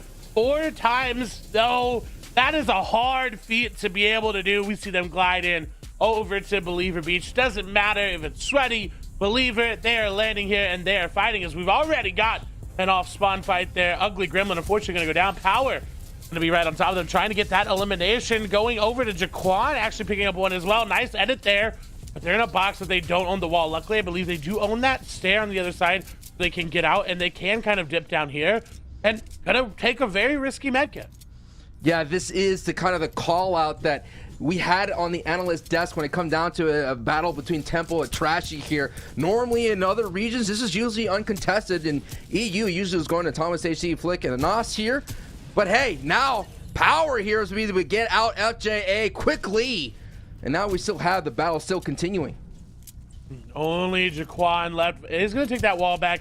Name is boxed by Jaquan, but they're unfortunately not going to have a lot to work with, and they get taken down quickly. BizQ, Power work together very well. And in all honesty, it was needed. If you look at where that zone is, it is just truly not a good zone to fight long at. And when it comes to competitive Fortnite, if you're on the edge of zone and you're taking too long in these early games, it just completely ruins the entire rest of your game. So finish as quickly as you can there, get that reboot, and get back into it. You definitely want to be able to rotate quickly. It's about 6 minutes or so for you to rotate out of a contested POI. That's what happens when it's uncontested. But when it's contested, you're kind of delayed about 8 to 9 minute mark. So that's what's on the line here, and now we're going over to the other side here. And this is very interesting to see Fort Crumpet being contested by 2 trios, Clay. Very interesting, and this bodes well for Arcrum, Epic Whale, and Rex, because one of their biggest issues is Storm Surge. You seem so and so this flabbergasted. team coming in is already in shambles, and then they try to come into Believer Beach and grab any sort of loot. If they get 1 or 2 tags onto them, they're gonna go for the aggressive push, and we do see some better loot here on Flickski, but it's just still not that great. They will find the slurp trick, so it's good for them, but for Crumpet being contested, that means something went wrong elsewhere, and they didn't get the drop they wanted. Yeah, and they're gonna now have to work in a shambles state for the moment here, Clay. They're gonna try to retreat as much as possible. And normally this trio, Nick Jaw, according to the drop spots, they all been landing a little bit far north here, but when you come here in the finals, a lot of space is already occupied. And as you can see here, there are 37 players competing for the first time in the FNCS trios. That is a great amount to see. I definitely think that went up from the last time, and it's kind of this narrative been building in NA West of these younger players, these newer players coming through and developing and becoming better players, and you definitely see it reflected there in the stat. 37, that's over 1/3 of the lobby there, and so it's great to see the progression of NA West going from this region that not a lot of people knew about, and now back with broadcast, we have a lot more attention to give to these players, but still, we find so many new players in this final, so it's great to see their loadout. It's better. They've gotten some chance to get some loot, and honestly, this is one of my favorite little loot paths there. As a solo, you can get great loot at slurp check. A trio, it's going to be a little bit harder, but speaking of looting areas, Misty Meadow is one of my favorite. We've got Falconer, and we've got Chris, and they're uncontested, and that was one of the biggest struggles for them going through qualifiers, because they just couldn't get off spawn. Yeah, and that's the thing. It's all about getting off the spawn. Of course, Reed is the Cash Cup king just to be able to see him dominate all by himself, now working with Falconer and Chris here. So one of those trios that has the opportunity to dethrone the greatest of our Arcrum, Epic Whale, and Rex. And they're one of those ones that you can't count out. There's been so many weeks that I've predicted them and gone back and forth between whether I wanted to, I didn't want to, but you can't ever count them out because they're so good at just popping off. We talk about this solo impact score, this clutch factor. That's Reet in a nutshell. That is him. He embodies that. He is so good at finding these things late game where no one else could find them. And now paired with Falconer, who can get them to the late game and also has a very high impact score, it's just great to see it. Now, we talk about Chug Kittens throughout the entirety of all the broadcasts. This is amazing for them because if they're able to get all this loot, secure it, move on to getting into that place into the end game where they can use it effectively, it's scary. Scary indeed. This is game one, the opening frame here. This is going to be the nightcap for the FNCS. It's the NA West region. We have Winter here and Olhalva with Curio coming all the way from Camp Cod. And you talked about scary, Clay. I don't know, man. Look at the zone right here. The first storm, Zone 1, has been revealed, and it's going to be, as we've been calling the EE region, the home zone. It's going to be all the way for Believer Beach and Holly Hatchery. But that just is not a good sign for Winter's trio, Clay. That's going to be a very tough rotation to make their way through. It is. Luckily, they've got an IO vehicle with Chalkers on it, so they're good enough to be able to make it out quickly. If they didn't have that vehicle, it's hard. That is such an awkward spot to rotate through. Yeah, it got about, that 4x4 power, be able to get it right over the big mountains, brother. Oh, they do indeed. And honestly, maybe a truck, IO truck soon. I mean, that would have been great to see. I would have loved that. But a great rotation here for them. What I'm worried about for NA West is we saw in the reboot round, it was just a lot more aggressive. And so a lot of these players that got through to the reboot round and were able to play through these qualifiers as well, got used to this more aggressive playstyle. And we're kind of already seeing it now. 86, we're dipping down pretty low. Normally in that first zone, we only see about 3 trios drop, but down already 7 different trios falling. It's a lot. That's a lot of trios definitely going down in the early onset here. And just to give you an idea, Aiden's trio is out, Trix's trio is gone, Mace is gone as well, and the last one is Salvo's trio. So there, the battles is all continuing on these early drop spots, and you're just seeing right now, it's for some reason across the regions, they're just getting it done quicker. Those drop spots, the fights are not lasting that long. Normally in previous seasons, Clay will go back and forth numerous times, and the third party shows up. But that's what comes in game one jitters. Is all of a sudden you go 50-50 for a chest, and before you know it, you're eliminated. And the good thing about West is that we have a very high reboot average. I think it's averaging like 5 or 6 reboots per game. Really? And so we definitely will see some reboots coming from Wait West. a minute. They will go through insane links to go for a reboot. Wait a minute. What is in the West water that allows these reboots here as we get a look at Mechton's trio along with Kytrex and Chicken, but that's not the way the case for other reasons. This is all of a sudden, I guess, the West just wants to see more eliminations come through, I suppose, in that way. And that's an interesting thing we'll keep an eye on to see if that strategy continues through here. And Chicken, Kytrex, and Mechton out here hanging out on Bony Burbs. And one of the biggest differences that I've seen from casting different regions is NA West, they love to base up and they can get a lot of Storm Surge tags from a distance versus the box fighting ways of EU. And it's actually kind of adapted from EU's old playstyle. So Airwax used to do this a long time ago. He would set up in the middle of the map, look for tags, then Booga ended up doing it there on NA East, and now it's kind of transitioned over to NA West. Kytrex really being a big pioneer of this. We've seen him in multiple different season finals where he gets to the middle of the map, he sets up, they're looking for tags because they know you can do a lot with okay loot. What you can't do a lot with is no Storm Surge tags. You have to find them. Right. It kind of reminds me of the time when I was competing way back then during the skirmish days when I had Hogman kind of be my in-game leader, Clay, and he would just say, hey, man, wherever we're getting this loot, we're going to go ahead and take off, and then we're going to post up here on that big mountain. Remember that mountain outside of Salty Springs? With a little bit of South Central. We were sitting up there, and we would do our best to move on through. But, hey, back in the Chapter 1 days, for me, I mean, Storm Surge wasn't really an issue because usually I was already eliminated. But hey, the fire is intense here. We talked about masters of the Storm Surge from a distance, and that's Epic Well, Arcrum, and Rex, who have Falconer in their crosshairs down below.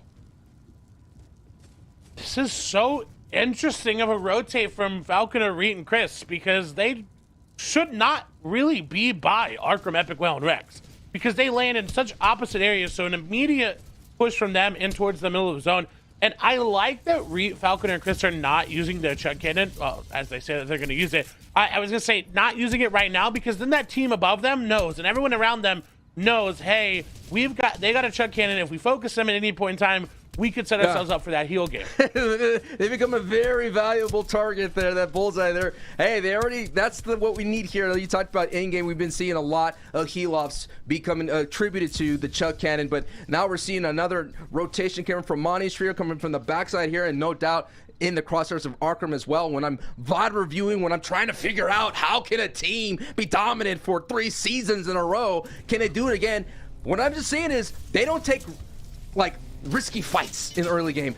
They're very economical when it comes to their mats. They hold on as much as possible. You see Yelty in the feed picking up an elimination. Hyper Vamos Yelty. That's another fan favorite from the NA West side of things. You know, one of the top streamers for Fortnite, by the way.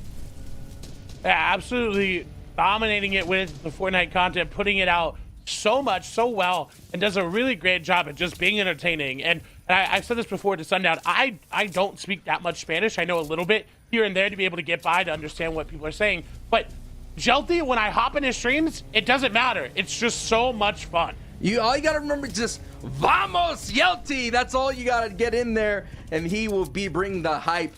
But now, yes, it's you need to see across social media, you know, what's going to happen in NA West. Everyone says, oh, they're going to figure it out. And I don't know, Arkham out there, I don't know if you about to throw a 360 in there? That looked kind of spicy there. I see that 360 coming around from Arkham. But a lot of their strategies just relies on, look at this, conserving builds. And that's a nice snipe through the window right there from Arkham. But every time you keep an eye on them, they're like chilling in bushes. They're hiding behind like look at that. Their terrain and all that kind of stuff. And a couple of tags here. This is how their Storm Surge is so well, because their accuracy is so close to like 80%. I don't know math. I don't have the stats here, Clay. But I'm safe to say I think 80% is a good number. I would say so as well. And I like that Arkham's carrying this sniper rifle. We haven't really got to see it a lot in their gameplay. Granted, we don't really get to see a lot of their gameplay because, like Panda and Kelly said, they have been hollow qualified for every season finals so far. And this time we got to see a little bit of them in week 2. They did come out. But I am liking what I'm seeing. 400 damage above threshold. This is not something we saw in the past seasons for them. So the adaptation, they knew they had a hole in their gameplay, and they fixed it. Especially when you pull zone for Believer Beach here. He's sighting up another window. Every edit that comes through, Arkham responds with a bullet. So you may have your blueprints out, but you have to be careful because someone's looking through the scope. And does he connect? Ooh. No! It must have hit the lip of the board there, Clay. We all sent sniper shots our way that before, but this is Arkham's game. He is a bush bandit, and this is how he operates in getting those Storm Surge tags. And it's also terrifying that they have this epic shotgun in Arkham's inventory as well. I know Rex is going to have one. If Rex has one, it's just going to be that much harder for them to get taken down. We see Defiable going down. We'll see a lot of names start to fall in one by one. No big real trios going to be fully eliminated. Cloxic there, I believe, operating with Hyper all by themselves as we swap over. We get to see Jelty. We get to see Chicken. We get to see Andy here on the edge of zone. I'm liking what Yelty's doing right there. We saw Jelty coming in here. He's basically on the south side here, making this rotation. He's just going to scoot on in. He's still on the storm line here, right north of Holly Hatchery. Of course, Jelty coming down from Slurpy Swamps there. I see, oh no, Takada, why? Takada, it gets eliminated by Me Too, but we're all rooting for Takada. He's one of us, but he still has work to do. Good thing it's a slate of 12 games versus just a normal 6, Clay. You get to see, though, all this congestion. 40R Storm, the first time we'll get to talk about him. Only them and Epic Whale have made it to every single FNCS finals that has happened. I believe this is their 9th appearance for them. And so the only 2 for NA West, they're here. They're making waves. Arkham's getting an elimination down to Squishy. We haven't even talked about it, but Storm Surge is going off right now. 3 players need to go down. And what's awkward about that is when you're below it, there can also be another team below it. And so even if it's a solo below it and then 3 people below it, everyone's going to be hit. Everyone. Your entire trio, so you got to be careful about that. back over to where they've started. They've claimed the top of the hotel. Now moving on through, and this is what I talked about. When Rex has that epic or legendary pump in the inventory, they're just going to pop off. All right, so I'm on page, 4 of my script here. Yes. Epic Well, Akram Rex. Yes. They on top of the tower. For Storm Surge tags, yes. And so far, yeah, they pulled zone, yes. So far, everything going by the script. The only thing is finished is the ending. And I'll be wrong with my prediction. I know Blackbeard's out there for 100 Thieves. Probably my boy Sancho, why'd you pick my boys Akram, Epic Well, and Rex to win it all? I'm just saying, man, I want to see something different. That's all I'm saying. Speaking of different, unfortunately, Caleb is going to go down there. Not one to usually go down early. Chicken going to get elimination. Wavy Jacob, J Roses, and Regulator based off on that old Guardian tower. And you're right, it is a beautiful position. You can see everything. And this zone is a little bit awkward. If you look at it when we get a chance to see that map, there's a lot more players on the southwest side of the map than there should be. Yeah, everyone kind of retreating to Believer Beach, though, those known structures here. And you're right, look at that storm line as we saw it for a brief second on the mini map. But hey, that just means Jay Rosen right there has some prime real estate, looking, overseeing everything as you see him out in the distance. Regulator as well is up there sending beams along the way. Down below, you see Falconer and Reet so close by here. So hey, if a glide comes through, you're going to see Jay Rosen and Wavy Jacob sending beams their way. It's going to be an uncomfortable rotation as we get a nice view of where everyone is. So many players on that northeast side. It's so great. I mean, look at, you can literally draw a circle, a line right through. Yeah. Right? But look, I mean, if this team down here in the bottom, if they just rotate to the northeast, they'll be fine. And this is going to be awkward for a lot of players. I've been in this position before in very stacked lobbies. The river is going to be something that you could do some cheeky flanks if you want to, and at the same time, the Guardian Tower, it gets messy. If the zone ends there, it can be very, very messy considering you cannot break through that. But we're coming into the end game here of game 1 of 6 here for NA West, and we're still seeing the big names still on their feet, still operating together as a trio, and one of those big names is Symmetrical alongside his other teammates Frappai and Elite. Yeah, and we saw 40-yard Total Tavern now going to go down. Symmetrical, Alithy, and Frappe really have to be careful. They're in a great spot, but only 13 damage above, and that is not safe by any means. 8 players need to go down. Tuki, unfortunately, going to fall. And we're starting to make our way into that moment where if you don't make a play, you're going to just get taken out. Yeah, and this is the kind of the flip side of the coin when it comes to basing up, Clay. If you don't hit your shots, you're going to be below or just on the line of Storm Surge. And they're looking for it, but they're going to have to, honestly, for them, this is great that they've got a team that weak below them. Yeah. Because that team is looking for Surge as well. You can tell by the immediate SMG spray for them, they have to go down. They're going to have to work top down, find these players, because if they can, this is great. They've already got 4 eliminations. If they can pick up 3 more going in, this is Symmetrical's bread and butter. If he can get rolling early, it's going to be hard to stop him, and they could take down Arkham, Epic Well, and Rex, but they have to get off to a great game here. Yeah, it just shows with 4 eliminations, you can still be on the borderline when it comes to Storm Surge. That just means, there it is, they get 1 knock right there on Sailor right there. Symmetrical kind of just slowly inching his way down the builds here, and that's going to be a great movement to breathe and get some more knocks. Yes! Huge 2-piece right there, and that's what you want to see. And hey, they were in shambles, Clay. The trio had no shields, nothing to work with, nada. Oh, but Frappe going to get taken down by Power. This is the downside. That team other side of you needed Surge as well. Frappe going to be left for just unfortunate elimination. Symmetrical going to get greedy, going to get sprayed out and sniped. Shots come through down to 7 HP. Has to be really careful with it. I don't even know if they've got a med kit. Look at high ground. They're 1 HP. And even that as well, even further, Jay Rose has some sights on this. This rotation for the 5th zone, the half and half out. You're going to have to glide right through it. And luckily, that trio's already abandoned that base here. No beam sent their way. Symmetrical is now and Co is warping as a duo, but that was a great glide considering it was kind of scary for a moment there. It was indeed. Taltai gonna fall at the Jelty.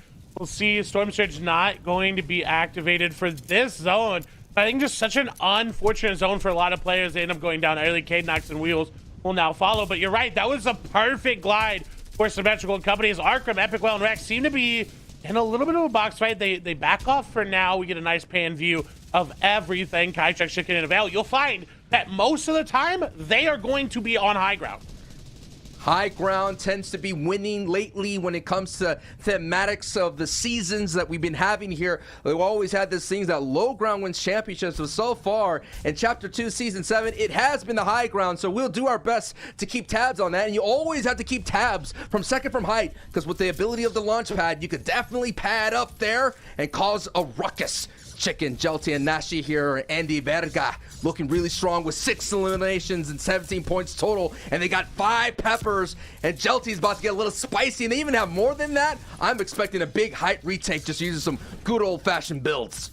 And Arkham's going to go down. Wow. Observer's doing a great job. I think the sniper shot there, they've got to be careful. They have to hold this. This zone is going, and they're going for the revive. They're going to immediately throw down the floppers. They know they have to invest those heals. They're going to have the launch pad. It's placed. Epic Will is already... Oh, actually, they're just going to go for it on foot. They're not going to use the launch pad early. This is going to cost them a lot of HP. Arkham, I don't even think is going to be able to get in. No, I don't even think Rex is going to be able to get in. Distracted for just a moment. They're going to go down. They get the knock. Epic Will is going to make it into zone, but barely. This is what I've seen. This is literally the only hole in their game is sometimes at in-game, they're not fighting as a trio. They're usually a duo or a solo here. Yes, they have the stall power. They have what it takes to be able to carry themselves all the way to in-game, even though with less manpower, with less resources, with less weapons. But at the same time, in this kind of stacked lobby, you got to be at full strength.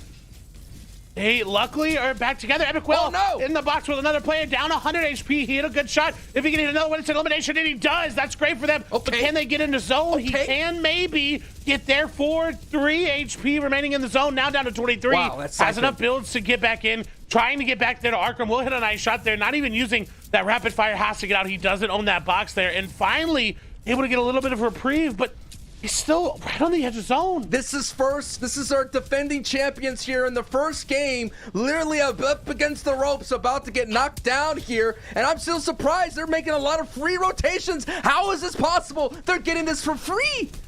He's popping a med kit. There's no way he got back to Arkham. Okay, no, zone's not going to happen. Epic Will and Arkham are finally back together, though. They can fight, but the zone denial going to come there. SMG, the rapid fire is there. No! Both going to be taken down. It's going to be Cool. Of all people, Wave, Cool, and Quinn are operating well on the low ground. They take down defending champs, but look who's on the high ground. Hijack, Chicken, and Mechton, they are operating well, but Jelty, Chicken, and Andy are here. They've got 6 eliminations. They've got the heal off. Yes, and they have the pepper, so they're going to be moving and cooking on the low ground. And they're going to be very difficult to hit because when it comes to the pacing, if you're trying to track a player, when they got that pepper power, Jelty is going to be able to cut off a lot of people making the rotation, especially on this mid layer here. Now they're going to have options, Clay. They can either go up high and take shots down below, or they could double edit and take out everybody that's kind of at their feet here. I love this position right here. What a great game one from Jelty.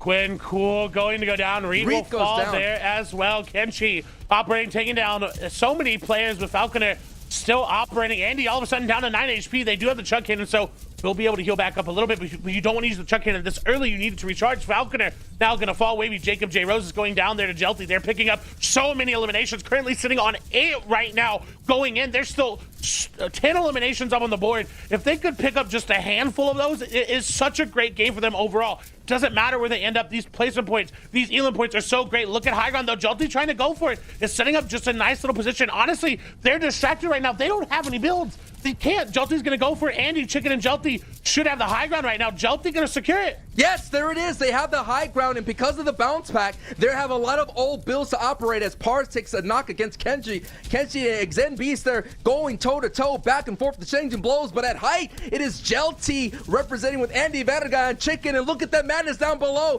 They're slinging Slaymakers, Clay. They're about to take each other out, and Jelty may walk away with the victory royale here.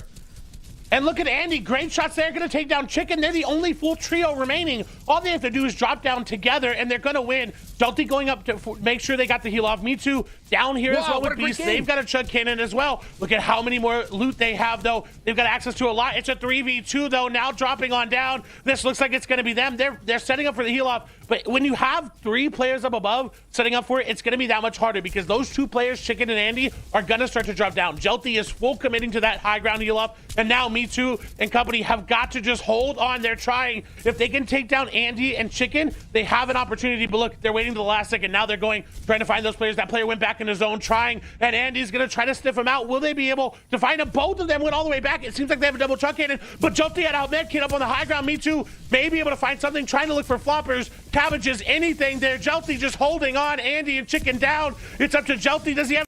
He does. Me Too gonna go down. Beast gonna go down. Jelty holds on for the first victory of the day. Vamos, Jelty, alongside with Chicken and Andy Verga, getting their first victory royale here in a great fashion. Wow, what a great start to NA West. A fan favorite. Taking the first VR there, Clay. And that is great for them. They needed a hot start. They came out at a lot of elims, able to secure that high ground away. And we've said it, high ground does in fact win games. But will it win on the tournament? We'll have to see. We're going to have to throw it back over to Zeke, Kelly, and Panda to break it all down. Oh man, that was really stressful. Wow. I did not like anything that just transpired there. Jelty showing masterful control there. Just understanding, like, being able to keep calm and serene in that moment, knowing exactly what you have to do, how to move through builds, thinking back to eliminations you saw, where the loot might be. Wow. I mean, that's not me. I'm not doing stuff like that. I'm like, what do? And then I'm eliminated, so it's gone. I mean, I feel like there was a moment where they kind of were like that. Jelty technically won by a heal off, right? And that always, when you get into that set, you aren't totally sure what kind of loadout the enemy team has. Me Too, Pars, and Beast could have easily had chug cannons, could have had the heal off potential there. So I'm not saying that it came down to luck, because Jelty's team there did an incredible job taking height from Kytrex's team. And we have to look back, though, to the beginning here with Notch, Lush, and Tuki having a bit of a contested drop spot. Yeah, and a big shout out to this team. They did very, very well leading up to this point, and now they show that they can be contested and still be successful. Now, though, here it is, those final moments that we just watched with Jelty barely surviving through the heal off. I trying to identify where they were and then ultimately walking away with it, which led them to now being in first place. So big shout out to Timbers Chicken, Andy, and Jelty for taking that with 10 eliminations. Whew. 10 eliminations to start it off, but look at all the teams that have 10 eliminations here. Pars, Beast, and Me Too, who are running down on the low ground there, doing an incredible job. Favs, Kenshi, and Snacky, who were kind of staying on the back end of zone. I think that it was just a duo, Kenshi and Snacky, for quite a while there. So really taking advantage of an unfavorable position. This is why they're constantly in our top 3 for the grand finals there. But, you know, I'm seeing a team, and they're all the way at the bottom, Panda. Yeah, and look at that. There they are. Arkham Rex, Epic Whale, not at the top of the leaderboard. But remember, in past seasons, they haven't been at the top in the beginning. So there is so much room for them to come back. But we got to shout out Falconer, Reed, and Chris, doing an exceptional job there in game number 1. If they can maintain some consistency with what they were able to do in that game, we'll see them continue to climb this leaderboard. Now, though, we got to talk about 11th through 20th, because there are, again, so many great teams that we watched perform there. And one of them being Tuki, Lush, and Notch, who won their off-spawn engagement, but ultimately didn't get the placement points that they really needed to climb the leaderboard a little bit more. Yeah, just winning, you know, a drop spot contention right off the start, it could give you the storm surge tags that you need, but it also puts you in a risky position to get third-partied if you might not have the best loadout because you just used a lot of your resources and builds there. So there's, you know, pluses and negatives to having a contested drop spot. Yeah, I mean, there definitely is, but you know what? We got to break down some of the action. We got to give you our analysis of some of the stuff that took place here in this game, because there was so much going on, starting with these contested drop spots. One of them being Dirty Docks. We saw Gremlin's team go up against Temple's team here in this fight, and Temple ended up walking away on top. Yeah, I was quite surprised. They kind of split, even though that they knew that this was going to be a contested drop spot here. So unfortunately, Temple's team kind of got split up a little bit and had to face off against the team as a duo instead of having the full trio there. But as you can see, a lot of these players were kind of taking shots off of each other. I think they actually went down to a 2v2 at one point in the fight. Yeah, I definitely don't think either team was playing together. And it ultimately resulted in Jaquan's team going down here early, which is the last thing they want to have to deal with. So, look, things like that happen. You have to kind of come away from that game one, identify the mistakes that you made, come back game two stronger, better, and ready to take on this fight again. Yeah, I also think... Oh, I'm so Go sorry. ahead. No, go. I was just going to say that I think FJA's team is probably going to stick together in this next drop spot. I think with it just being game number one, game number two, they're not going to change up their drop spot, but we're definitely going to see them being a lot tighter. That's basically what I was going to say. See, this is why these guys are the brains. I'm just the face. That's all it is.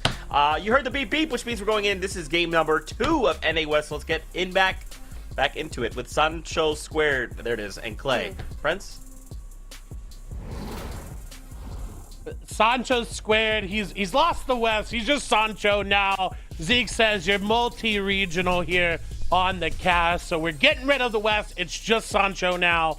But yes, it is Sancho West and myself, Clay Staling here. Game number 2. Game number 1. Let's just say that was the most hyped game number 1 I've ever witnessed. Hey, and that is literally the second 50-point bomb that I've casted over here today. In the EU region, it was Vidil's trio that were able to do that. And for Jelty to do that, that is not a feat that we cannot ignore here, as now we're getting a taste of what they do at the early moments here in game 2. And I like what they're doing here, trying to get those easy kind of tags. And hey, and just to let you know, the swamp name didn't change. That is just in Spanish right there, it feels like, right? Sludgy Swamp. It is a very interesting name. It's Tuki, Lush, and Notch. They talked about winning off spawn fights, and unfortunately, they're going to be gone just like that. That is them eliminated. And look at that leaderboard. It's still also close when you think about how much a Victory Royale is worth. Everything is still game number 1. It doesn't matter who's on top right now because there's so many opportunities for a comeback. Timeout. I guess it did get checked to Sludgy Swamp. Those aliens are messing up things all over the place. Where's all the slurp juice? Zeke, what are you doing here? It used to be here. Wow, my whole world is turned upside down, Clay. I thought there was slurping juice everywhere. They decided they wanted it for themselves. They said, yo, that slurp juice is just too tasty. We want it, and now it's ours. I have yet to try the official slurp juice. Every time at PAX West and all these conventions, even down in the Pro-Am, when it was in Los Angeles, I know they had a food truck with that slurp juice. Hey, but right now, what is true is JLT right now has to be feeling good considering they put 50 points in. It just shows you how volatile a game can be when it comes to the FNCS, the double point eliminations, and be able to get that alongside the Victory Royale already right there. If math does me right, 10 eliminations, 20 points, 30 points for Victory Royale. Boom! Ooh, XE goes out. Unfortunately taken down. 3 trios out just like that. It's not even a minute and a half into the game, and everyone being very dominant in their drop spots. You see already a legendary shotgun there. And what's great for Jelty coming through, as we see Takada getting an elimination in the field. Let's go, Takada. I like that. Now, Takada and I would kind of partner up in a kind of, what's the word I was looking for? A kind of a third-party event, so to speak. And Takada is a great in-game leader. And one of the things that Takada taught me, it's about confidence. You got to look bigger than you are. You got to be able to look like you're a refined pro. Granted, he was talking to me specifically. He was just like, you got to look scary, Sancho, when we're out here, when we're building. You cannot make any mistakes, because any mistakes will give a pro a green light to push you. And Takada, operating here in the mid-map here, is going to have a lot of options when it comes to who he's going to push here. Takada, trying to get into... Hey, I don't know, man. He could definitely do it. He's just going to have... Takada has to have a perfect game. You know what I mean? There's some players that can make mistakes like an Arkram. They could drop a game here and there. But Takada has to be consistent and close to perfect to be able to have a great standing at the end of the day. And first scam not going so well for them, not able to get any points. But again, it's a 12-game slate, like you said. So still have that opportunity. I want to point out Jelty was in a lot of these qualifiers, but just couldn't find success because they were always contested. And now, coming out of game number 1, they're uncontested, and they pick up a Victory Royale. You said, and you don't have to say anything else. I can see it in your face. I believe you. being uncontested is a huge value. There are times, though, a team can win a 6-game slate. Being contested, this is a matter of just having your mental at bay, making sure that you don't get full tilted just in case someone shows up. I mean, some of these spots, Slurpee or Sludgy Swamp being one of them, where people can show up if things are not going their way at their normal spot. 100%, you're correct there. Because of the slurp that is still there, everyone wants to come through in the easy access to metal. Takada going aggressive. I want to point out that only three reboots in that last game, and you know, for West that's a little low. Everywhere else it was looking a little bit higher than those regions. So excited to see how many more they get as Day is going very aggressive here onto the solo. And as you see, those Fireflies going to come through. Zelho decides, you know what, I'm just going to box up. Those Fireflies come through. Takada and them call it off because it's a third party into their third party, and they don't like that much math. They're not a fan. Not a fan at all. The Instable getting deflated there quickly as Andy picks up a knock right there on Unveil. So Jelty's trio still doing very well down into the swamp area. And now Takada is going to be on a full retreat. They really wanted that full elimination there on the last remaining member of that trio, Zalo. Zalo getting put on the works there by Jacob Rooney trio, making that rotation from the Orchard area. And you're just seeing the kind of the adjustments that a lot of people are making. There's different forms of mobility. And there is a person in there. If you're never seen this before, there is a person inside that inflatable. They're so much fun to use, and you can use them for some pretty unique things if you can figure out that effective bounce. Right? You don't want to hold that spacebar down the entire time, but kind of let it go right before it hits the ground. That way you maximize that efficiency. Excuse me, spacebar, X button. Come on. Okay, yes, your jump button rather than we included. But a quick stat for everyone: Rex's and Fab's trio. They're the only ones with multiple players to finish top 10 in the last 3 finals. That is a stat and a half.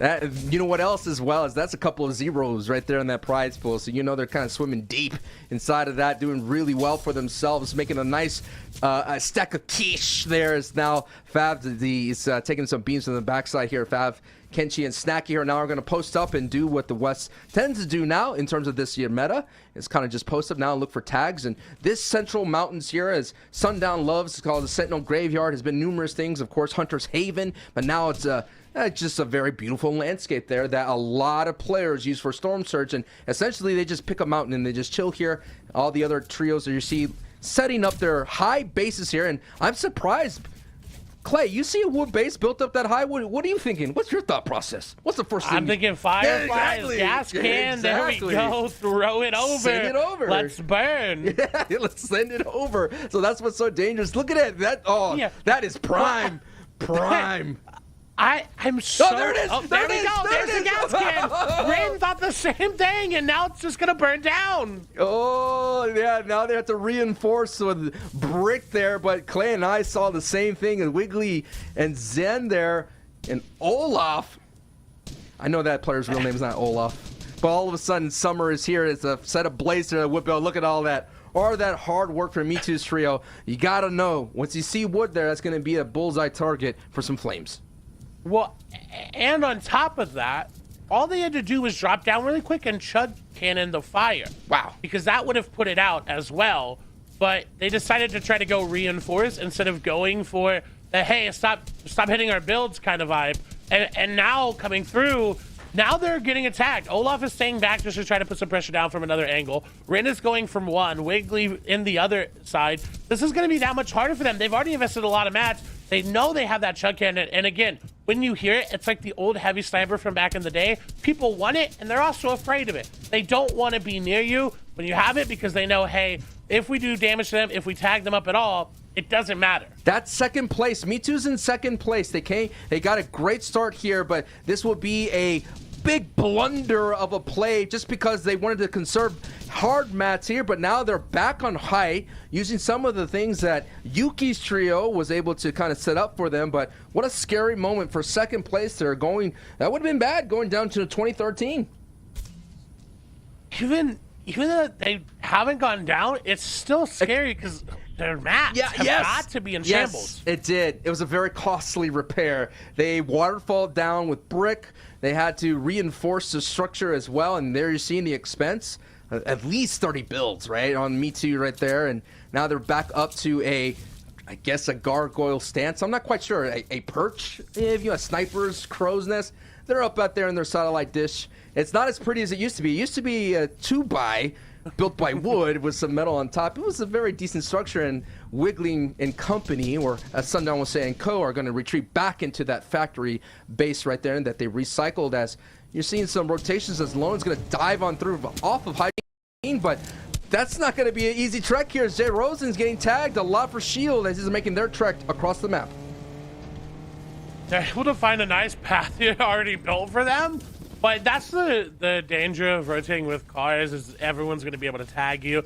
At this level of gameplay. It's not like, oh, let's hope they miss. It's, we know we're going to take some damage rotating through, and that you have to be okay with that. Those Firefly is being thrown over just to make sure that team doesn't get any extra wood to reform. And when you see a team right now with sub 100 builds, that's an issue, especially if it's on one of their players. Even if it's on all of their players, or let alone one, it's just a big issue. Luckily for Wavy, Jacob, J. Roses, and Regulator, they've got time. They can find these extra tags, but whoa, Regulator's being greedy. I heard that shield crack right there. Now it's time to base up, but nice returning response there from Wavy Jacob. This team's coming all the way from Holly Hatchery, and look at this. There's only zone 2, and they're already prioritizing center here. It's about 9 minutes plus into this match here. They made the rotation, showing you how quickly and efficiently they are looting Holly Hatchery here. Now you're seeing Lone, and then seeing that trio Lone, that's kind of impressive here to make this rotation. NA West moves fast.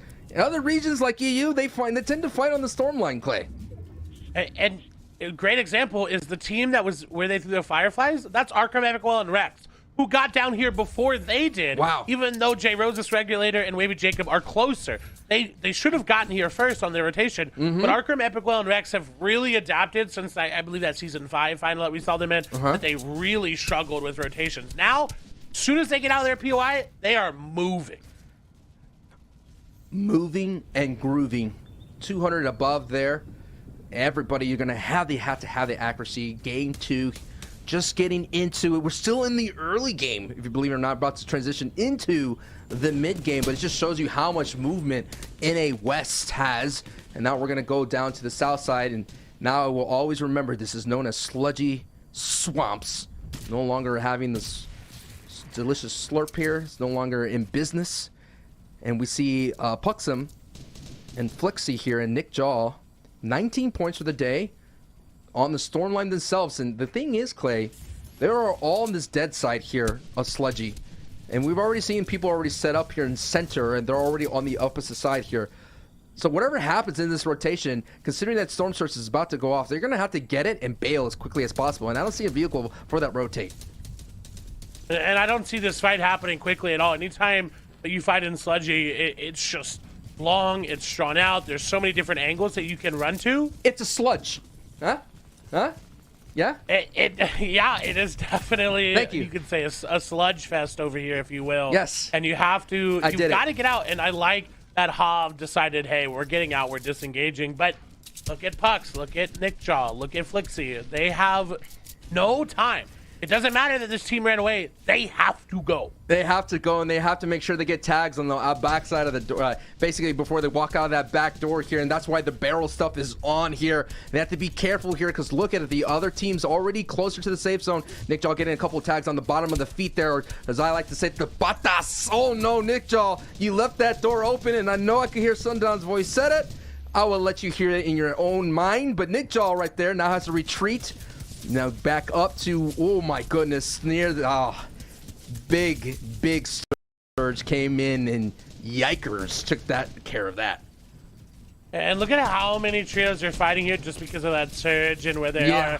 Jaquan, FJ, and Ugly Gremlin, who are above, just going to get sprayed out when you have no builds or you're building out of wood. That's going to happen. FJ trying to make something out of nothing, it seems like. They have 39 builds, no extra shields, a little bit of HP to work with. They could go for it. Jaquan, that is actually going to be a grab there. Their teammate able to hold off the pressure for now, but Wavy Jacob, Cube, Ute, all going to go down.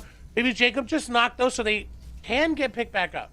I thought we were going to have like a montage of just people falling to Storm Surge over and over again, but luckily the Storm Surge has been turned off. But yes, Jaquan there was able to clutch out. And look, Tokata's in the business here. And Nate is doing this. Yeah, this is where you got to do, Nate. Just don't move. Don't you even dare use that chug cannon. Just hold on to as much as possible. There it is. You see FJ there is moving his way through. Ugly Gremlin, a.k.a. Salvo, is now gets everybody back up. And Jaquan, they're going to look pretty good, but I'm worried. I'm worried that the rotation may be way too late here because there is a trio. They have trio right ahead of him. As Jaquan, he's literally going to bounce on through. You're going to bounce on through, but you got to watch out. There's Takata. El Matador is what I like to officially call him there. He's going to be able to maybe catch a body as it's going to rotate right through them. Inflatable was popped, so can't use it much longer. Takata actually going to go for the base up right on top of this hill. This will be great as that team's already left. They don't really have to worry about investing too many materials like J Rose, this regulator, and I didn't see Wavy Jacob when we panned over, so had to have gone down. Look at Rex, Epic Whale, and Falconer. They can hold Falconer and Chris. Sorry, Epic Whale, Rex, and Arkram. My apologies. So excited that Falconer and Chris are right behind them. They could effectively gatekeep them completely out of this zone, but instead, they're prioritizing the rotation because they know it's just more important. In the feed, Quinn got knocked, so the Steamy Stacks team, just a very tough rotation, basically close to max pull for them to make their way down here to the southwest. Rotations are coming out, trees are on fire, chaos is ensuing, madness is everywhere. We have Jelty, our first place team, in that chaos right now against Hyper and Co. Jelty, Chicken, and Andy. We've been seeing throughout the FNCS, Clay, usually the game one winners tend to go down around the 20s, so Jelty, you're on high alert now. And I heard Shio call that the Clay effect. That's kind of what we call it behind the scenes here at West. Is because I think it was season 4, I noticed that the winners of the first game, even into the next ones, usually fall anywhere from 17th to 23rd place. See? And it's just unfortunate. How does it feel? And you know, listen, I have the Clay Classic in the game. It's not there anymore, so I got to have something else. True. But hopefully they're able to stay on because they put on such a dominating performance in that first game. And I just love watching them operate in the late game because it's just clinical. And now you're seeing their game plan. Now we're on board of the POV of our first place team going into this battle. Jelty with only 7 points. That's 5 placement points and basically 2 points through 1 elimination here, as we're just past that threshold of those 5 points given doled out to everybody. The next threshold will be that 17, and that is what's going to be important because that's when placement points starts accruing very quickly. The next threshold is 10 placement points, and of course the top 3 with the next one would be that bonus there. But Jelty working really well. I like the position. You definitely want to be on this side of this circle here in zone 4, considering it's closer to the elevation. You definitely do not want to be in the middle. That's why not a lot of people are prioritizing or making their way through it, and that's why you have so many people, a lot of stragglers, as Takata gets a knock in the feet against Hyper. A lot of stragglers here, Clay, not wanting to rotate all the way through.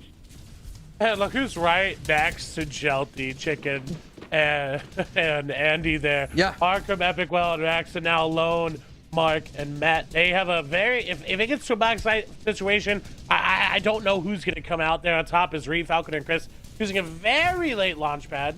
I got to just say quickly, I think Takata picked up a snipe, and they padded right on top of that. So Takata doing a lot of busy work with the sniper play.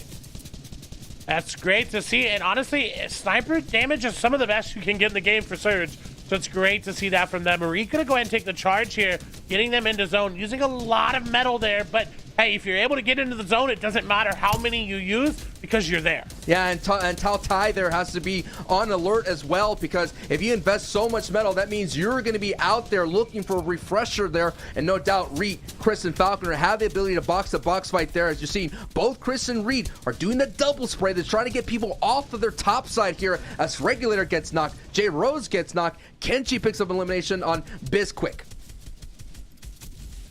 5 players need to go down before the Surge, now 4. We're going to see Chris go back in, trying to grab whatever they can. Zone going to pull back. And you talked about elevation. This is the perfect spot. Yep. Symmetrical, unfortunately, going to fall there. A Surge now going to activate. They have to just fight this. That triple spray is going to be too much. They're going to try to disengage, but look at how low Reed is in terms of just HP and mats. 35 builds. They got greedy, and it's going to pay off for them in the long run, but in the short term, this is awkward. And ooh, Nico could play spoiler.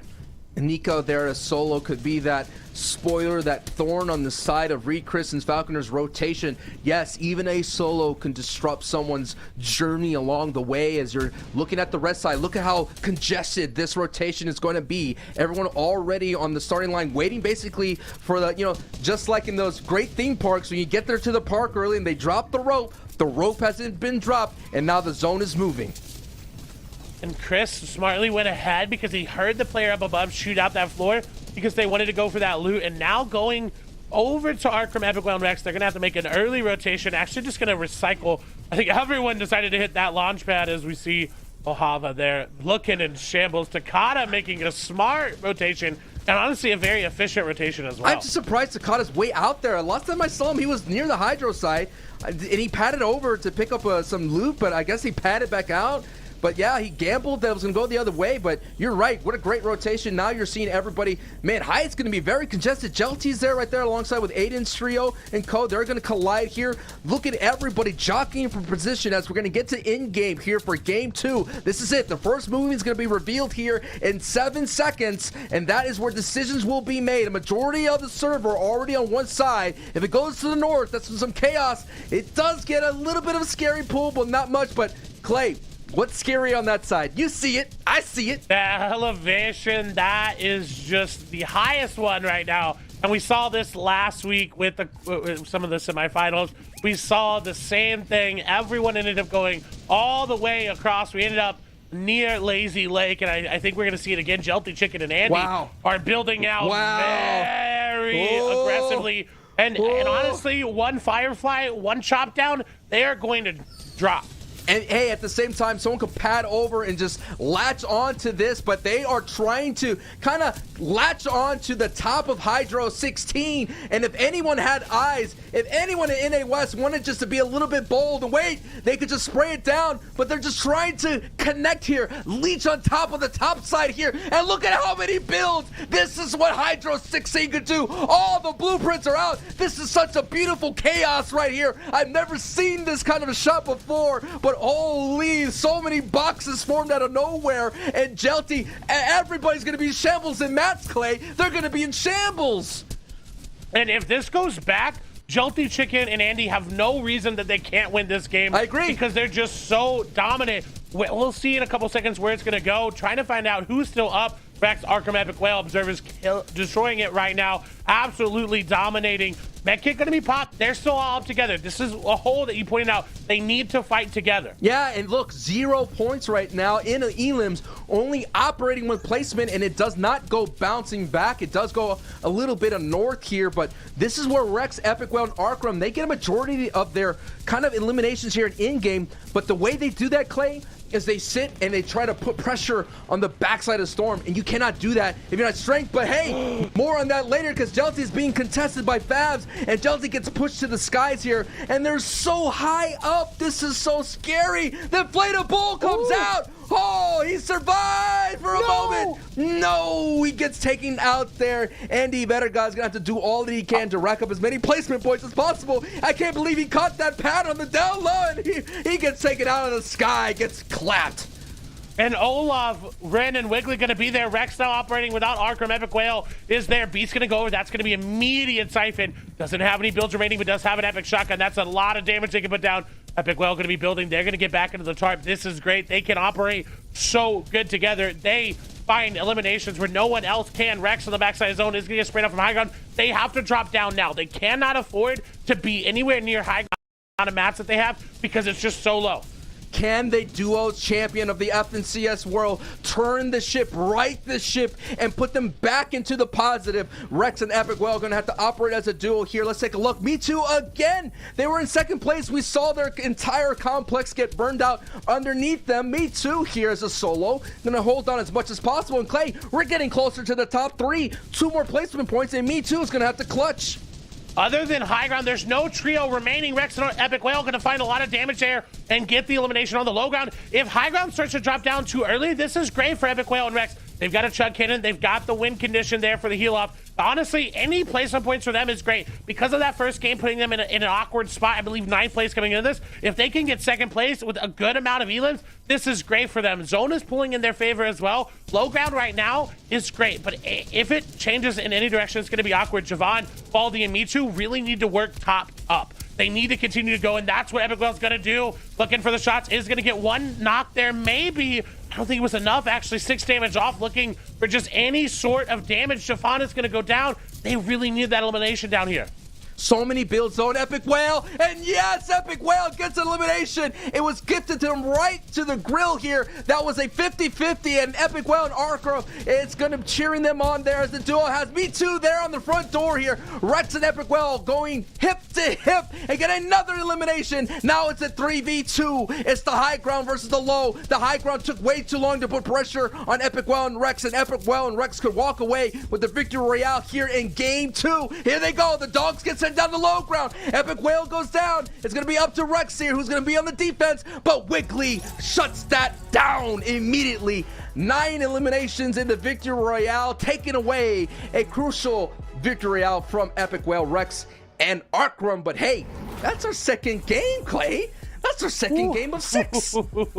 It is, and you know what's funny is you kind of set up. You said that 2nd place goes down to the 23rd team. Well, the 23rd team just won the overall game. And so what a little foreshadowing we had there. But 9th place coming into that game for Arkham, Epic Whale, and Rex. They get a 2nd place with a lot of eliminations on Rex. That is a dub for them. Yeah. This is the momentum they need to roll. Usually they come in the top 5s and they keep racking them up, and slowly and surely they keep doing those high finishes. But we're going to go ahead and take it to the analyst desk with Panda, Kelly, and Zeke. My goodness, this is so strange hearing Sancho's voice twice in one day, but I like it, and I like it a lot. Wow, game number 2. You know, sometimes I like to I want to give the people that win, the Victory Royale, that moment in the sun, right? Victory Royale is so good, it's awesome. Olaf, Ren, Wiggly, so great, 9 eliminations, it's awesome! But unfortunately, the sharks in the water, Rex, Epic Whale, and Arkrum, they were allowed to get a 2nd place, Kelly.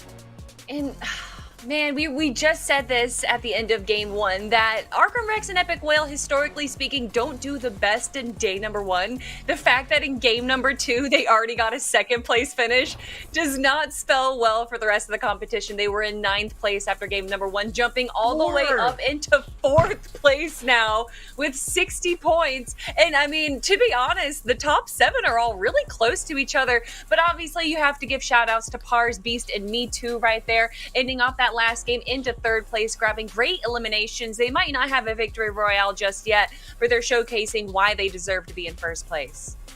Yeah, and speaking of teams that have really shifted here on the leaderboard, we got to talk about Falconer, Reed, and Chris clearly not having a successful game number 2 as they find themselves falling on the leaderboard.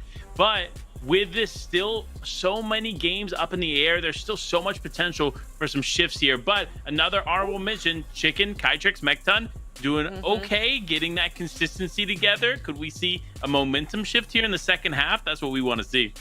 See, for me, I'm just want to briefly talk about Favs, Kenshi, and Snacky here. They got a 4th place finish with 10 eliminations in game number 1. Game number 2, it was a 10th place finish with just 5 eliminations, and I say just, that's a lot of points right there. But the fact that they had a worse game in game number 2, and they're still in 3rd place, I kind of think that showcases that a lot of these teams in NA West have been picking up the slack. This is no longer a bottom-heavy region. A lot of these teams now are starting to reach that ceiling.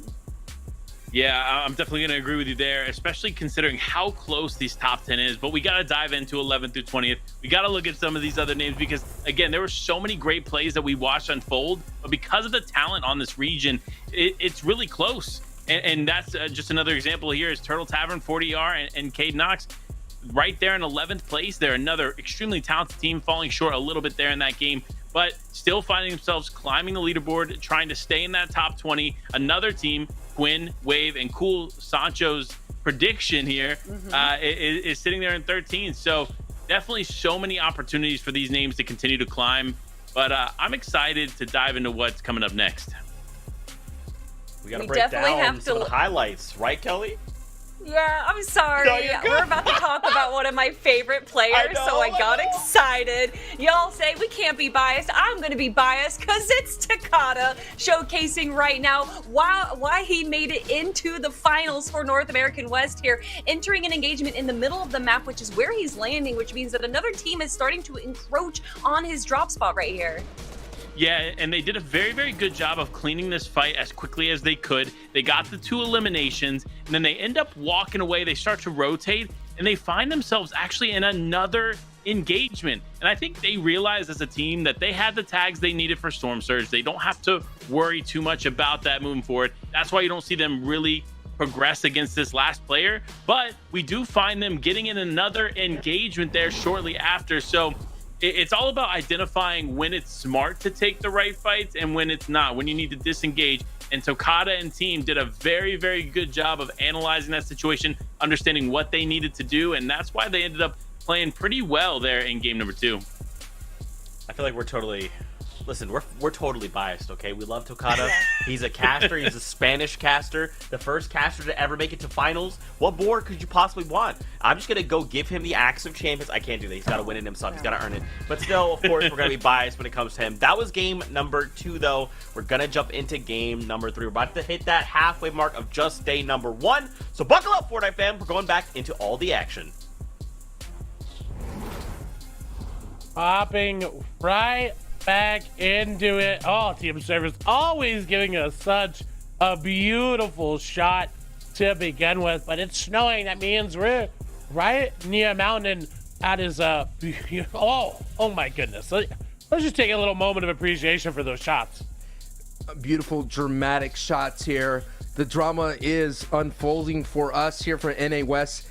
Game 3 about to touch down, and hey, as one Daquan would say, we are thuming into the madness that is FNCS, and this is your nightcap of all the fun. Don't forget, day 2, more action will come here from all the regions left to play here. And I gotta say right now, this is gonna be, a lot of people who are fans of Arkham, they don't have to worry. They've seen this before. They've seen this movie before. The thing is gonna be different is they can't run out of gas. They have to keep up their consistency. And hey, NA West, you gotta stop these guys. Do you have the endurance to keep up? And now we're seeing the people that were able to walk away with that victory royale. Olaf is not building snowmans out here. He's building victory royales. Great point indeed. And I want to point out, last season, Arkham, Epic, Well, and Rex, not one time dropped below the top 10. Their average placement was 5th place last season. Starting off, they've got an 11th place and a 2nd place. So even though they've dropped once out of the top 10, I still am not worried about their performance, because for them, it doesn't seem like it's going to matter if it was a hot start or not. Arkham, Epic, Well, and Rex, they can come back. And unfortunately, a sad fact, only 2 reboots that game. And now we're seeing the Clay effect is real here, as now we're seeing Olaf, aka Yuki, in trouble. And this is going to be a new phase for Yuki, that he's never been here in the finals, and Yuki gets eliminated by Carrillo and Winter. Like, that team, I got on my notes, is supposed to be out there in Fort Crumpet, but here they are down south here, causing a ruckus here, and the Clay effect is real. Clay, what did you do? Listen, I'm sorry. I know it was such a weird thing. I think in that season, and we'll get back to that in a moment. We got a turret, one of those stationary turrets coming through. And honestly, when you're a solo and you don't really have an option, I respect it. Hop on it. I respect it. Hop on that turret, go for it. And I agree. I respect it fully. You gotta try to get creative when you're a solo, and honestly, that's one way to do it. Yeah, I think it was season 4. We just noticed, I was talking with some people in the back end, and I was like, can you pull some stats on this for me? Because it's kind of high, but the player that wins that game goes on to the next game to not do that well. And it's held true. And so I'm sorry to everyone that wins a game of Fortnite and competitive, but you got this. I mean, you're able to win. Okay. Hey, Life with Panda. I understand my prediction is not doing so hot right now. 41 points, not bad. About middle of the pack. But I would like to point out that they haven't got any favorable zones going their way, and yet they're doing all right. Looks like they were contested, able to win. 3 elims, I gotta say, Clay.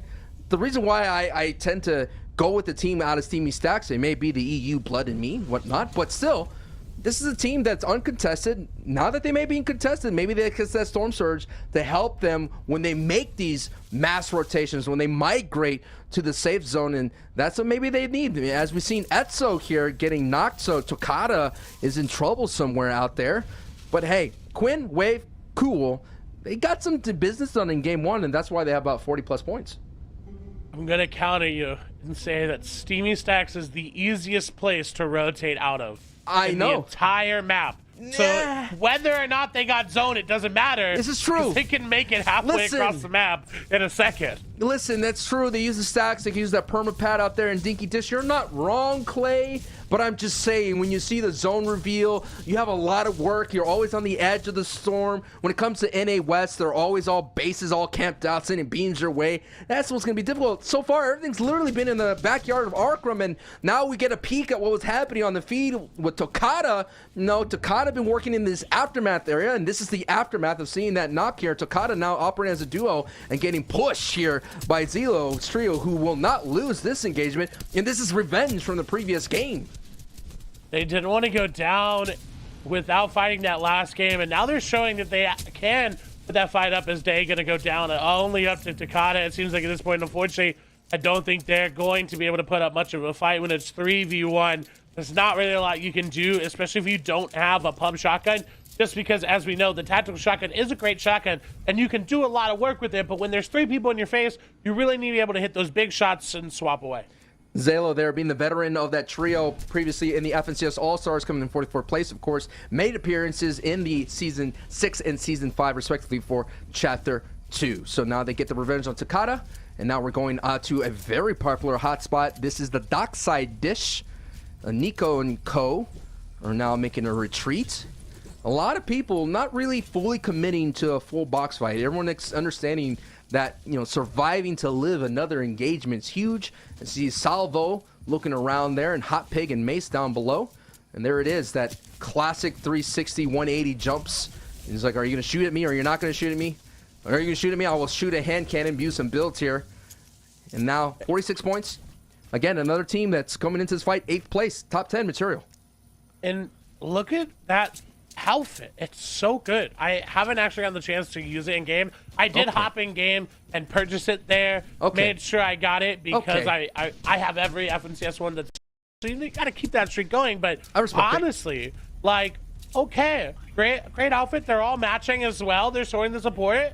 Yep, I like it. That's the support here that represent the FNCS. And like I mentioned here, this Dockside Dish, Clay, very popular. That permit pad here, this is a great place for storm surge tags for all the teams coming from the east side. So that's why you're going to see a lot of people rotating through, looking for that pad, as we kind of mentioned before, as you see it right there held down by Wavy, Mace, and Hot Pig here.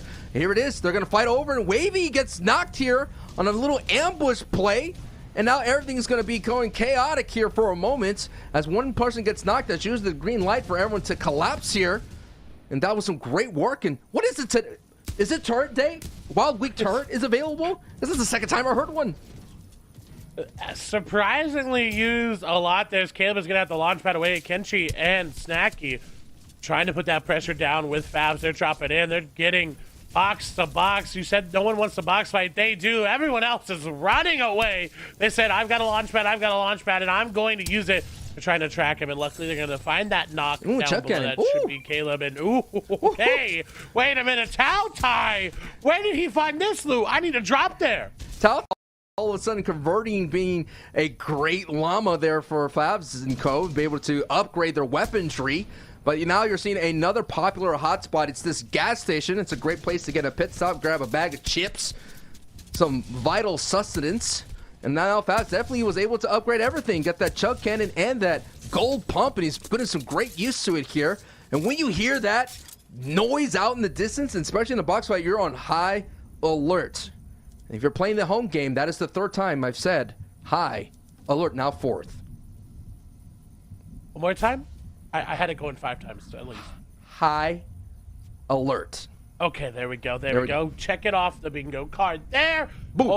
Almost got a full bingo there. Almost. You know, I brought up the Clay Classic. That was one. That was the middle square. That was the middle square. That one everyone knew was going to happen, even though it's not in the game anymore. I see right here as well. Let's see, Arkham's trio always being top 5. That is a square that's yet to be checked off so far as being colored in at the moment.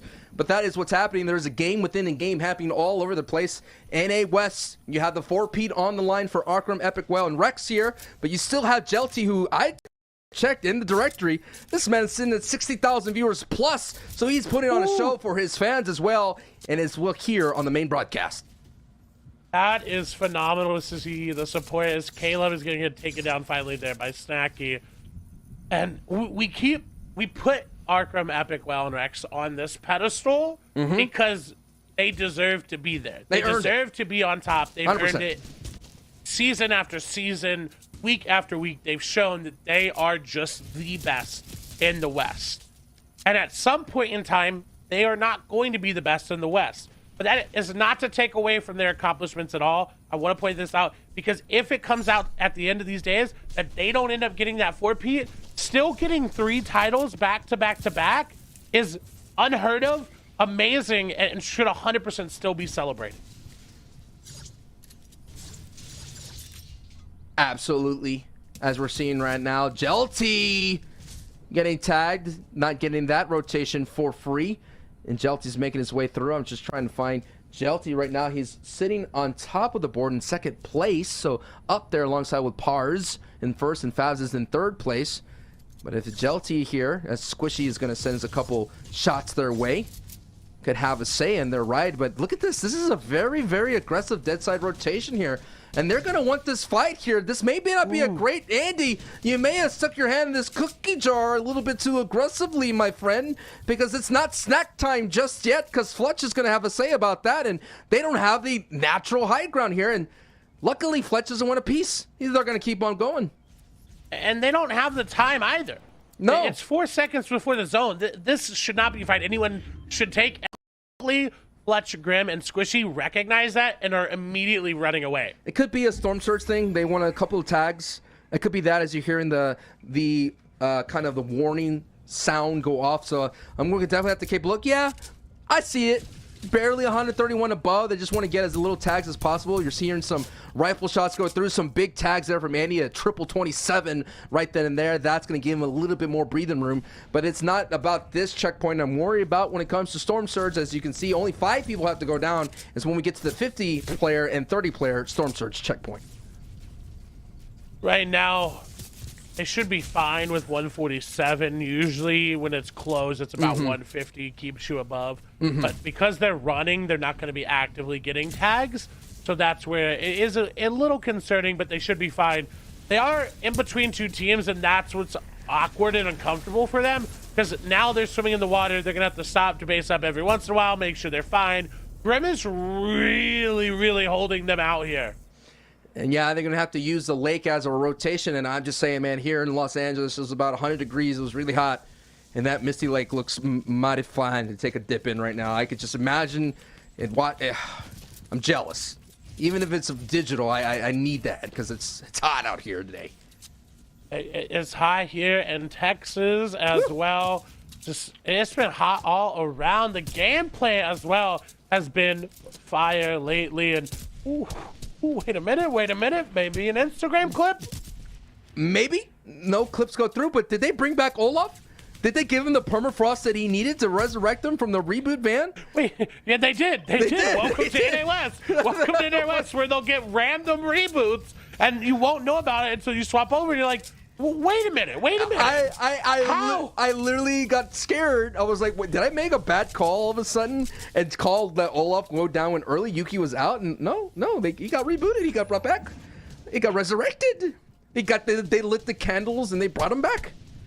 I think NA West was very inspired. A couple seasons ago, there was a reboot in this 3rd zone on the opposite side of where we are now, about where that lightning is striking. The team went back into zone. They had gotten elims right there. Their team had gotten eliminated, their teammate. They said, we've got 2 pads. They pad into zone at Lazy. They get the reboot. They pad back out to the loot. they then go on to win the game. Wow. Man, those are the kind of teammates I want. I'm looking at a teammate here that would do that. Clay, you would do that for me. I appreciate that. You always got to go for the reboot card. And honestly, and that's the thing is I've said that many times in cast before. And, you know, it's always like, is it worth it? West, doesn't matter. Doesn't matter if it's worth it. They're going for the reboot card because they know how valuable it is to have a teammate up. I'm feeling bad for those people left on this island right now, stranded, just absorbing so much storm damage. And as you've seen, the Yuki's trio is able to send beams their way and make a free rotation here. And remember, Jelty was the one who was making his way on that, so that could be Jelty in trouble here on the rotation, just eating up a lot of storm damage. And now we're going to get a nice pan over to take a look at who else is making this trek as well. And maybe he's going to see who has advantage in that caddy corner mountain right there. Ooh. There it is. The beam rifle shots are coming through, a couple of tags, and they're going to have to take a pit stop. And this is what happens here. This is the style that NA West has developed here, where you're going to have to try to navigate. Wow, I like that. Smart. 200 IQ to dip right behind the yellow bridge.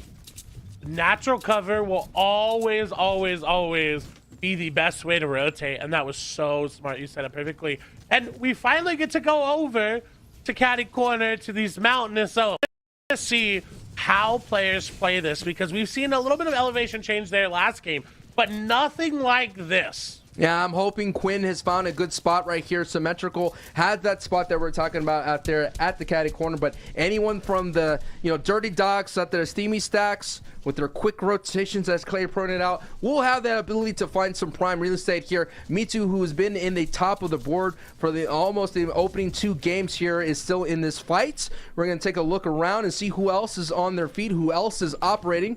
Nickjaw here, we've been seeing in the early games go down early. Now it's approaching a mid-game appearance here at Game 3. Everyone's kind of stalled out around this side, though. It seems like the fight is happening right there, where I believe that they're coming in right under the sea of caddy. Is it everyone trying to happen? And oh no, Angie is going to go down. Yeah, that's going to be one member of the first place trio falling, and the second place trio there. Like, it's just too much. Go through the lake, stuck on the island, now have to go up the elevation. This is too much. You could only overcome obstacles so many times when it comes to Fortnite. Eventually, you get eliminated, and that's what happened down there. See, Chicken is still up on his feet, and there is the format that it is. As you see the placement points, there is thresholds. Each elims worth 2 points. We will do our best to keep you when we cross the threshold. The first one is the 24th place, would be basically the 25th place will give you 5 points. And that's why it's so vital to at least make it this far, because it doesn't matter where you play Fortnite. If you've ever played competitively, even in the Cash Cups, even for the Outfit Cups, you do know that once you go down after just looting and resources, and you go down right before you get placement points, Clay, that's a wash. That's an L. You don't want that. You don't, and you don't want to go down like Symmetrical just did. That had to have been a sniper shot, because we saw they were perched up so high above. And unfortunately, this season, you've seen a lot more of sniper shots than you have in previous sniper seasons, I feel like, because people are getting greedy because of that chug cannon. Greed sets in, and now we're going to see who else has an opportunity to cash in, and seeing who else is being greedy for high ground. There is a lot of trios already perched on the mountains, and now it's going to be Jelton and Chicken show to be able to, a G2 member and Timbers member, joining forces. And they have the reboot card. They actually have the reboot card. So, like, it would be hard, but they could do it. No, please. Yeah, you keep coming back. You keep getting rebooted. There's going to be a little things missing about you. You're going to be a little bit more aggressive. It's definitely Chicken and Jelty have to rely on the way of the beams here. 6 people have to go down here at this 15-man. Jelty gets an elimination there on loan there, so that being just enough to get them over this, still below. So that could have been just picking up someone that was already knocked. And it's great to see as Falconer gets a knock as well. So we have the eyes here on the double spray. They cannot bleed through that right there. They're trying to sneak a beam inside, and the defense, the blueprints are just proving to be way too strong as Kytrix gets an elimination on Wavy Jacob here. But Jelty here is about to feel the pressure of this, and here we go. It's here time, zone 5. Ooh. Storm Surge is about to make an appearance here, and they're just only 16 above. Jelty's going to have to hit a sniper shot as Arcrum picks up elimination on Alhava. The reboot's so possible. No, It's still possible. It would be a hard task to do, but I mean, this is what we've been pushing, that the reboots come through. It's there. It's right outside. You could chance it a little bit. This is one of those ones that it's definitely far-fetched to do, but if you did it and then went on to win the game, like, what a story that would be. I got another story for you. Third place team, right, vying for height. We're talking about the greed right now. They're already putting on their credit card here to buy height for the moment with their materials. We'll see if they're able to pull right now, and here they go. They're inching their way closer. They're tippy-toeing, hacking through the builds. Don't mind Jelty or Chicken here. They're making their way to the reboot round and get a couple of nice tags here. Remember, they're very close to that storm line threshold. They're going to have to do a balancing act, especially when it gets to the 30-man moving zone. And here it is. The zone is moving. Jackaroonie jumps on top right on Chicken there. You're still seeing Rex and Arcrum about second from height in the mid layer. Epic Whale a little bit slow on this rotation. Got to join his teammates here. What do you see, Clay? Jelty just went down. They left a wall open, and unfortunately going to get pounced on there by Graham. They took the opportunity, and now Chicken has to solo clutch up with 110 HP. If Chicken gets the reboot card of Jelty and they bring them both back, Clay, I don't know what I'm going to do. I mean, it's theoretically possible if that moving zone goes over, right? There's a small chance. I so really want this zone to pull to the southwest. It's possible. No, that makes it even more possible. No, it's not going to happen. The first moving has been revealed. They do get the front side, but Chicken, I don't know, man. I've seen stranger things happen in Fortnite. I don't think you're going to get this reboot off. You just better do your best. Already, we've crossed the placement threshold of the top 17. So every trio going down, but there's a lot of full-strength trios. That means Chicken will get a placement point. With second, third, fourth having a cushion as well, with fifth and sixth going down now, this would be so great for Arcrum, Epic Well, and Rex, for Favs, Kenshi, and Snacky, as well as Mitu, Beast, and Pars. Because the second place going down, and then they know no one's really going to challenge them from below, it's going to be great if they're able to just hold on. Yeah, Kenshi's right there, the third place team. They had height this entire time. Now they're choosing to use builds, as now you're seeing all the trios flying over, gliding in. It's all about who's going to get to the front side. Chicken's there. Chicken is in the scrum. Is he looking for the reboot van? I mean, he's not looking for elimination. I think he is looking for the reboot. Clay? No. No, Clay. No. I wanted it so bad, but look who's on high ground. It's going to be Kenshi, Snacky, and Favs there, who went from that early game fight to just dominating on high ground. Bottom left, you're going to see Mitu, Pars, and Beast. They're currently sitting in first place. And again, they've got a lot of room to work with, but Arcrum, Epic Whale, and Rex are still in Chicken, trying to just make sure they get a lot of points. But Sancho, now Storm Surge active, they're 400 damage below. Ah, man. Right now, I see on the menu, let me see, what's on available here? Oh, Chicken. Chicken's on the menu right now, and Storm Surge is about to fry it. About to hit it with that secret herbs and spices here, as Chicken now is going back into it. And he's just trying to fight anything. He gets a tag here, but it's just way too... He's going to have to literally find a way to find the Infinity Blade and just kind of get low ground completely out here. But now Chicken has been cooked fried, and he's out. And now you see Favs and Snacky and Kenshi here. They're still at height, and hey, there's no one's going to go up there, but I don't think there's just too many builds for them to rack in those elims. And Arcrum, Epic Well, and Rex, Storm Surge is knocking on the front door. It's kicking down the front door at the moment. Only 40 below. This is bad. Oh my. No. Rex goes down. Oh, Epic Whale goes down. Arcrum still up, but his teammates are the only ones that went down essentially to turn off Storm Surge. So what did it cost him, Clay? It cost him almost everything. He's got enough mats to make this happen, though. High ground going to be pushing a lot of damage onto him. I like that he's going for this layer change. He's got time to pop these shields. He doesn't own that wall, but high ground very well. He does have metal. Last remaining builds there are going to be metal for him, so he can get a little bit of time. But look at Quinn, Cool, and Wave. They're going for it. He's still operating. Arkham, as a solo, does very well right here. All of them do. Their solo impact scores together are some of the best here out of NA West. But look, first place is still in this game. With second place going down, that means they're getting so much more of a lead. Any opportunity they can to set themselves up today for tomorrow's games, they're gonna take it.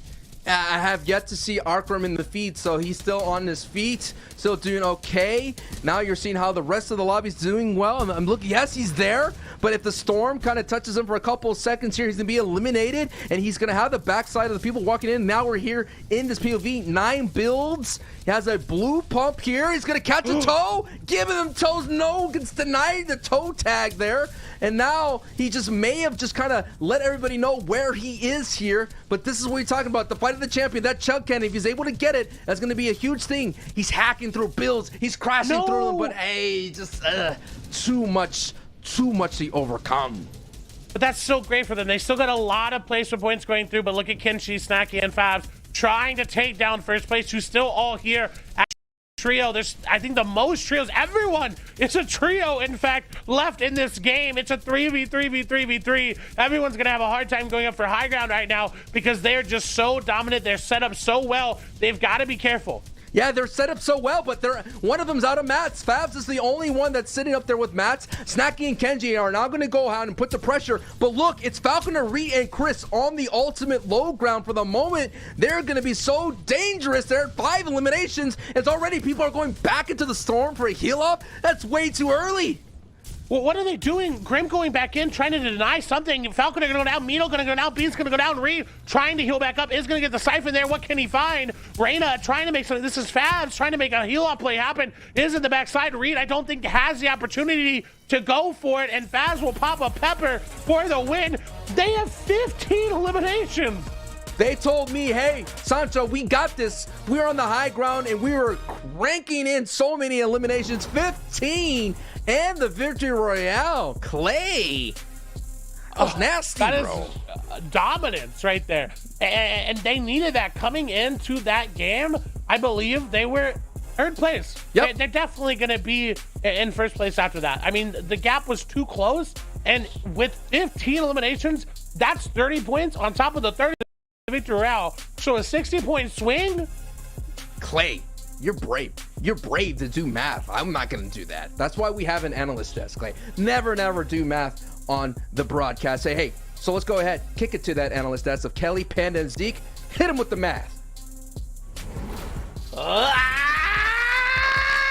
What is this game right now, dog? 15 points? Are you kidding me? Are you kidding me? What is going on? Kenji, Snacky, Fabs, there a reason. This is reason that we talked about you guys at the top of show. What the heck is going on? And I love for that moment when these guys are casting, they're like, wait, this looks like this, I don't know about this decision. And Fabs is like, no, just trust me, dog. Watch us divide and conquer. Let's walk away the VR and 15 eliminations.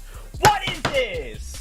It's Kenshi, Snacky, and Fabs, the rating second place team. Honestly, I don't think it's actually too surprising to see their dominant performance and to be this dominant to get 15 eliminations in a Victory Royale. That might seem a little outlandish, but to be fair, at Zone 1, they already had 2 eliminations, 1 player able to run away from the menace that is Snacky, Kenshi, and Fabs. But you know, I think Snacky and Kenshi back in Season 5 were just looking for that perfect third party, or the third player to their team. They tried it out with Chris. They did well, but it just didn't fit. And then in Season 6, they say, you know what? We have to pick up Fabs. Fabs is a veteran of NA West competition, and look how that is working out for them right now. From third place, jumping up all the way into first place now, grabbing an incredible game. I just, Panda, I'm out of words. Look, 46 points is the lead they have over Arkham Rex and Epic Whale. If you're Fabs, Kenshi, and Snacky going into this next game, you're feeling pretty confident. You see that you're on top of the leaderboard. You see these other names that have been renowned in the region all below you. That's got to be some great momentum going into game number 4. And looking at this and looking at everything going down, like, I mean, there's so many top tier teams here between Quinn, Wavy Cool, you got Chicken Project, Megton. I mean, There's so many great names here competing at such a high level. Yeah, the top 6 is just the who's who of NA West there. And of course, you have to give a shout out to Falconer, Reet, and Chris right now in that 4th place spot. Again, another team that a bunch of individual players trying to find the perfect mesh, the perfect blend of players. And here you have it. They've actually played last season together and got 6th place. But in the last 2 seasons before that, completely varying, but they've always made it to the finals. So to see them here sticking together after season 6, grabbing that 4th place spot right now, this is the competition that we've been asking for. This is what we wanted, Panda. Yeah, this definitely is what we wanted, but one thing that you don't ever want is to be contested at your drop spot, and that's what we see here for Trix, EXE, and Paul. They have been contested at Lazy Lake from the start going into this. So game 1, game 2, this is what the result was for them, finding themselves not climbing above 30th place. Now they decide to change it. They say, you know what, we got to make some adjustments to the gameplay if we want to continue to compete. But no, they switch it up to Steamy Stacks and find themselves up against Wave, Cool, and Quinn, who immediately take them out. And we got to talk about it. It is so important to make sure you are making those adjustments to your game plan ahead of time and making them quick if you want to be successful here in FNCS. Yeah, without a doubt. And we've seen teams already that are in contested drop spots like Dirty Docks, and they kind of split up their spot. Now they're sticking together, making those small little adjustments, right? It's still just day 1. Maybe just test out the waters a little bit instead of that severe change of going from Lazy Lake all the way to Steamy Stacks. Hopefully they've actually had some practice over there, because I can't imagine dropping into a team that just you don't know what you're going up against. My goodness. I am still just shaken to my very core after that game. And that was just game number 3. Just think for a moment. We have 9 more games to watch. Okay? Wow. Another 3 this evening. Another 6 tomorrow. Absolutely insane. I want to watch more. So let's get back on that battle bus. Let's send it back over to Clay and Sancho West, baby. Let's go. Seriously, games were so hype. I had to step away, take a breather, just kind of relax for a minute, because it has been non-stop action and hype the entire day. Yeah, and the kind of like the tremors of this action is even affecting Zeke's camera. Did you see that? It was just like all over the place. I mean, Zeke was talking about being shooketh, and I think that's what's happening right here. And we got to keep tabs on this team right now. Kenshi's and Co. Essentially, last season, they finished day 1 on top of the board with 187 points and a victory royale. So they're definitely on pace for that, considering they're coming into this matchup with 128 total. Here's a taste of the rest of the board here. That is your top 5, and as you're seeing, barely just in the top 5, Arkham, Rex, and Epic Whale there. But this is an interesting thing. So hey, the first match, 4 plays 10 elims, Clay. Second and third match, get 20 elims. So Faz, Kenshi, and Snacky getting a good pair of games in. And when it comes to a slate of 6, and as you're seeing the feed light up there, Yuki right now is not going to go down this time against Winter and Co. They were able to get that, but here it is. They're being contested, and I should have known, man. Steamy Stacks is known for a place where you could be only uncontested for so long until someone decides to take a dip into your POI. With EXE and them going down so quickly last time, it makes sense. Change early, because then you have 9 games to go back in, and the wall going to be edited. But when you have a solo on the other side, they're going to get 1. That's going to come back. They've evened it up. It's now a 2v2. Quinn going to try to throw him. Shots will be there. Enough damage indeed. This shot so beautiful, but look how much damage they just took. They're down to white HP. They don't really have a lot to operate with. All of a sudden, they're falling apart. Quinn, the last one remaining, and he goes down. I like to formally apologize to Quinn's trio. This season hasn't been really well for me in my predictions. I know this is game 4, and I know we're about to watch the reboot, but Clay, everybody I've been picking in the EU, and now I guess NA West, I'm sorry. I apologize. My bad. But what a great, if you're gonna moving after the first 3 games is 100% where to go. That's true. Like, because you have so much time to recover. Yeah. Because again, reminder, even if you're setting yourself up, like, everyone wants to win. But at some point in your gameplay, there's going to be a moment where you realize, hey, if we don't do something now, we are not going to win. So you've got to make a play, and that was the perfect play to make. Yeah, and that just confidence as you're seeing this engagement has been kind of being the tried and true throughout the entire day, and now we're seeing these outer engagements out here in these scavenger routes as Merit there is going to pick up his partner Lone. But this is when it comes down to, I mean, 12 games. You usually see those adjustments, though, Clay, after game 6 into day 2. You're seeing that, you know, they say, hey, we made this adjustment, boom, they could try to capitalize here. But that just means that gives Quinn and company there some time to make adjustments, VOD review, understanding that going into the day they weren't contested, but now they will be. And it's almost better to try it out again now, because then you have that day. You have time to go back and realize, hey, you know what, that really just didn't end up working out. We've got to move. As Mito is going to go down in the feed. It's early, so we'll probably see a reboot, but this game is so actually just an update. Second place is out. There's no reboots. Yeah, they're not going to come back from that one. They've been completely confirmed. They've been lobbied. The battle bus has already left, and the next battle bus flight is in game 5. So this is right here, game 4. Thank you for tuning into all the madness that's been happening here. So far, these Dirty Docks engagements, no team has been the real winner, considering these rotations outside of this POI have been so aggressive here, Clay. So it's just a matter of claiming the spot here for the rest of the run here. Some nice tags through the window. Gonna have to use a wall there to protect themselves for a little bit. And Temple Pete gets a knock and confirm on Salvo, aka Ugly Gremlin. Ooh. And Bizquick here is got to use some quick builds here to defend themselves, as now Temple coming up here against Jaquan on the backside here. This is where it just gets very chaotic here. And when you all of a sudden you're down a man, Clay, that's where things get dangerous. And you talk about no one being a winner of these fights. I think now FJ Power and Temple have quickly enough decided, hey, we need to go. We need to go now. And that's what they're doing. Is that's going to be the fight coming through. That's going to be the eliminations coming through as well. Yeah, just to give it out here, you know, Temple's team is 18th place coming into this fight here, so that's why they want to make these adjustments. And Jaquan there is in 25th place, so 18 and 25th here on the bottom of the pack.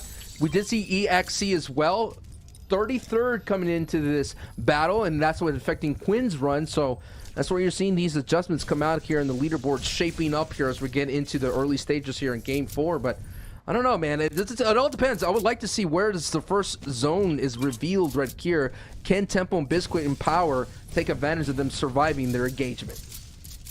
And sticking on this theme of adjustments, it's so hard in competitive Fortnite for a top team to decide we're going to abandon the drop spot that we have played at for the past 3 to 4 months and go somewhere else. Because you don't get a chance to practice that drop spot. Anytime you can, you're landing at yours. So going to a backup one is so hard, and to be able to do it successfully, at least in one game, that's going to give them the confidence they need going forward.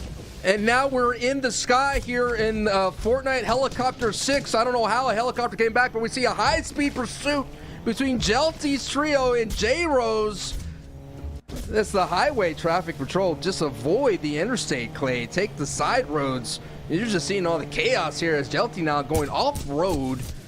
And hey, Jelty right now, getting chicken. Stuck his head out the window too far.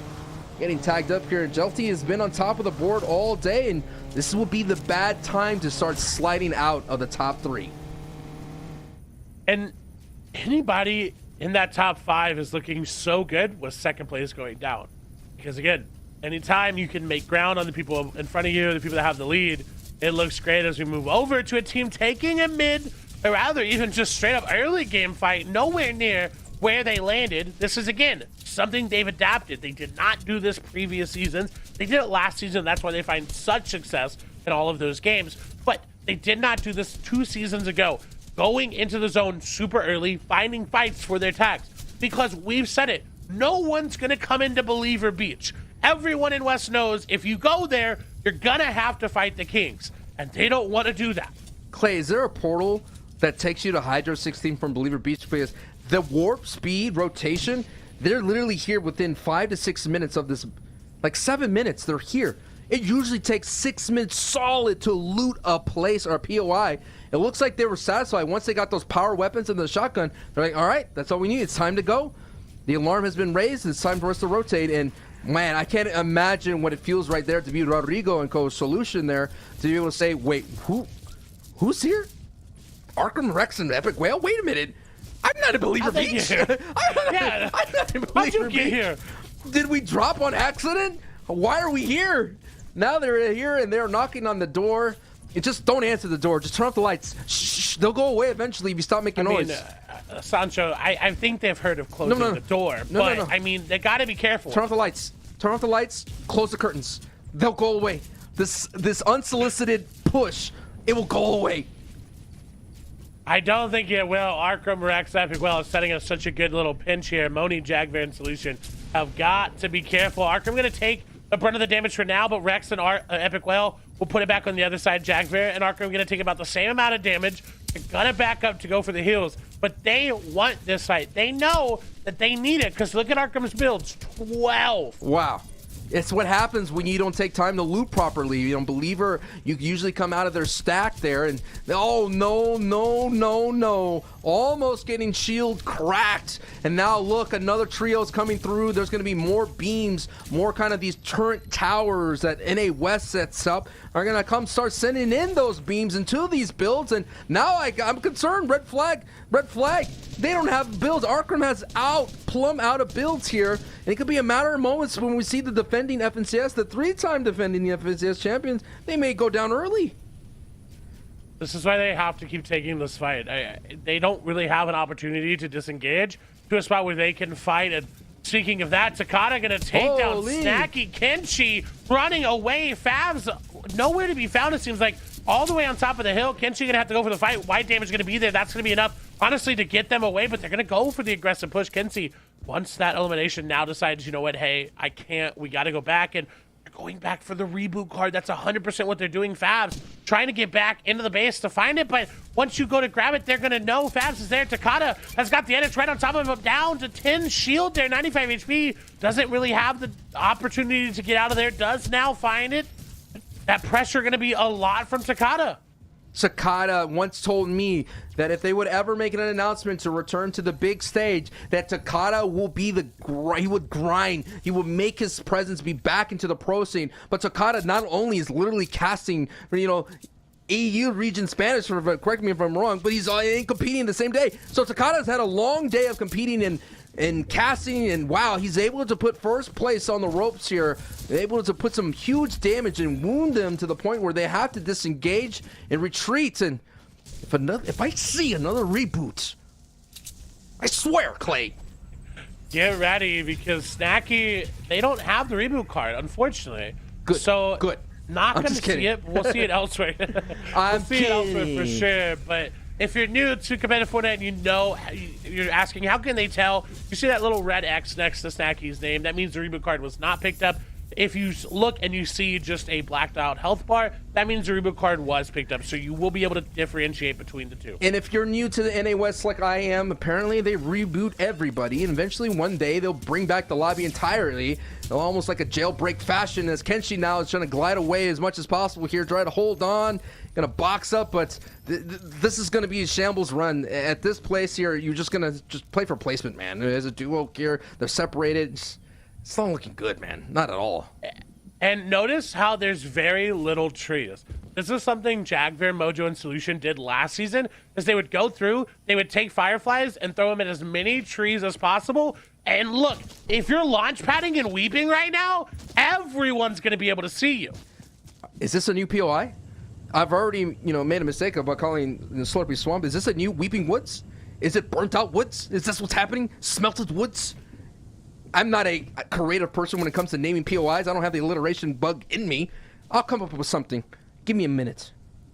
But look at how hard Soul Tavern and K-Nox and 40R are going to have on this rotation. Everyone that's on the outside looking in is going to have such a good name. I got it. Burnt Branches. Huh? Okay, that's a pretty good name. Thank you. Pretty good name. Thank you.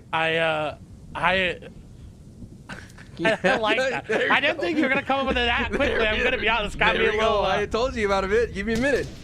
Yeah, you did. You have that alliteration gene, it turns out. And we saw Woody took a lot of damage, Favs, and Kenshi trying to put it in. But their game right now is in such an interesting spot. Because normally, if this was a 6-game format, we'd say all you have to do is stay alive. Yes. All you have to do is get to those end games. Right. But there's 9 games. They're still a lot. You can't just stay alive. You're going to have to find elims. Now you're seeing here the Flying Stan Kenshi team set the single game NA West record for points in their Game 3 win. That was, again, 15 eliminations and the Victory Royale. You have 11th place here underneath them. 40R, Storm, Tavern, and Cadenox. And looking at where they have been doing throughout the day, 55 points. They got so far about an average of 3 elims and falling around 13th place or so. So essentially they're just getting past the early stages of in-game, essentially about first moving or so. That's where we're going down, but we have all of our focus on our first place team that is now down to a duo of Kenshi and Favs.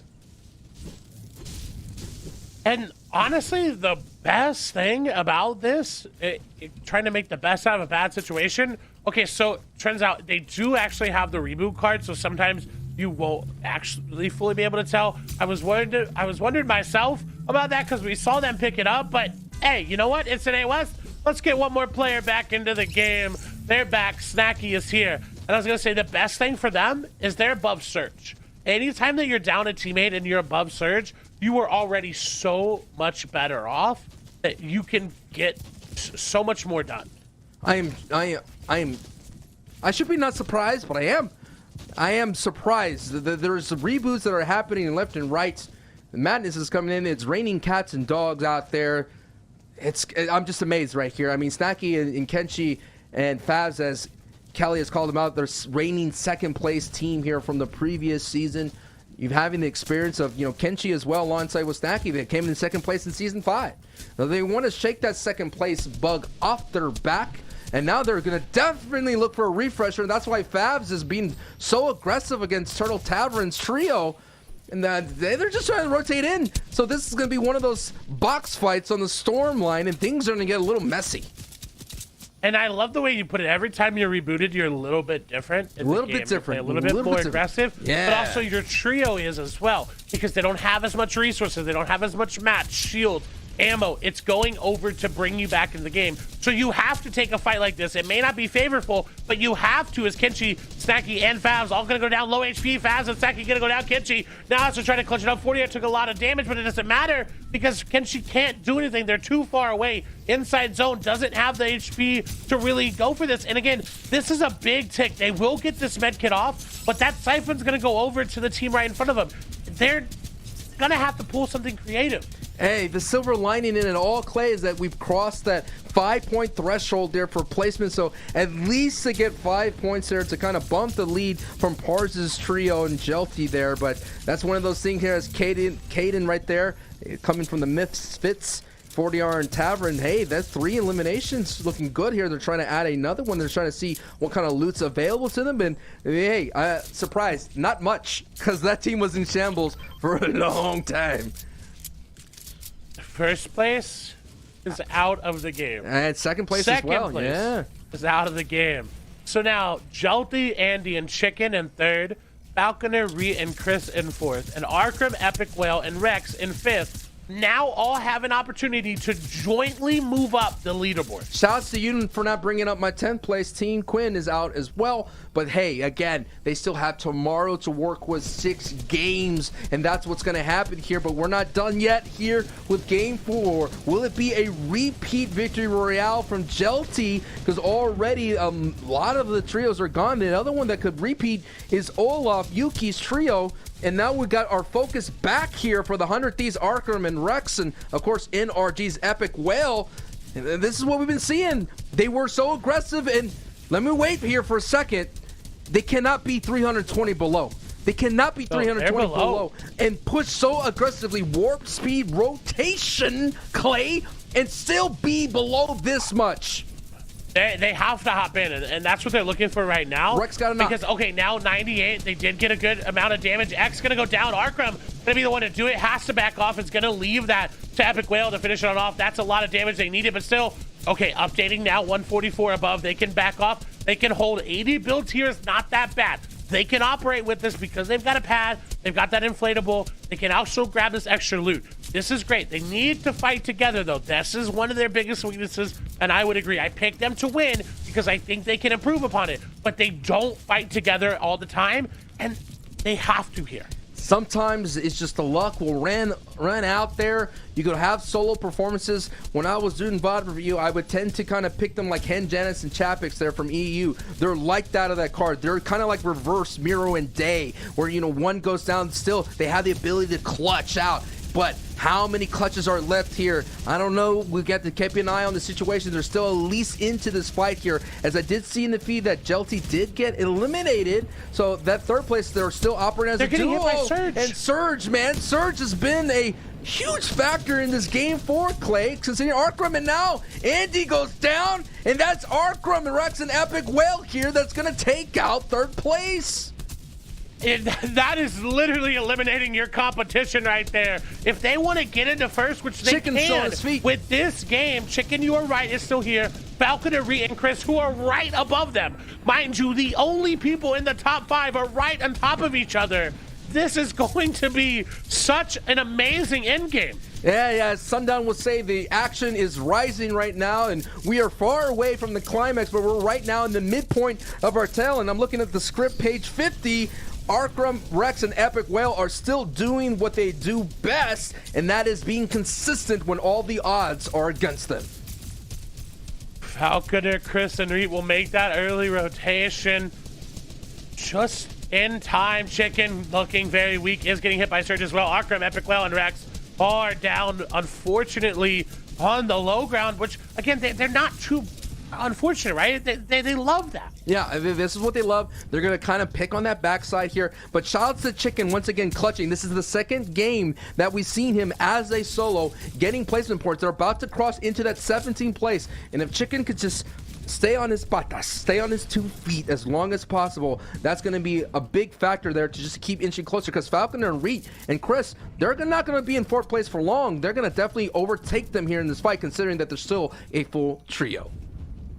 That's a very unfortunate zone for a lot of people, except for 6th or 7th place there. Rangoku, Kabu, and Nico, who are right there on the low ground. You just saw them. They've got priority on zone, and with the way we know low ground, you can work your way back up, but high ground looks so solid, and I'm excited to see what everyone on the backside does. Arkram, Epic Whale, and Rex are going to launch. They go a little bit near high ground just to kind of flirt with it there a little bit, but they are going to go as far towards the front of the zone as well as Falconer, Chris, and Reed are. And now we're seeing that, yes, the front zone is there. Seeing everybody else, Chicken is way on the backside, and Chicken has been eliminated, gone, and plucked out of the sky right then and there. And the triple spray from Reed, Falconer, Chris now have an open opportunity to go ahead and get into the top 3, considering that Chicken went down early in this rotation. Now they're on the front side on the mid-ground layer here. They're going to have to work as much as possible. 68 below the Storm Surge. That's why they're triple spraying together, desperately trying to find as many tags as possible. About 16 players have to go down. Arkram gets an elimination on loan. They're going to have to take a look here. It's not about where's height. It's just a matter of just finding people down below. How are they still below Storm Surge? It's just, this has been a big factor for Storm Surge in this match here. As you see, Arkram, Epic Whale, and Rex, they find their way. They claw their way build by build and back on height. And I set it up. You can take high ground from low ground, and if any team can do it, it's Arkram, Epic Whale, and Rex. They saw first, second, third is out. They want to go for it. Oh no, Arkram gonna go back in zone. He lands on a tree. He finds an elimination. There's no way. No way. He just took down Ree right there. He's getting back in the zone. No, is barely able to make it in. Are you kidding me? No way. Are you kidding me? That just happened. He inflated bulls, gets bounced off. He's hitting the edge of a build. A tree catches him and throws him back into the fight. And he gets an elimination. And one of the biggest names, Caleb, coming from the backside from Team Extra, trying to chop it down. But Arkham with the response here is going to shut that down and greets him with 108. The defending 3-time FBCS champion. Oh no, a cone. Arkham gets cone. He's going to have to go down a little bit, disengage here. But Epic Wow and Rex are been putting some big highlight plays. And it's Tao they're contesting here. But so many people are falling off of height. Arkram is now the last remaining member, but what a highlight match we've been seeing, Clay. That is just so unbelievable. Arkram once again is a solo. It doesn't matter at this point because again, everyone in front of him except for Falconer, Reet, and Chris are eliminated. He is going to go down, put up an amazing performance, but Wheels wanted that high ground. They took it for them. And it looks like Javon going to have it, but again, Reet, Falconer, and Chris still in this game, 4th place. They are trying to operate there in the middle of your screen, trying to make something happen, and I think Chris, the only one remaining there, as we saw Reet go down. He's going to take down Ren on the backside. Can they find anything? 5 elims. This is good. Placement points matter so much. Falconer, we see, just went down. 22 HP. Doesn't have a lot. Rare shotgun to the name. Is going to grab some builds from that elimination on the backside. Able to hold on for just a moment. And there's a lot of shamble trios. There's duos and solos all running around. So there it is, Chris. You're just, oh man, that elevation there is going to eventually swallow him up. And Monty right there, right above them, may find Chris, who is trying to heal as much as possible, which he does have it. I don't see Chris. I think he got swallowed whole right there, unless he's just a little bit further. But Chris, yes, he does get eliminated from Monty. They were showing up here. But B-Dog and Coke here with 7 eliminations, going to be able to close out game 4 with the assistance of this elevation here. This is going to be a nice game right there, considering they're close to triple digits here. It's a box fight. Ooh. Solution Rodriguez goes down. Javen was able to respond there quickly here, but here he goes here. A top 2 situation. The tack is him out. Tack shots again exchanged back and front here, and B-Dog here is in trouble. Monty here with response. It's now come down to a 1v1. Oh no, so close. Monty with 9 eliminations total. Clay, that was a slugfest. It was nasty. He got dirty. But Monty's trio was able to stand tall and get the victory out here for game 4. No way they should have been able to win that. All they had to do was block off all of the entrances coming up, and Moni and them were going to go down to Surge, but they went so far out in the zone. Moni waited just a little bit as well, so then they thought, oh, we've got the 2, and came over the top. Oh, I can't. There was so much happening there, especially with that Arkham play. I am just loving the action. It has been top tier, and we've got to send it over to Zeke, Kelly, and Panda to break it all down. Absolutely insane, guys. This is, I don't know what NA West is on, but they're very clearly like, hey guys, we're finals. We know you like entertainment. We want some of that Axe of Champions, and we're gonna try and take high ground, and we're gonna make sure that no matter what happens, this game is crazy intense at all moments of the game. My goodness. Now, big shout outs to Monty and his trio coming up with the victory royale. 9 eliminations, but you know what, Kelly? Clay called it right. I mean, I don't know why they decided to try and push Monty's trio out, why Jeevan and company tried to push him out, but they should have just said, like, we have this. We have the high ground. We have the mats to do this. We don't even need to fight you, but instead, they probably bit off more than they could chew. You know what, though?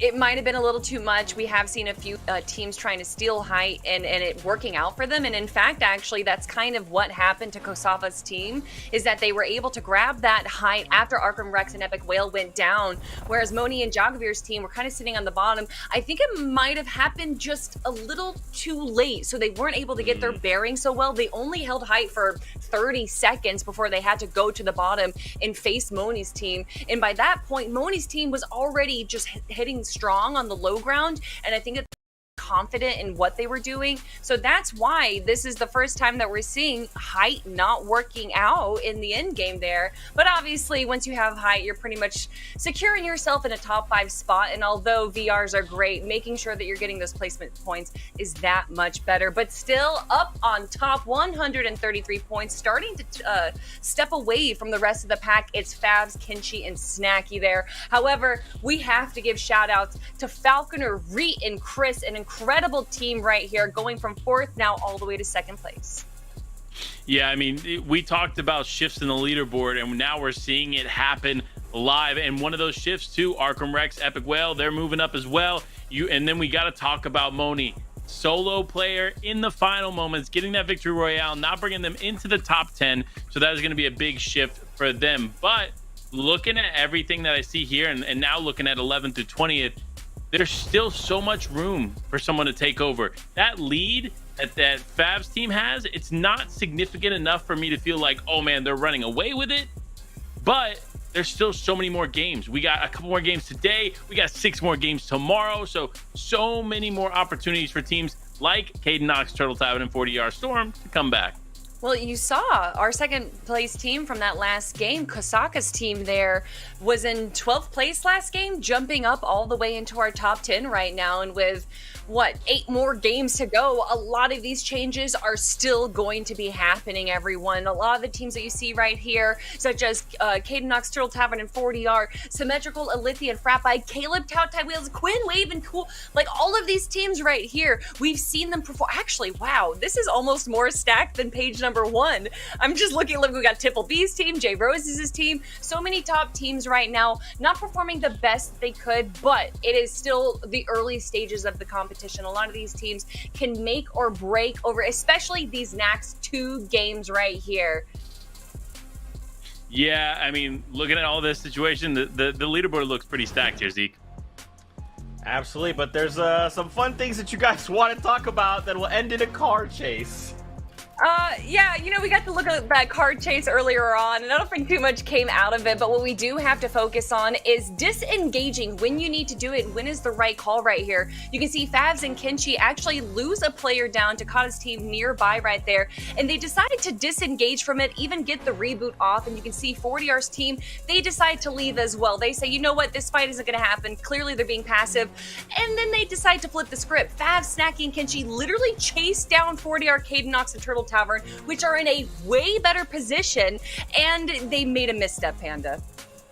Yeah, they definitely did. You see them finding themselves, again, just being too aggressive here in the mid game and ultimately going down too early. That's the last thing you want to have to deal with, especially at this point in the tournament. But guess what? Everybody makes misplays. It's about how you recalculate and move forward, because there are still so many games and so many opportunities on the line for these teams to step up.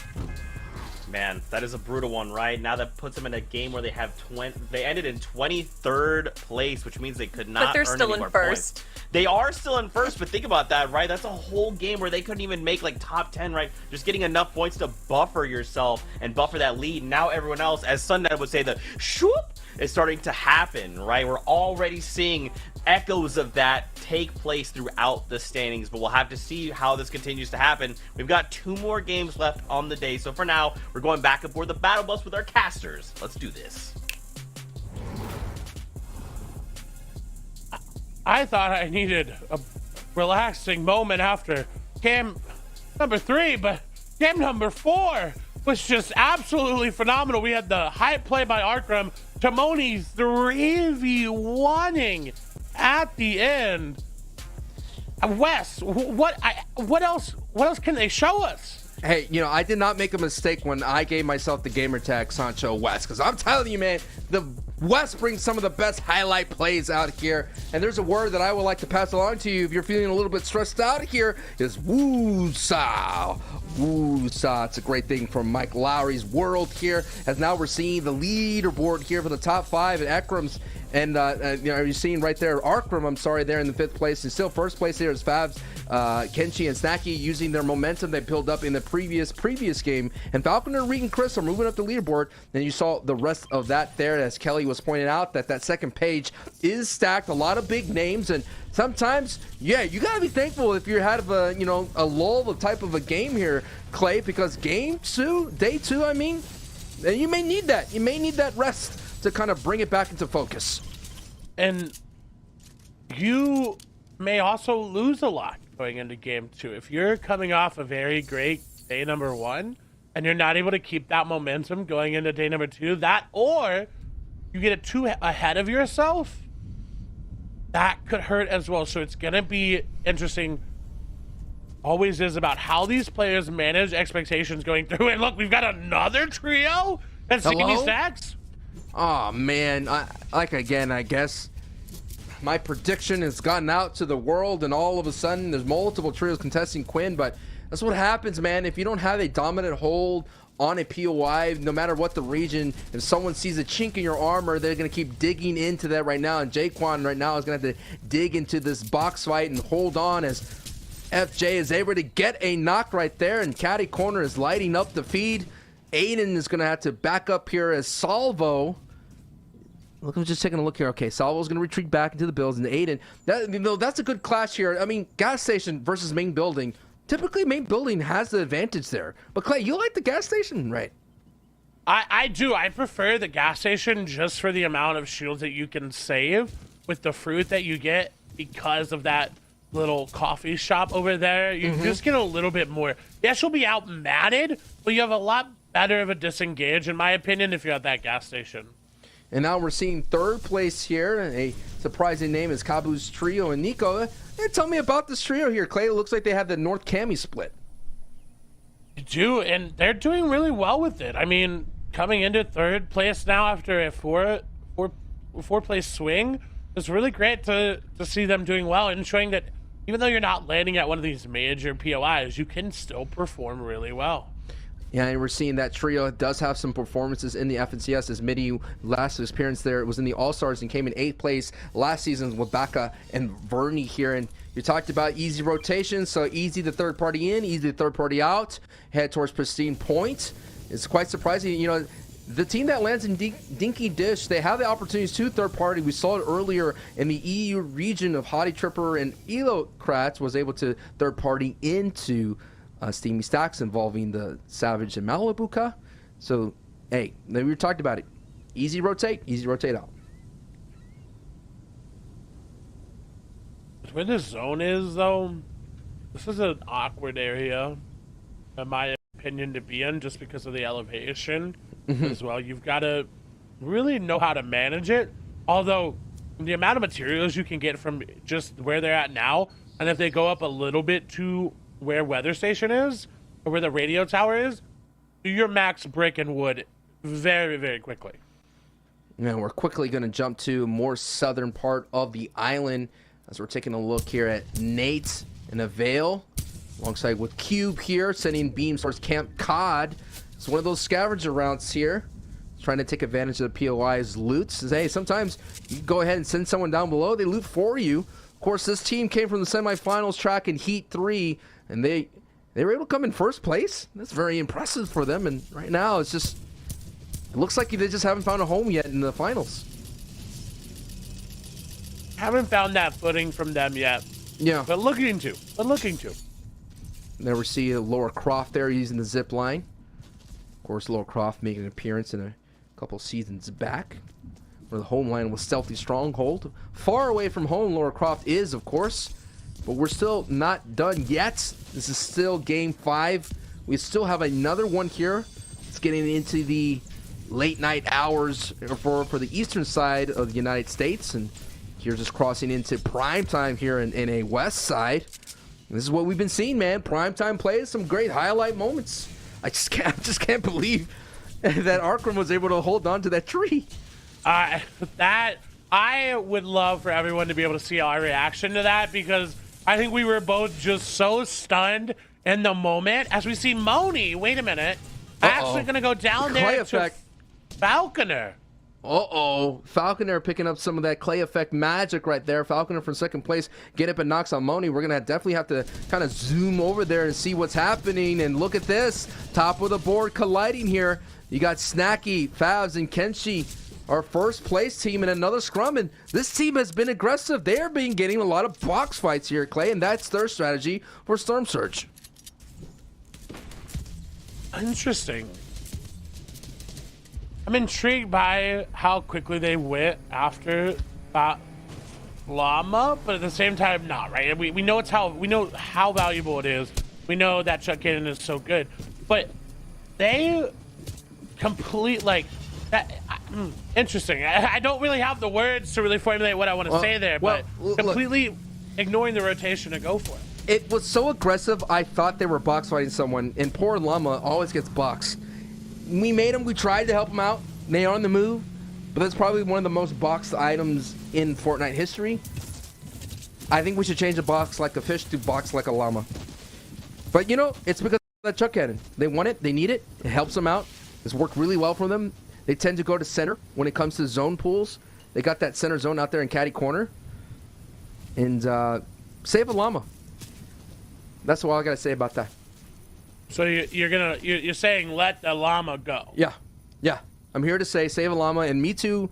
My guy. Oh, no. My guy. No, not again. Not again. Is this deja vu? What kind of timeline am I in? This is literally the same spot. Listen. The same situation, but luckily there's no one nearby. Clay, I've already had to go back in time when it comes to casting. I don't want to do it again. Am I back in game 2? And I don't want to do this again because we've seen this happen before, and maybe this is just a variant in the timeline that we're about to see. I don't think someone is... Look, there's no one in sight, no one nearby. There's no Yuki trio here to send that gas can, but I kind of freaked out a little bit. I'm going to have to take a minute here. Luckily for them, there's no one nearby. It looks like they used the gas can, but still, interesting. Fool me once, right? Fool me twice. When it gets to that 3 times, I don't know. Hey, when it comes to Fortnite, once is enough. I mean, you kind of make adjustments here, but maybe it's part of their strategy. Maybe they bait somebody into kind of committing, and we saw them. Maybe they baited Yuki's trio, and then they were able to. I don't know. I can't justify it. I don't think Sundown can even justify this. Sundown, tomorrow, remind Sundown about this. You know, let him know. Let him know. I mean, it worked this time. So there's a method there. And now we're going to be able to rotate using a whole... What trio built... okay, well, it's Arkham Epic Whale Rex. Never mind. They built that entire tunnel all the way to the middle here. And... not going to be rewarded from it. There's some very interesting decisions, but again, it doesn't matter what decisions you made as long as you're able to play the game you want to play and get to where you want to go. I've never seen in all my times VOD reviewing teams coming out of Believer Beach. Even you go to the clicks as the time of the NAEs, anyone landing there, even Gabe, Tahi, and Sprite out there, and now in the EU region, you have Tayson's trio landing there. I've never seen someone make such an aggressive... The furthest south I've seen Believer Beach Tayson's trio from EU is go as far south as Logjam. So it's just showing you how far they're going. They're going all the way to Hydro 16. And now they're down in that Guardian. Now, the good thing is when they're sitting up there on that tower, Clay, that's going to stop anyone from missing medals because that's usually the secondary spot for a lot of teams coming from that south side here. So you talked about making adjustments, but I got to remind you again, last time they did this warp speed adjustment, they were really low on surge. And that is what I'm concerned about. Now, I love this rotation. You see a lot of teams use the lake for rotational purposes, but you still have to be careful here because you're basically a swimming duck, and you could get beamed as you're making this rotate. We saw this with Jelty games ago. That same rotation is just that much harder to make, but we've got a team nearby. They could look for this fight, and they're in much better shape now than we saw the last game to look for a mid-game fight.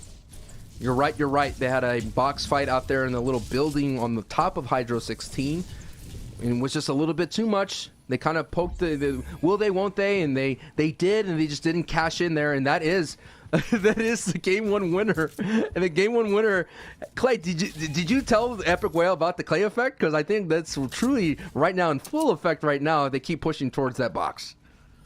I mean, I listen, maybe they just know, you know, like maybe they know that that's a thing, but I love that they're above surge. Right? I mean, this will be one of the first times we'll see that 70 surge come into play. We have 20 players that are going to end up being below it, and this is going to be such an epic fight if it ends up happening because Jaguar, Moni, and Solution, again, are coming off of such a great game from Moni's 3v1. But it's Arkham, Epic, Whale, and Rex. They have some of the best box fighting techniques in the game, especially here in West. Going for the added sight, not going to hit it, though. Let me put this in perspective. Moni's team lands in Weeping Woods, and they're barely here at this point. Arkham is from Believer Beach. A World's Awake here, and he gets a knock on Jagveer here. Jagveer's going to go in. That's going to be the barrel stuff to come on through, and now full of force. Yes, with blunt force, aggression.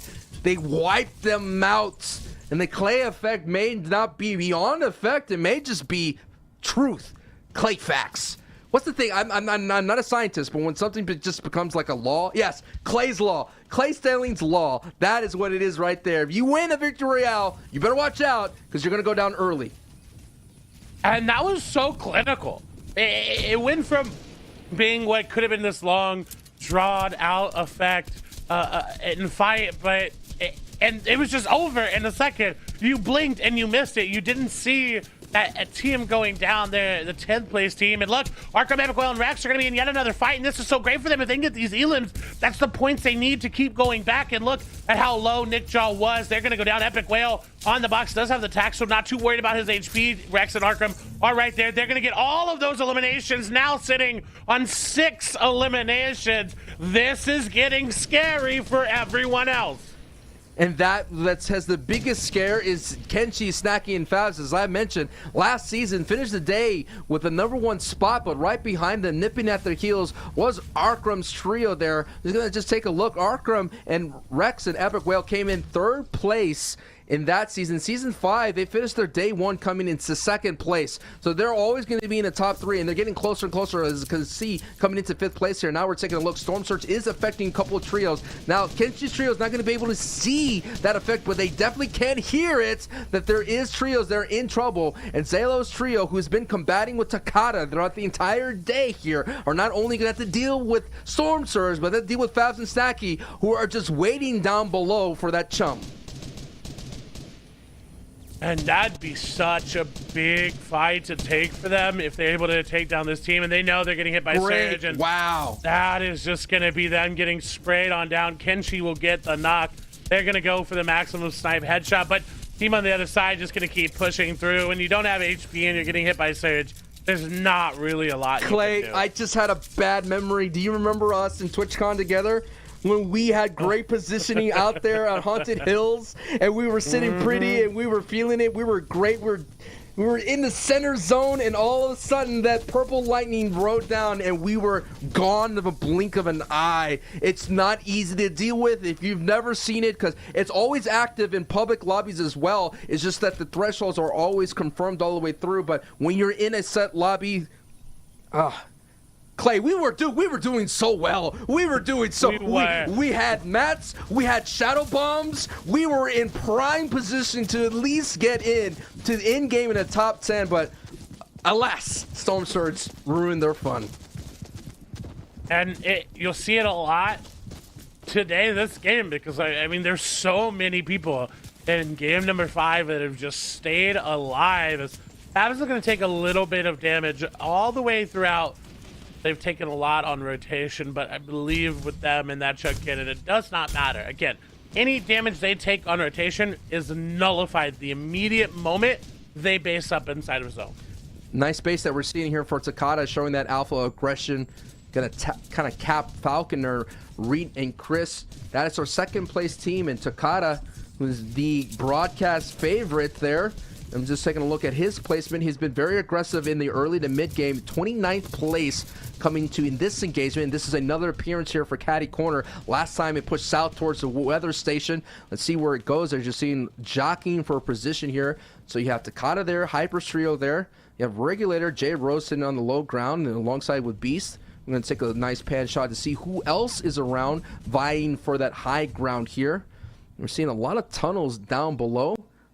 I'm going to take a peek at who is up there. That's an empty base. If the zone goes that way on that other mountain up there, that's going to be something that is not in effect right now. But if zone goes south, back to where they are, yeah, they keep tabs on it. And in-game leaders, they keep tabs on everything. And that's why we've been seeing when they dip back into zone, Clay, it's like we're wondering, why is so-and-so going back to zone so far when the 9th zone hasn't been closed? It's because they're going back to old loot piles where there's heels, cabbages, bananas, apples, floppers, basically the entire food pyramid back there. Ooh. Jelty is unfortunately going to fall. Andy now getting knocked as well. Only Chicken up for them. They're going to have to find some sort of solace in that. As I say that, everyone is going to be, I think, finished off. I don't believe Chicken I don't see him in the feed, so maybe he's still there. But look who's right below Takada. Etso and Day. If Takada gets a little bit aggressive, they could take out second place. So now we're taking a look here as we're getting closer and closer to in-game. We got a minute here for this to close. A lot of trios. They're having a couple of clear lanes. There is a traffic jam there. If I had a pin, I would circle it down south here as the zone's about to reveal. I believe this is getting into the 4th zone. The 5th zone is going to come up next, the half in and half out, where essentially once that revealed, the trios have about 50 seconds to make a decision how they're going to encounter the rotation, and then they have about a minute to make that move. And look at everybody that's making their move here so far. I didn't see any kind of knocks or some limbs happening here. As clean rotations and nice use of old builds here as people are making their way through. And yeah, here it is, about 20 seconds. This is about to close here. And you talked about it, 736 above. And that's great for them considering that Storm Surge is about to come in here. And 61 people, let me do the math, minus 50, 11 people have to go down. And one of those people that did go down is Reed. Reed has been eliminated. What? Yeah, it's Falconer and Chris. They are now a duo as Reed does get eliminated. It was just a little bit too much. Look at them. They're barely just squeaking in here, and they're going to have to work as a duo, Clay. That is so unfortunate to see second place losing the, I honestly, just like in general, the biggest fighter of their team. Yes, I agree. It's the Cash Cup King. It doesn't matter what region he's in. If you take a look at his resume, it's Asia, Oceania. He's there. If Mars had a region, he'd be there. He'd be competing in Cash Cups. That is the kind of aggression. That's the kind of a player he is. If there's a tournament that's there, it doesn't matter if it's for an outfit. It doesn't matter if it's for a bragging rights. He's there, and he's going to try to win it out. But Chris and Falconer now have to operate as a duo. And, hey, that's the thing is here. They just got to keep it up here. And what I'm noticing as I'm casting NA West, what ends up happening is people just do not have the endurance that and Arkram, Rex, and Epic Well have. Their endurance is just phenomenal. They just withstand all these obstacles, and they keep being consistent there. So you're right. Maybe I should have predicted them, but I just could not believe that their endurance was just so great.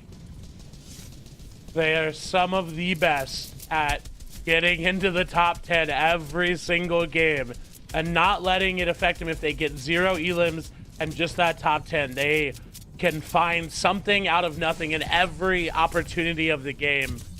And Snacky and Favzo looking to dethrone them again. Going into this game, they're in first place. Falconer in second.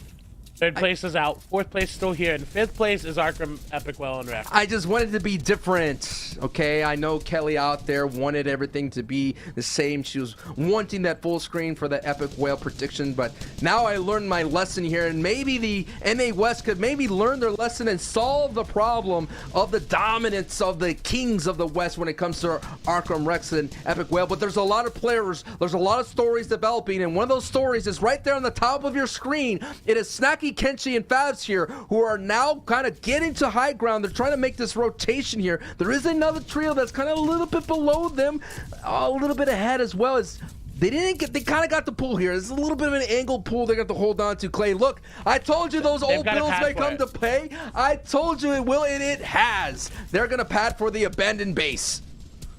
I agree 100%. An instant pad needed to come through. Fav's going to go into zone. Is going to secure it again. They have the chuck cannon, so it doesn't matter what damage he took.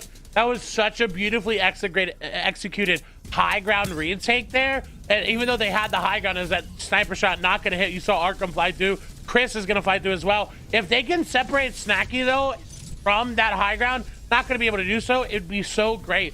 But high ground early, like we've seen, is not unchallenged in West. We haven't seen it before, but today, everyone wants it. Look at that. Snacky is on the ultimate high. He is the protector from anyone that's padding over. So that's what, if you're wondering, what is this strategy? It's a single top right there. There it is. Great look right here. A double build tarp with someone ultimately at high here. And there's someone on the front side. They're cranking up here. It's Biscuit here in Temple trying to slow it down. And that's what happens when you're on the backside of the storm at height. If you don't get in front of it, someone will crank and slow you down. But it looks like, yes, it's bouncing back. And look, Squishy right here in Flex. And Grim, they're going to kind of sneak up here and take the high ground. And Kenshi's in trouble here, the whole ground. That's the story up there. But down below, it is Falconer and Chris, the duo here in second place, trying to hold on to their spot. They don't have the best situation, but they can make it work. They've got enough builds. They've got floppers. Arkham, Epic Well, and Rex still here. It doesn't matter that they didn't take the high ground, though, for power. What matters in the overall scheme is that they wasted the materials of first place. High ground with no mats is very hard to secure when you're dropping off elevations like this. If it doesn't go back up, high ground, whoever has it is going to be in such an awkward spot. They have to drop down. They're going to have to start looking for refreshes. And with where this zone pulls, everyone really needs to be looking. A gas can going to be used so great for Falconer and Chris. What can they find? They set themselves on fire. Oh no, a little bit of a misplay. They're still on fire. That's a lot of damage that comes through. They're going down into more fire. They are going to eliminate themselves, but because of their own gas can. That was not fine at all. And now you're looking at who has the advantage on the low ground. It is Epic Whale, Arkram, and Rex here operating as a full, strong trio here. As Favs and Kenshi are picking up elimination still in the feed. Me too, getting an elimination in the feed as well here. So that is what's happening here, unfolding here. This is the ending throws of Game 4. They go down and get Kosaka eliminated. Gone. The Epic Whale and Arkham and Rex here are now putting on that highlight game that they're known for. And when they're on the low ground and they have the ability to stretch and kick people from the backside, watch out. Double-digit eliminations here are on the line. 9 eliminations currently. Look at high ground dropping all the way down. It's still Fab, Snacky, and Kenshi up above. But again, they have to be out of mats. Snacky does have one build remaining, does have the chug cannon. Epic Whale is just cutting off people on the low ground. That's how much space control they have down there. Everyone is afraid of them. Avail going to go down there as well. That's elimination number 10 going over for Epic Well. They grab some mats for Snacky and Favs, but it's not going to be enough with a full trio. 2 full trios down there. Quinn, Cool, and Wave are still up. But with Arkram, Epic Well, and Rex on the low ground, if anybody is going to win from the low ground, it is going to be them. Now we're getting the moments where they're setting it up. They're trying to drop these players down, trying to find them. They are going to get the one box. That's going to be it. Did they get a lot of damage off onto him, though? Did they sacrifice too much of themselves? They got the knock. They're going to get the other one as well. Rex going to get that Epic Well. Look at how many eliminations. 12 right now. It is a 2v3, and they say we are the kings for a reason. We want to win this game. Rex goes back in his zone to try to grab any extra loot, any extra mats. Favs has the chug cannon. They can't really go for the heal off. They will lose it. Epic Well, Arkham, and Rex can win this game right here. If this is a metaphor in motion, this is what NA West has been dealing with. New players are trying to strangle and take it away, this stronghold away. They're dipping whacking Epic Whale chasing. He's going through. He's not going to let this heal up happen. What a huge disruption. He gets a knock, but that's what Epic Whale, he was doing what he needed to do. And Arkham, Rex, Epic Whale get so many 14 eliminations in the Victory Royale. Oh my goodness. It doesn't matter how they start. It doesn't matter what happens in any of the other games. If they are alive on the low ground, they can win. And you see why they are 3-time back-to-back-to-back. This is why almost all of us have predicted them. Almost why everyone in West roots for them. Because of that right there. They are so good at finding moments when they shouldn't. Epic Whale going back into zone, knowing they're gonna go for the heal off, knowing he can stop that, and doing it. I made a mistake. We're gonna, wow. I'm gonna have to look at that, and I learned my lesson. NA West is still gonna be held down by the kings of the West, Arkram, Rex, and Epic Whale. Zeke, I made a mistake. You know what, Sancho? That's okay. Everybody gets one. Production, let's go ahead and change his predictions to Arkham, Rex, and Epic Whale. Okay? All right, cool. Thank you, Production. Appreciate that. Also, if we could re-look at those to confirm the change. Thank you so much, Production. Wow. What more can we possibly say about this trio? Clay summed it up so well. This trio is on another level. They are not playing Fortnite. They're playing some other game out there from the future because they are absolutely insane. I'm a man of my word. I just don't understand how this is possible, Kelly. But here's the thing, and here's what I like. We set these guys up as villains, right? Now, keep in mind, they went head-to-head with Kenshi, Snacky, and Favs, okay? The #1 team. Now, this is we've kind of set these two parties up to clash, haven't we, Kelly? It's, you know, I feel like we're just reading the same book over and over and over again. This is the first and second team from the last 3 seasons, or 2 seasons I should say, but currently now in season 7 as well. First and second place. Really, the only hope that Favs, Kenshi, and Snacky have is that they had that one victory royale with 15 eliminations, which is still holding them strong up here. But in second place, Arkham, Rex, and Epic Whale. Third place is Falconer, Ree, and Chris. Of course, we have Me Too's team as well in fourth. But you can tell, Panda, that there's a bit of a separation now from the points. Yeah, there definitely is a bit of separation, but guess what? There's still 7 more games to play out between today and tomorrow, so anything goes, and there's still so much that can happen within the next 2 days. But we got to talk about the next pay. We got to talk about 11th through 20th, because there's still some potential to climb up here in the leaderboard. 10th place was 95 points, 11th place 88 points, so not too far off here for Quinn, Wave, and Cool. You know, it's not too far off. But with how our top 5 teams are performing, how a lot of these teams seem to be trying to make minor adjustments, whereas Kenshi, Snacky, and Favs, and Arkham, Rex, and Epic Whale are just sticking strong to their strategy, I want to say that there's a hope, a chance, but I'm just not certain. Yeah, and not certain is this team that we're actually watching right now. In Jaquan, Gremlin, and FJAA. They initially were landing over at Dirty Docks for the first couple games. It wasn't working out in their favor, so they decided to switch it up, actually landing at Weather Station just outside of Caddy Corner and then rotating down into Caddy. This is a huge change for them, and it actually led to them getting some eliminations there onto Ark's team. This is a huge turn for this team because they had not found themselves any kind of success up until this point.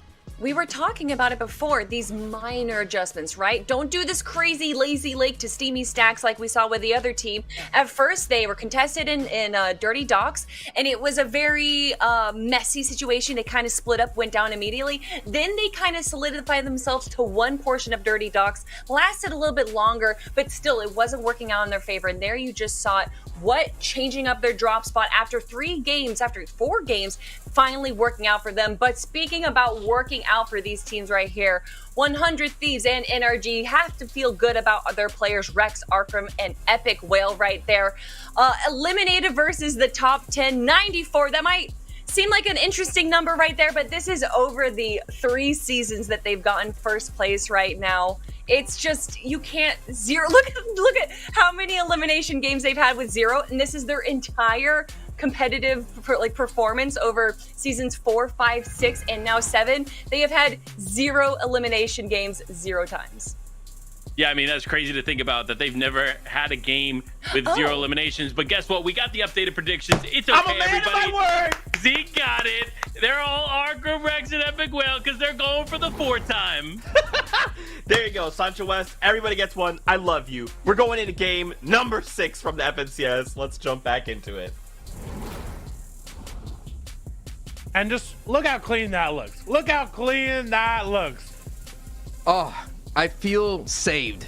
You know, first I was ruined, and now I am saved. It is game 6 here. This is it. Day 1 coming to a close here for the FNCS, closing with the NA West. And I mean, Kelly said it the best. I mean, they've always been in the top 3 in their day here, but still, Fabs, Kenshi, and Snacky is still on top of the board right now, but that lead is a dwindling, my friend, because Epic Whale and Arkham Rex are a coming. And hey, now we get to see how fast they get to loot this. And if they get a home zone, they're going to stay here. But that just lets me know, Clay, that they're going to be super aggressive if they pull Believer Beach at the first zone.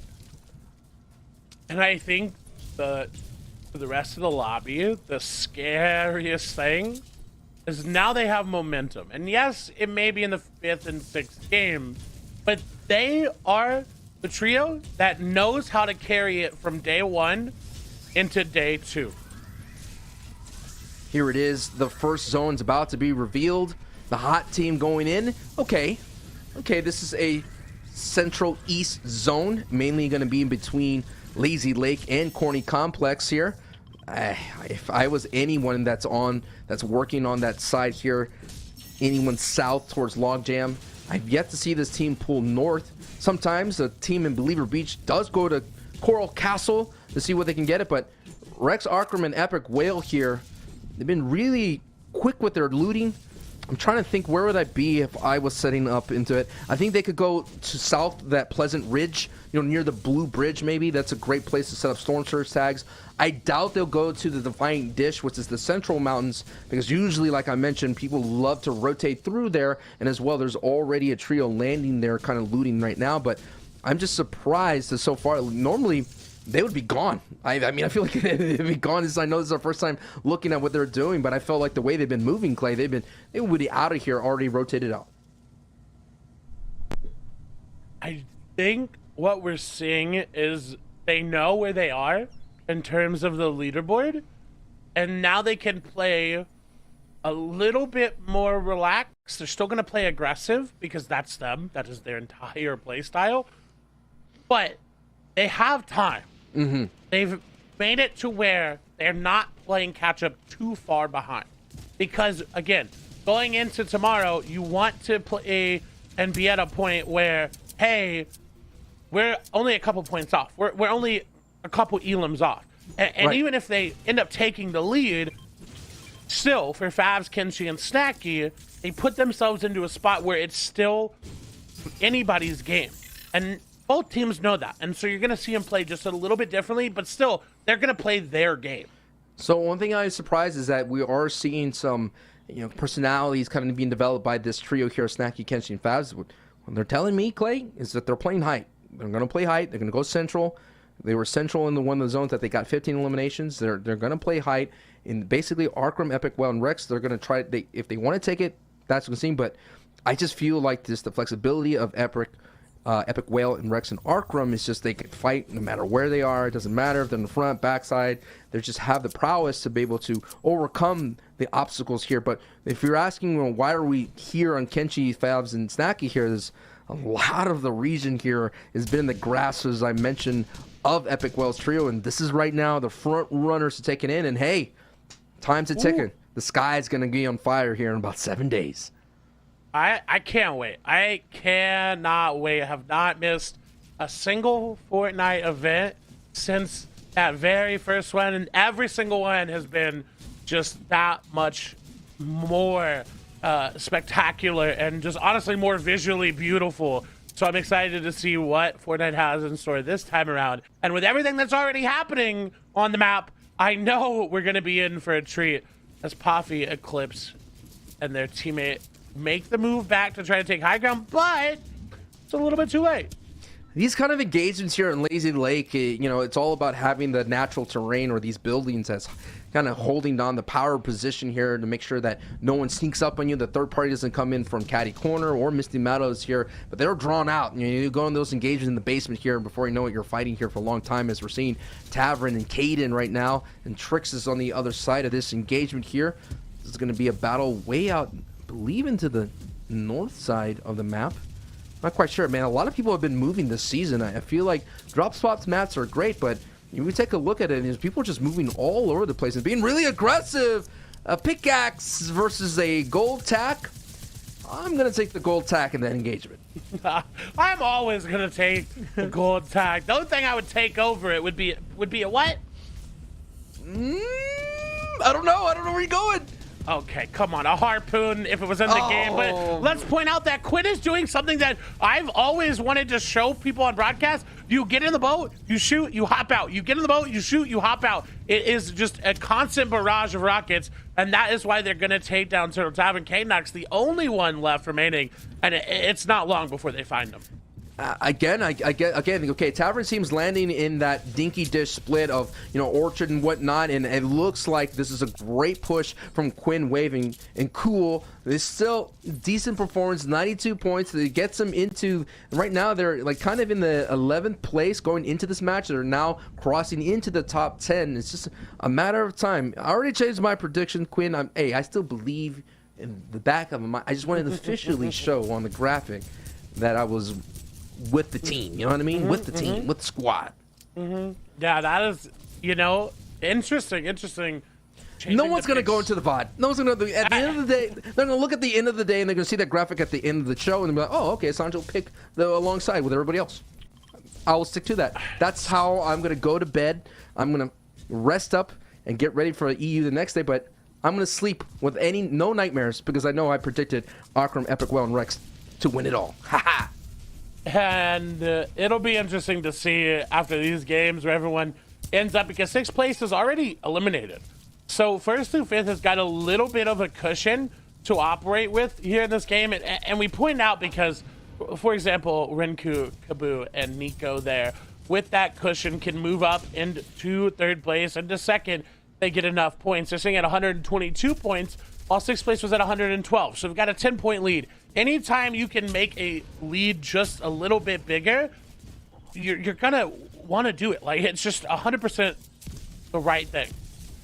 And yeah, the movement is still happening here. This is the last game of the day here, or night, wherever you are in the world. Thank you for joining us. But this is what's coming down to. This is going to be the kind of last moments that all our competitors here, the pros, are going to take with them while they go to bed. And luckily, there is a day here. I can't imagine if we were ever at a LAN event. This is, where they kind of sit and talk in the same room, and they're trying to figure out what we're going to do. Some of these trios in the regions are boot camping, and they're kind of sharing that same space. But this is the kind of thing you get into Discord calls from. I've seen even Mongrel, right? As soon as the whole game is over, he's literally doing some aim training, and he's out there and in creative. So it's the kind of dedication here. But of course, when it comes to NA West, it's very late into the night here. So some of that work's going to be done into the wee hours until dawn.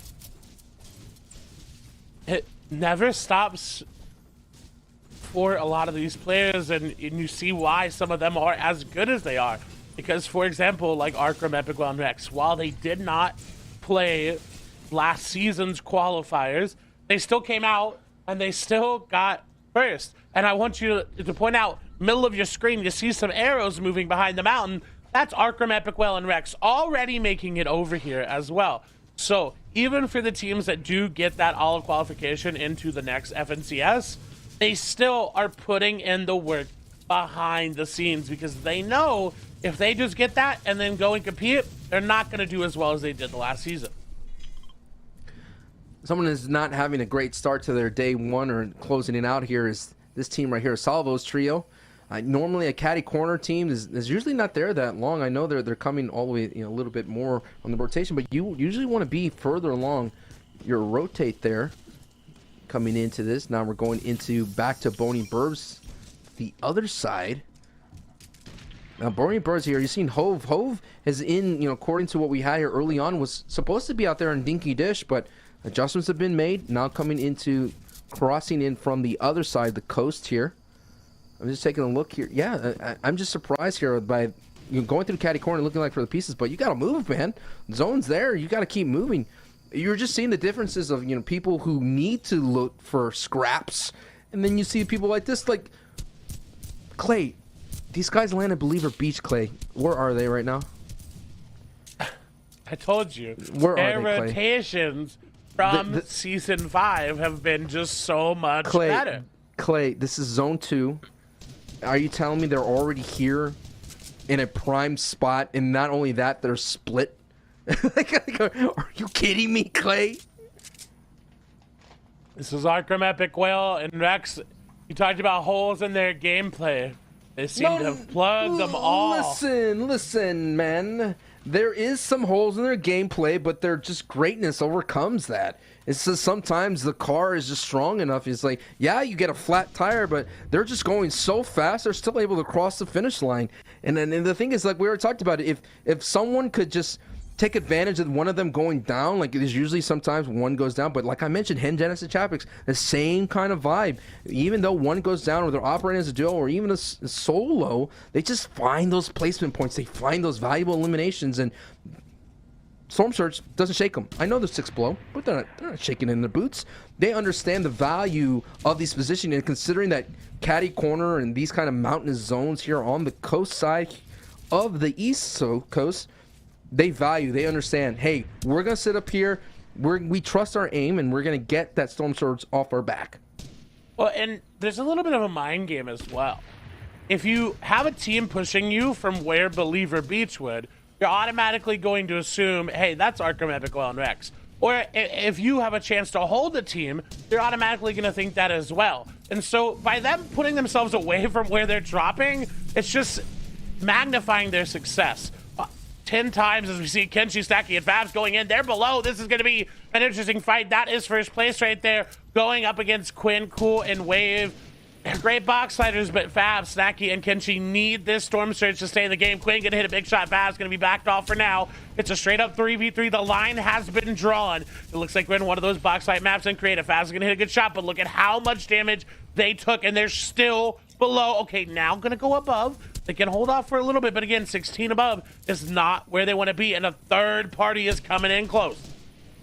Just taking a look here on this rotation here from Snacky and Fabs and Kenshi here. This just means they're not going to have the ability to get center, and they may not have the ability to finish out game 6 here. Fabs is in trouble in the full repeat. You're going to have to pop a pepper just to give you a little bit of mobility here, just in the speed. The third party is here, and it is Hove and Co. saying hello into this fight, and Wave, Quinn, and Cool are being calm, cool, and collected for the moment, but Defiable, it takes a little bit of a too big of a bite, gets knocked as well, and that's coming from Snacky. So Snacky, now they're way above the damage threshold for Storm Surge here, and that was just a huge knock from Snacky to slow down that push and to get a little bit more of a resources here and a second life almost here in this engagement against Quinn. And Quinn, oh my goodness, it's getting crazy in here, Clay.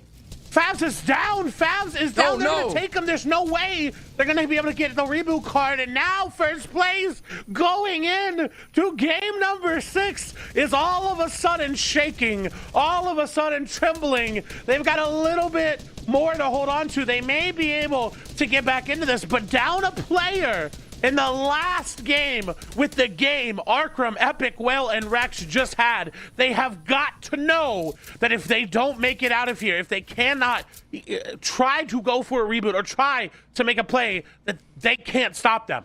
Not just any player, that is Fabs.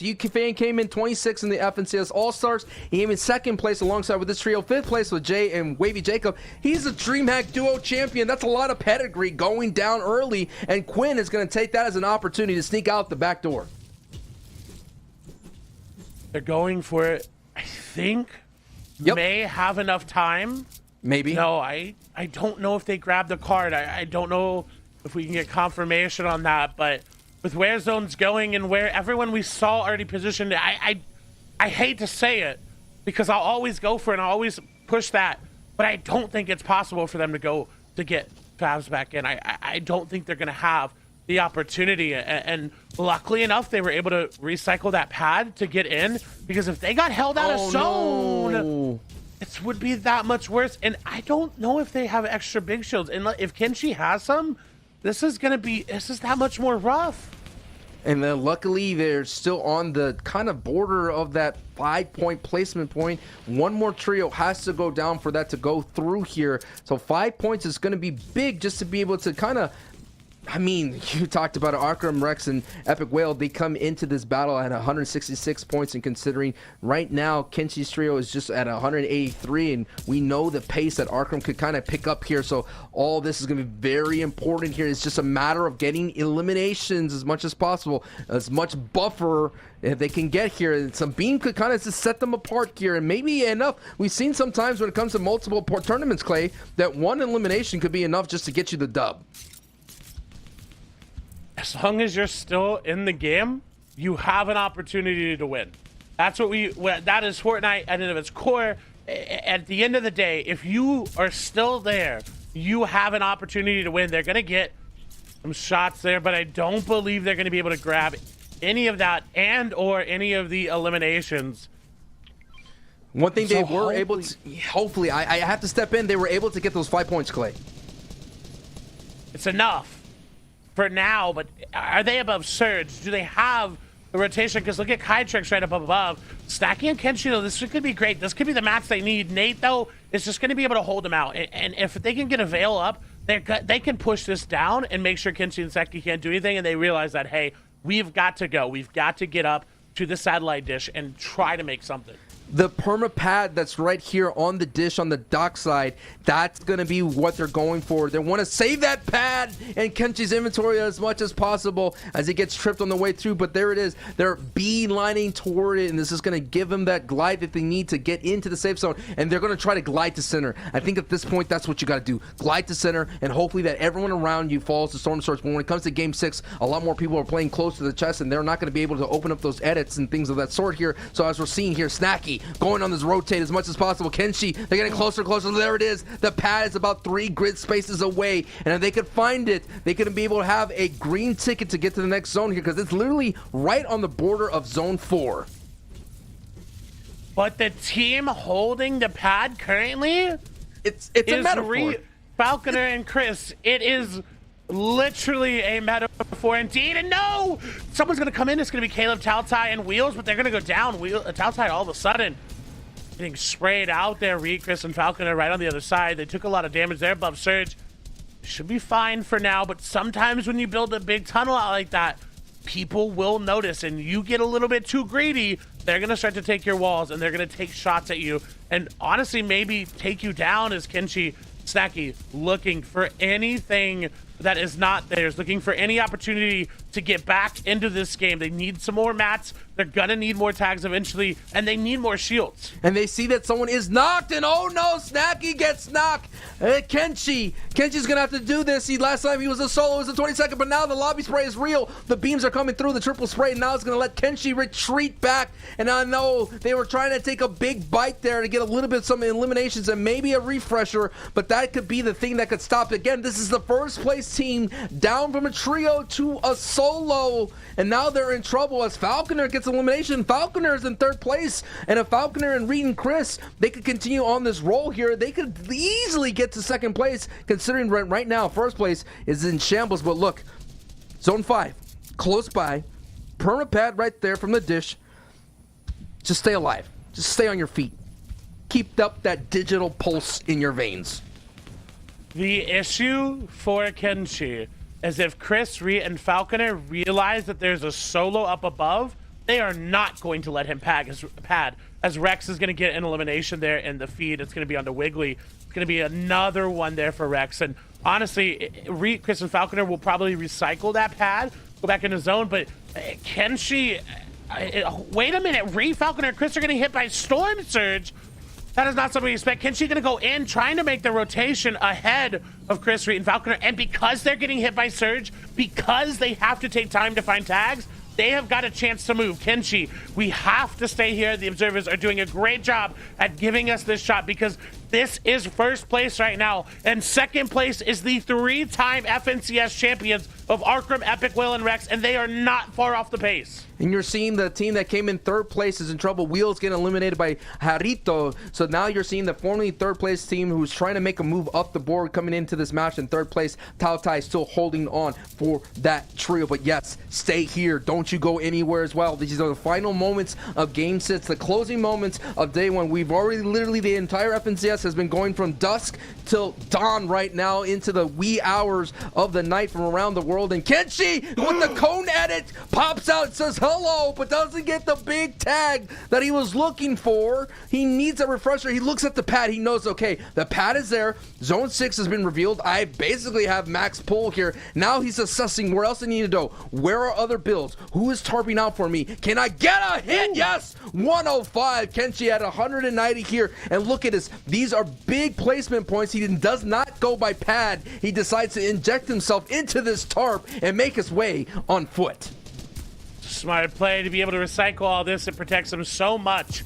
But if that team up above realizes, hey, there's someone in our tarp, there's someone ratting behind, gotta be careful. Shot's gonna go through, it's gonna miss, and now in a very awkward situation, that current is not going in his favor. Has to be careful. It's gonna get the elimination on the Temple. They ended up going down, and no! They are down. First place is out of this game. It is now Arkham, Epic Well, and Rex's turn to take the lead and run. And just like in a marathon, all of a sudden, you see these marathon runners of Rex, Arkham, and Epic Whale with this extreme endurance, withholding, withstanding, outlasting everybody in the NA West region. There's so many competitors trying to dethrone the Kings, but the Kings are still here, and they're still fighting, and I love this rotation. They're on the front side, making a dead side rotation on the low ground, and they have plenty of materials here to pick up more eliminations, and when they get great kind of movement, look at this, they're on the front, and look at that, everyone's so desperate at height, but it doesn't matter because it's the low ground is going to be able to catch everybody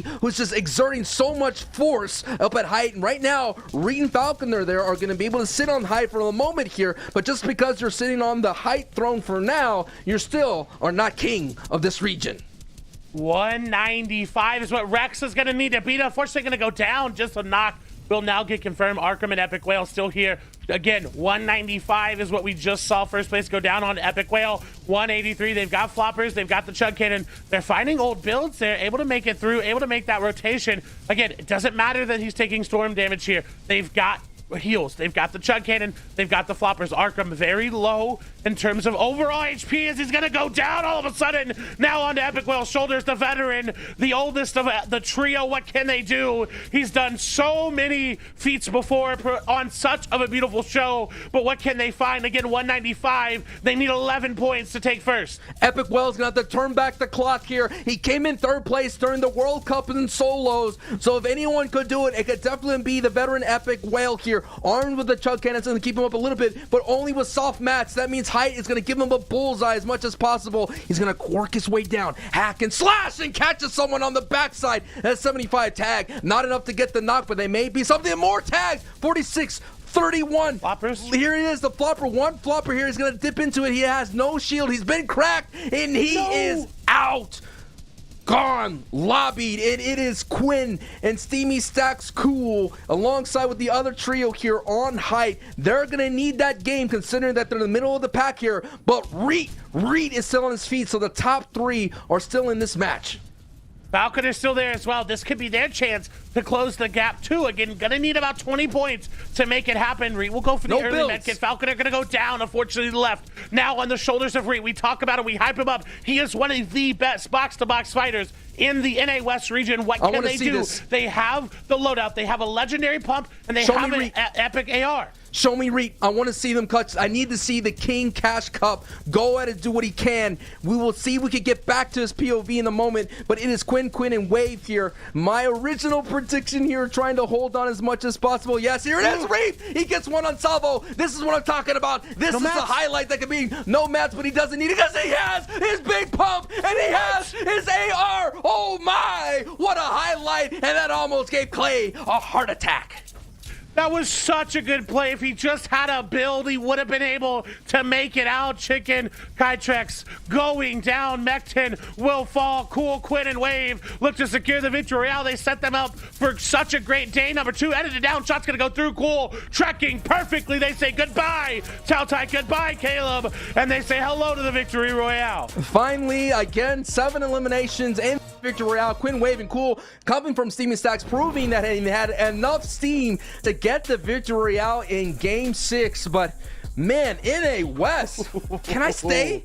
Do I have to go? Come on, swap you out, take you over for me and you for tomorrow. But in all seriousness, this has been such a great set of games, setting up such a beautiful story for tomorrow. So make sure you definitely go check out Sancho over on the EU broadcast. He will be there with Shayo breaking it all down. I will be back here with Sundown tomorrow breaking down NA West. It has been a pleasure to bring you such amazing games. They have literally had us both jumping around. I hopped out of my chair at one point. It has just been amazing. So day number 2, I am very excited for it. I have a lot of expectations, and I'm so happy to be able to bring it to you tomorrow. But we've got to send it back over to Zeke, Kelly, and Panda so they can break it all down. Thank you so much, Sancho. You're always welcome here, man. Whenever you want to come in, it's in your name, bro. Sancho West, NA West. So feel free to come back whenever you want. But yeah, thanks so much. As Clay did say, Sundown will be back tomorrow. But wow, an initial first 6 games out of NA West. I'm not even disappointed. They were insane, Kelly. I mean, it was a great representation of high ground winning, low ground winning. We had a heel off, which I did not expect whatsoever. And then, of course, as soon as Sancho switches over his prediction to Arkham Rex and Epic Whale, Quinn, Wave, and Cool, his earlier prediction, grabbed the VR. But you know what, man? Every team that I expected to do well in this competition are in our top 10 leaderboards right now. I can't even begin to expect what tomorrow has to bring with all of these teams fighting tooth and nail to get that first place spot.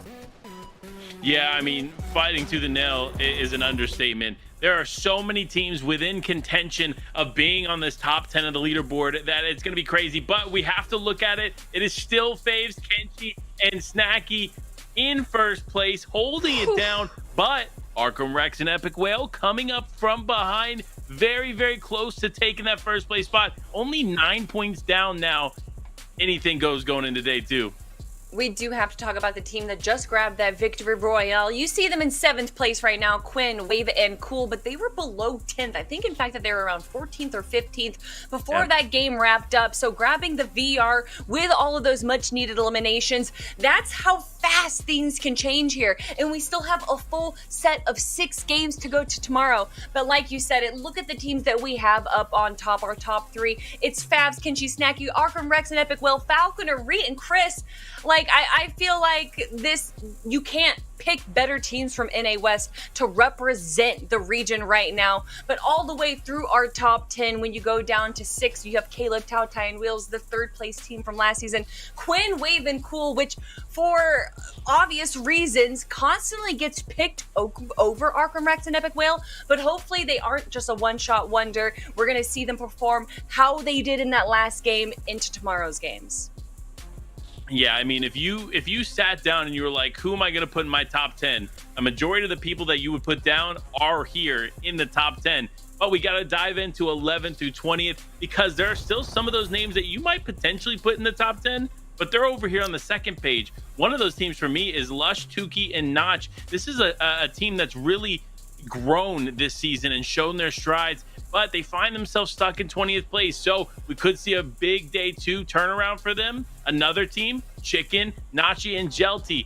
Andy himself, the clutch master, making their way over to here, now finding themselves in 13th place and really going to try and climb here in the leaderboards. And it shows, right, that victory royales don't carry you into the top 10. Yeah, I mean, 13th, 14th, and 15th place, all with a victory royale. And something that's kind of interesting is that most of those victory royales are from the first half of competition. Jelty grabbing that first VR with 10 eliminations there. And I'm wondering, you know, a lot of these top teams don't really grab the VR until the second half of the day. They're kind of just, you know, figuring out where everyone else is on the board, and then they learn and they adjust to that.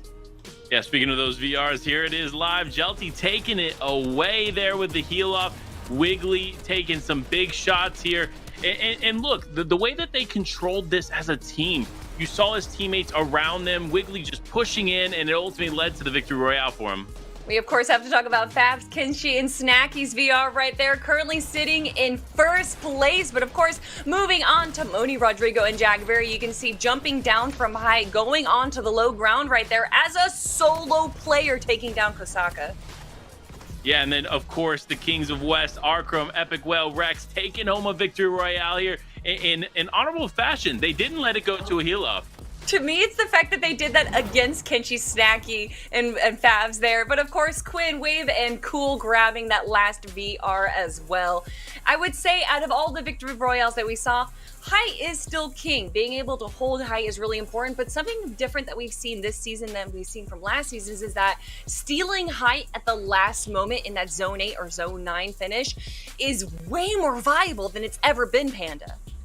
Yeah, I definitely agree. With launch pads in the game, it makes it that much easier to get to the high ground without having to waste a bunch of material. And that's why we see so many people fighting for it and clamoring for it. But one of the things we got to talk about, and the successful high ground takes have all been later in the game. So will we see that replicated tomorrow? Or maybe we'll see some low ground players step up to the plate and show them that, you know what, high ground isn't everything. Whoa. Well, I'm just gonna say, Zeke, I'm sorry, but we already saw that. Arcrum, Rex, and Epic Whale, whether they're a trio, a duo, or a solo, have completely dominated the low ground grabbing stupid amount of eliminations. So I think the example's already there, Zeke. Look, tomorrow is a brand new day of Fortnite, okay? Tomorrow we'll decide who our Trios champions is. 6 matches. We're going to do this one last time tomorrow. Now, I cannot remind you guys enough. Last time we did this, Rex, Arcrum, this trio, they started outside of first place, and then they came back to win it all. We'll have to see. Will they be the 4-time back-to-back champions?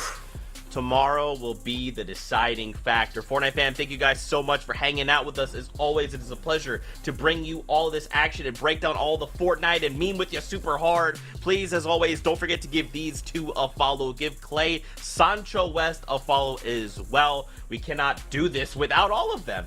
That's how this works. Don't forget, tomorrow, EU, NA East, NA West, results from other regions. We're bringing it all tomorrow. So come back. Until then, we love you. And we'll see you guys on that battle bus.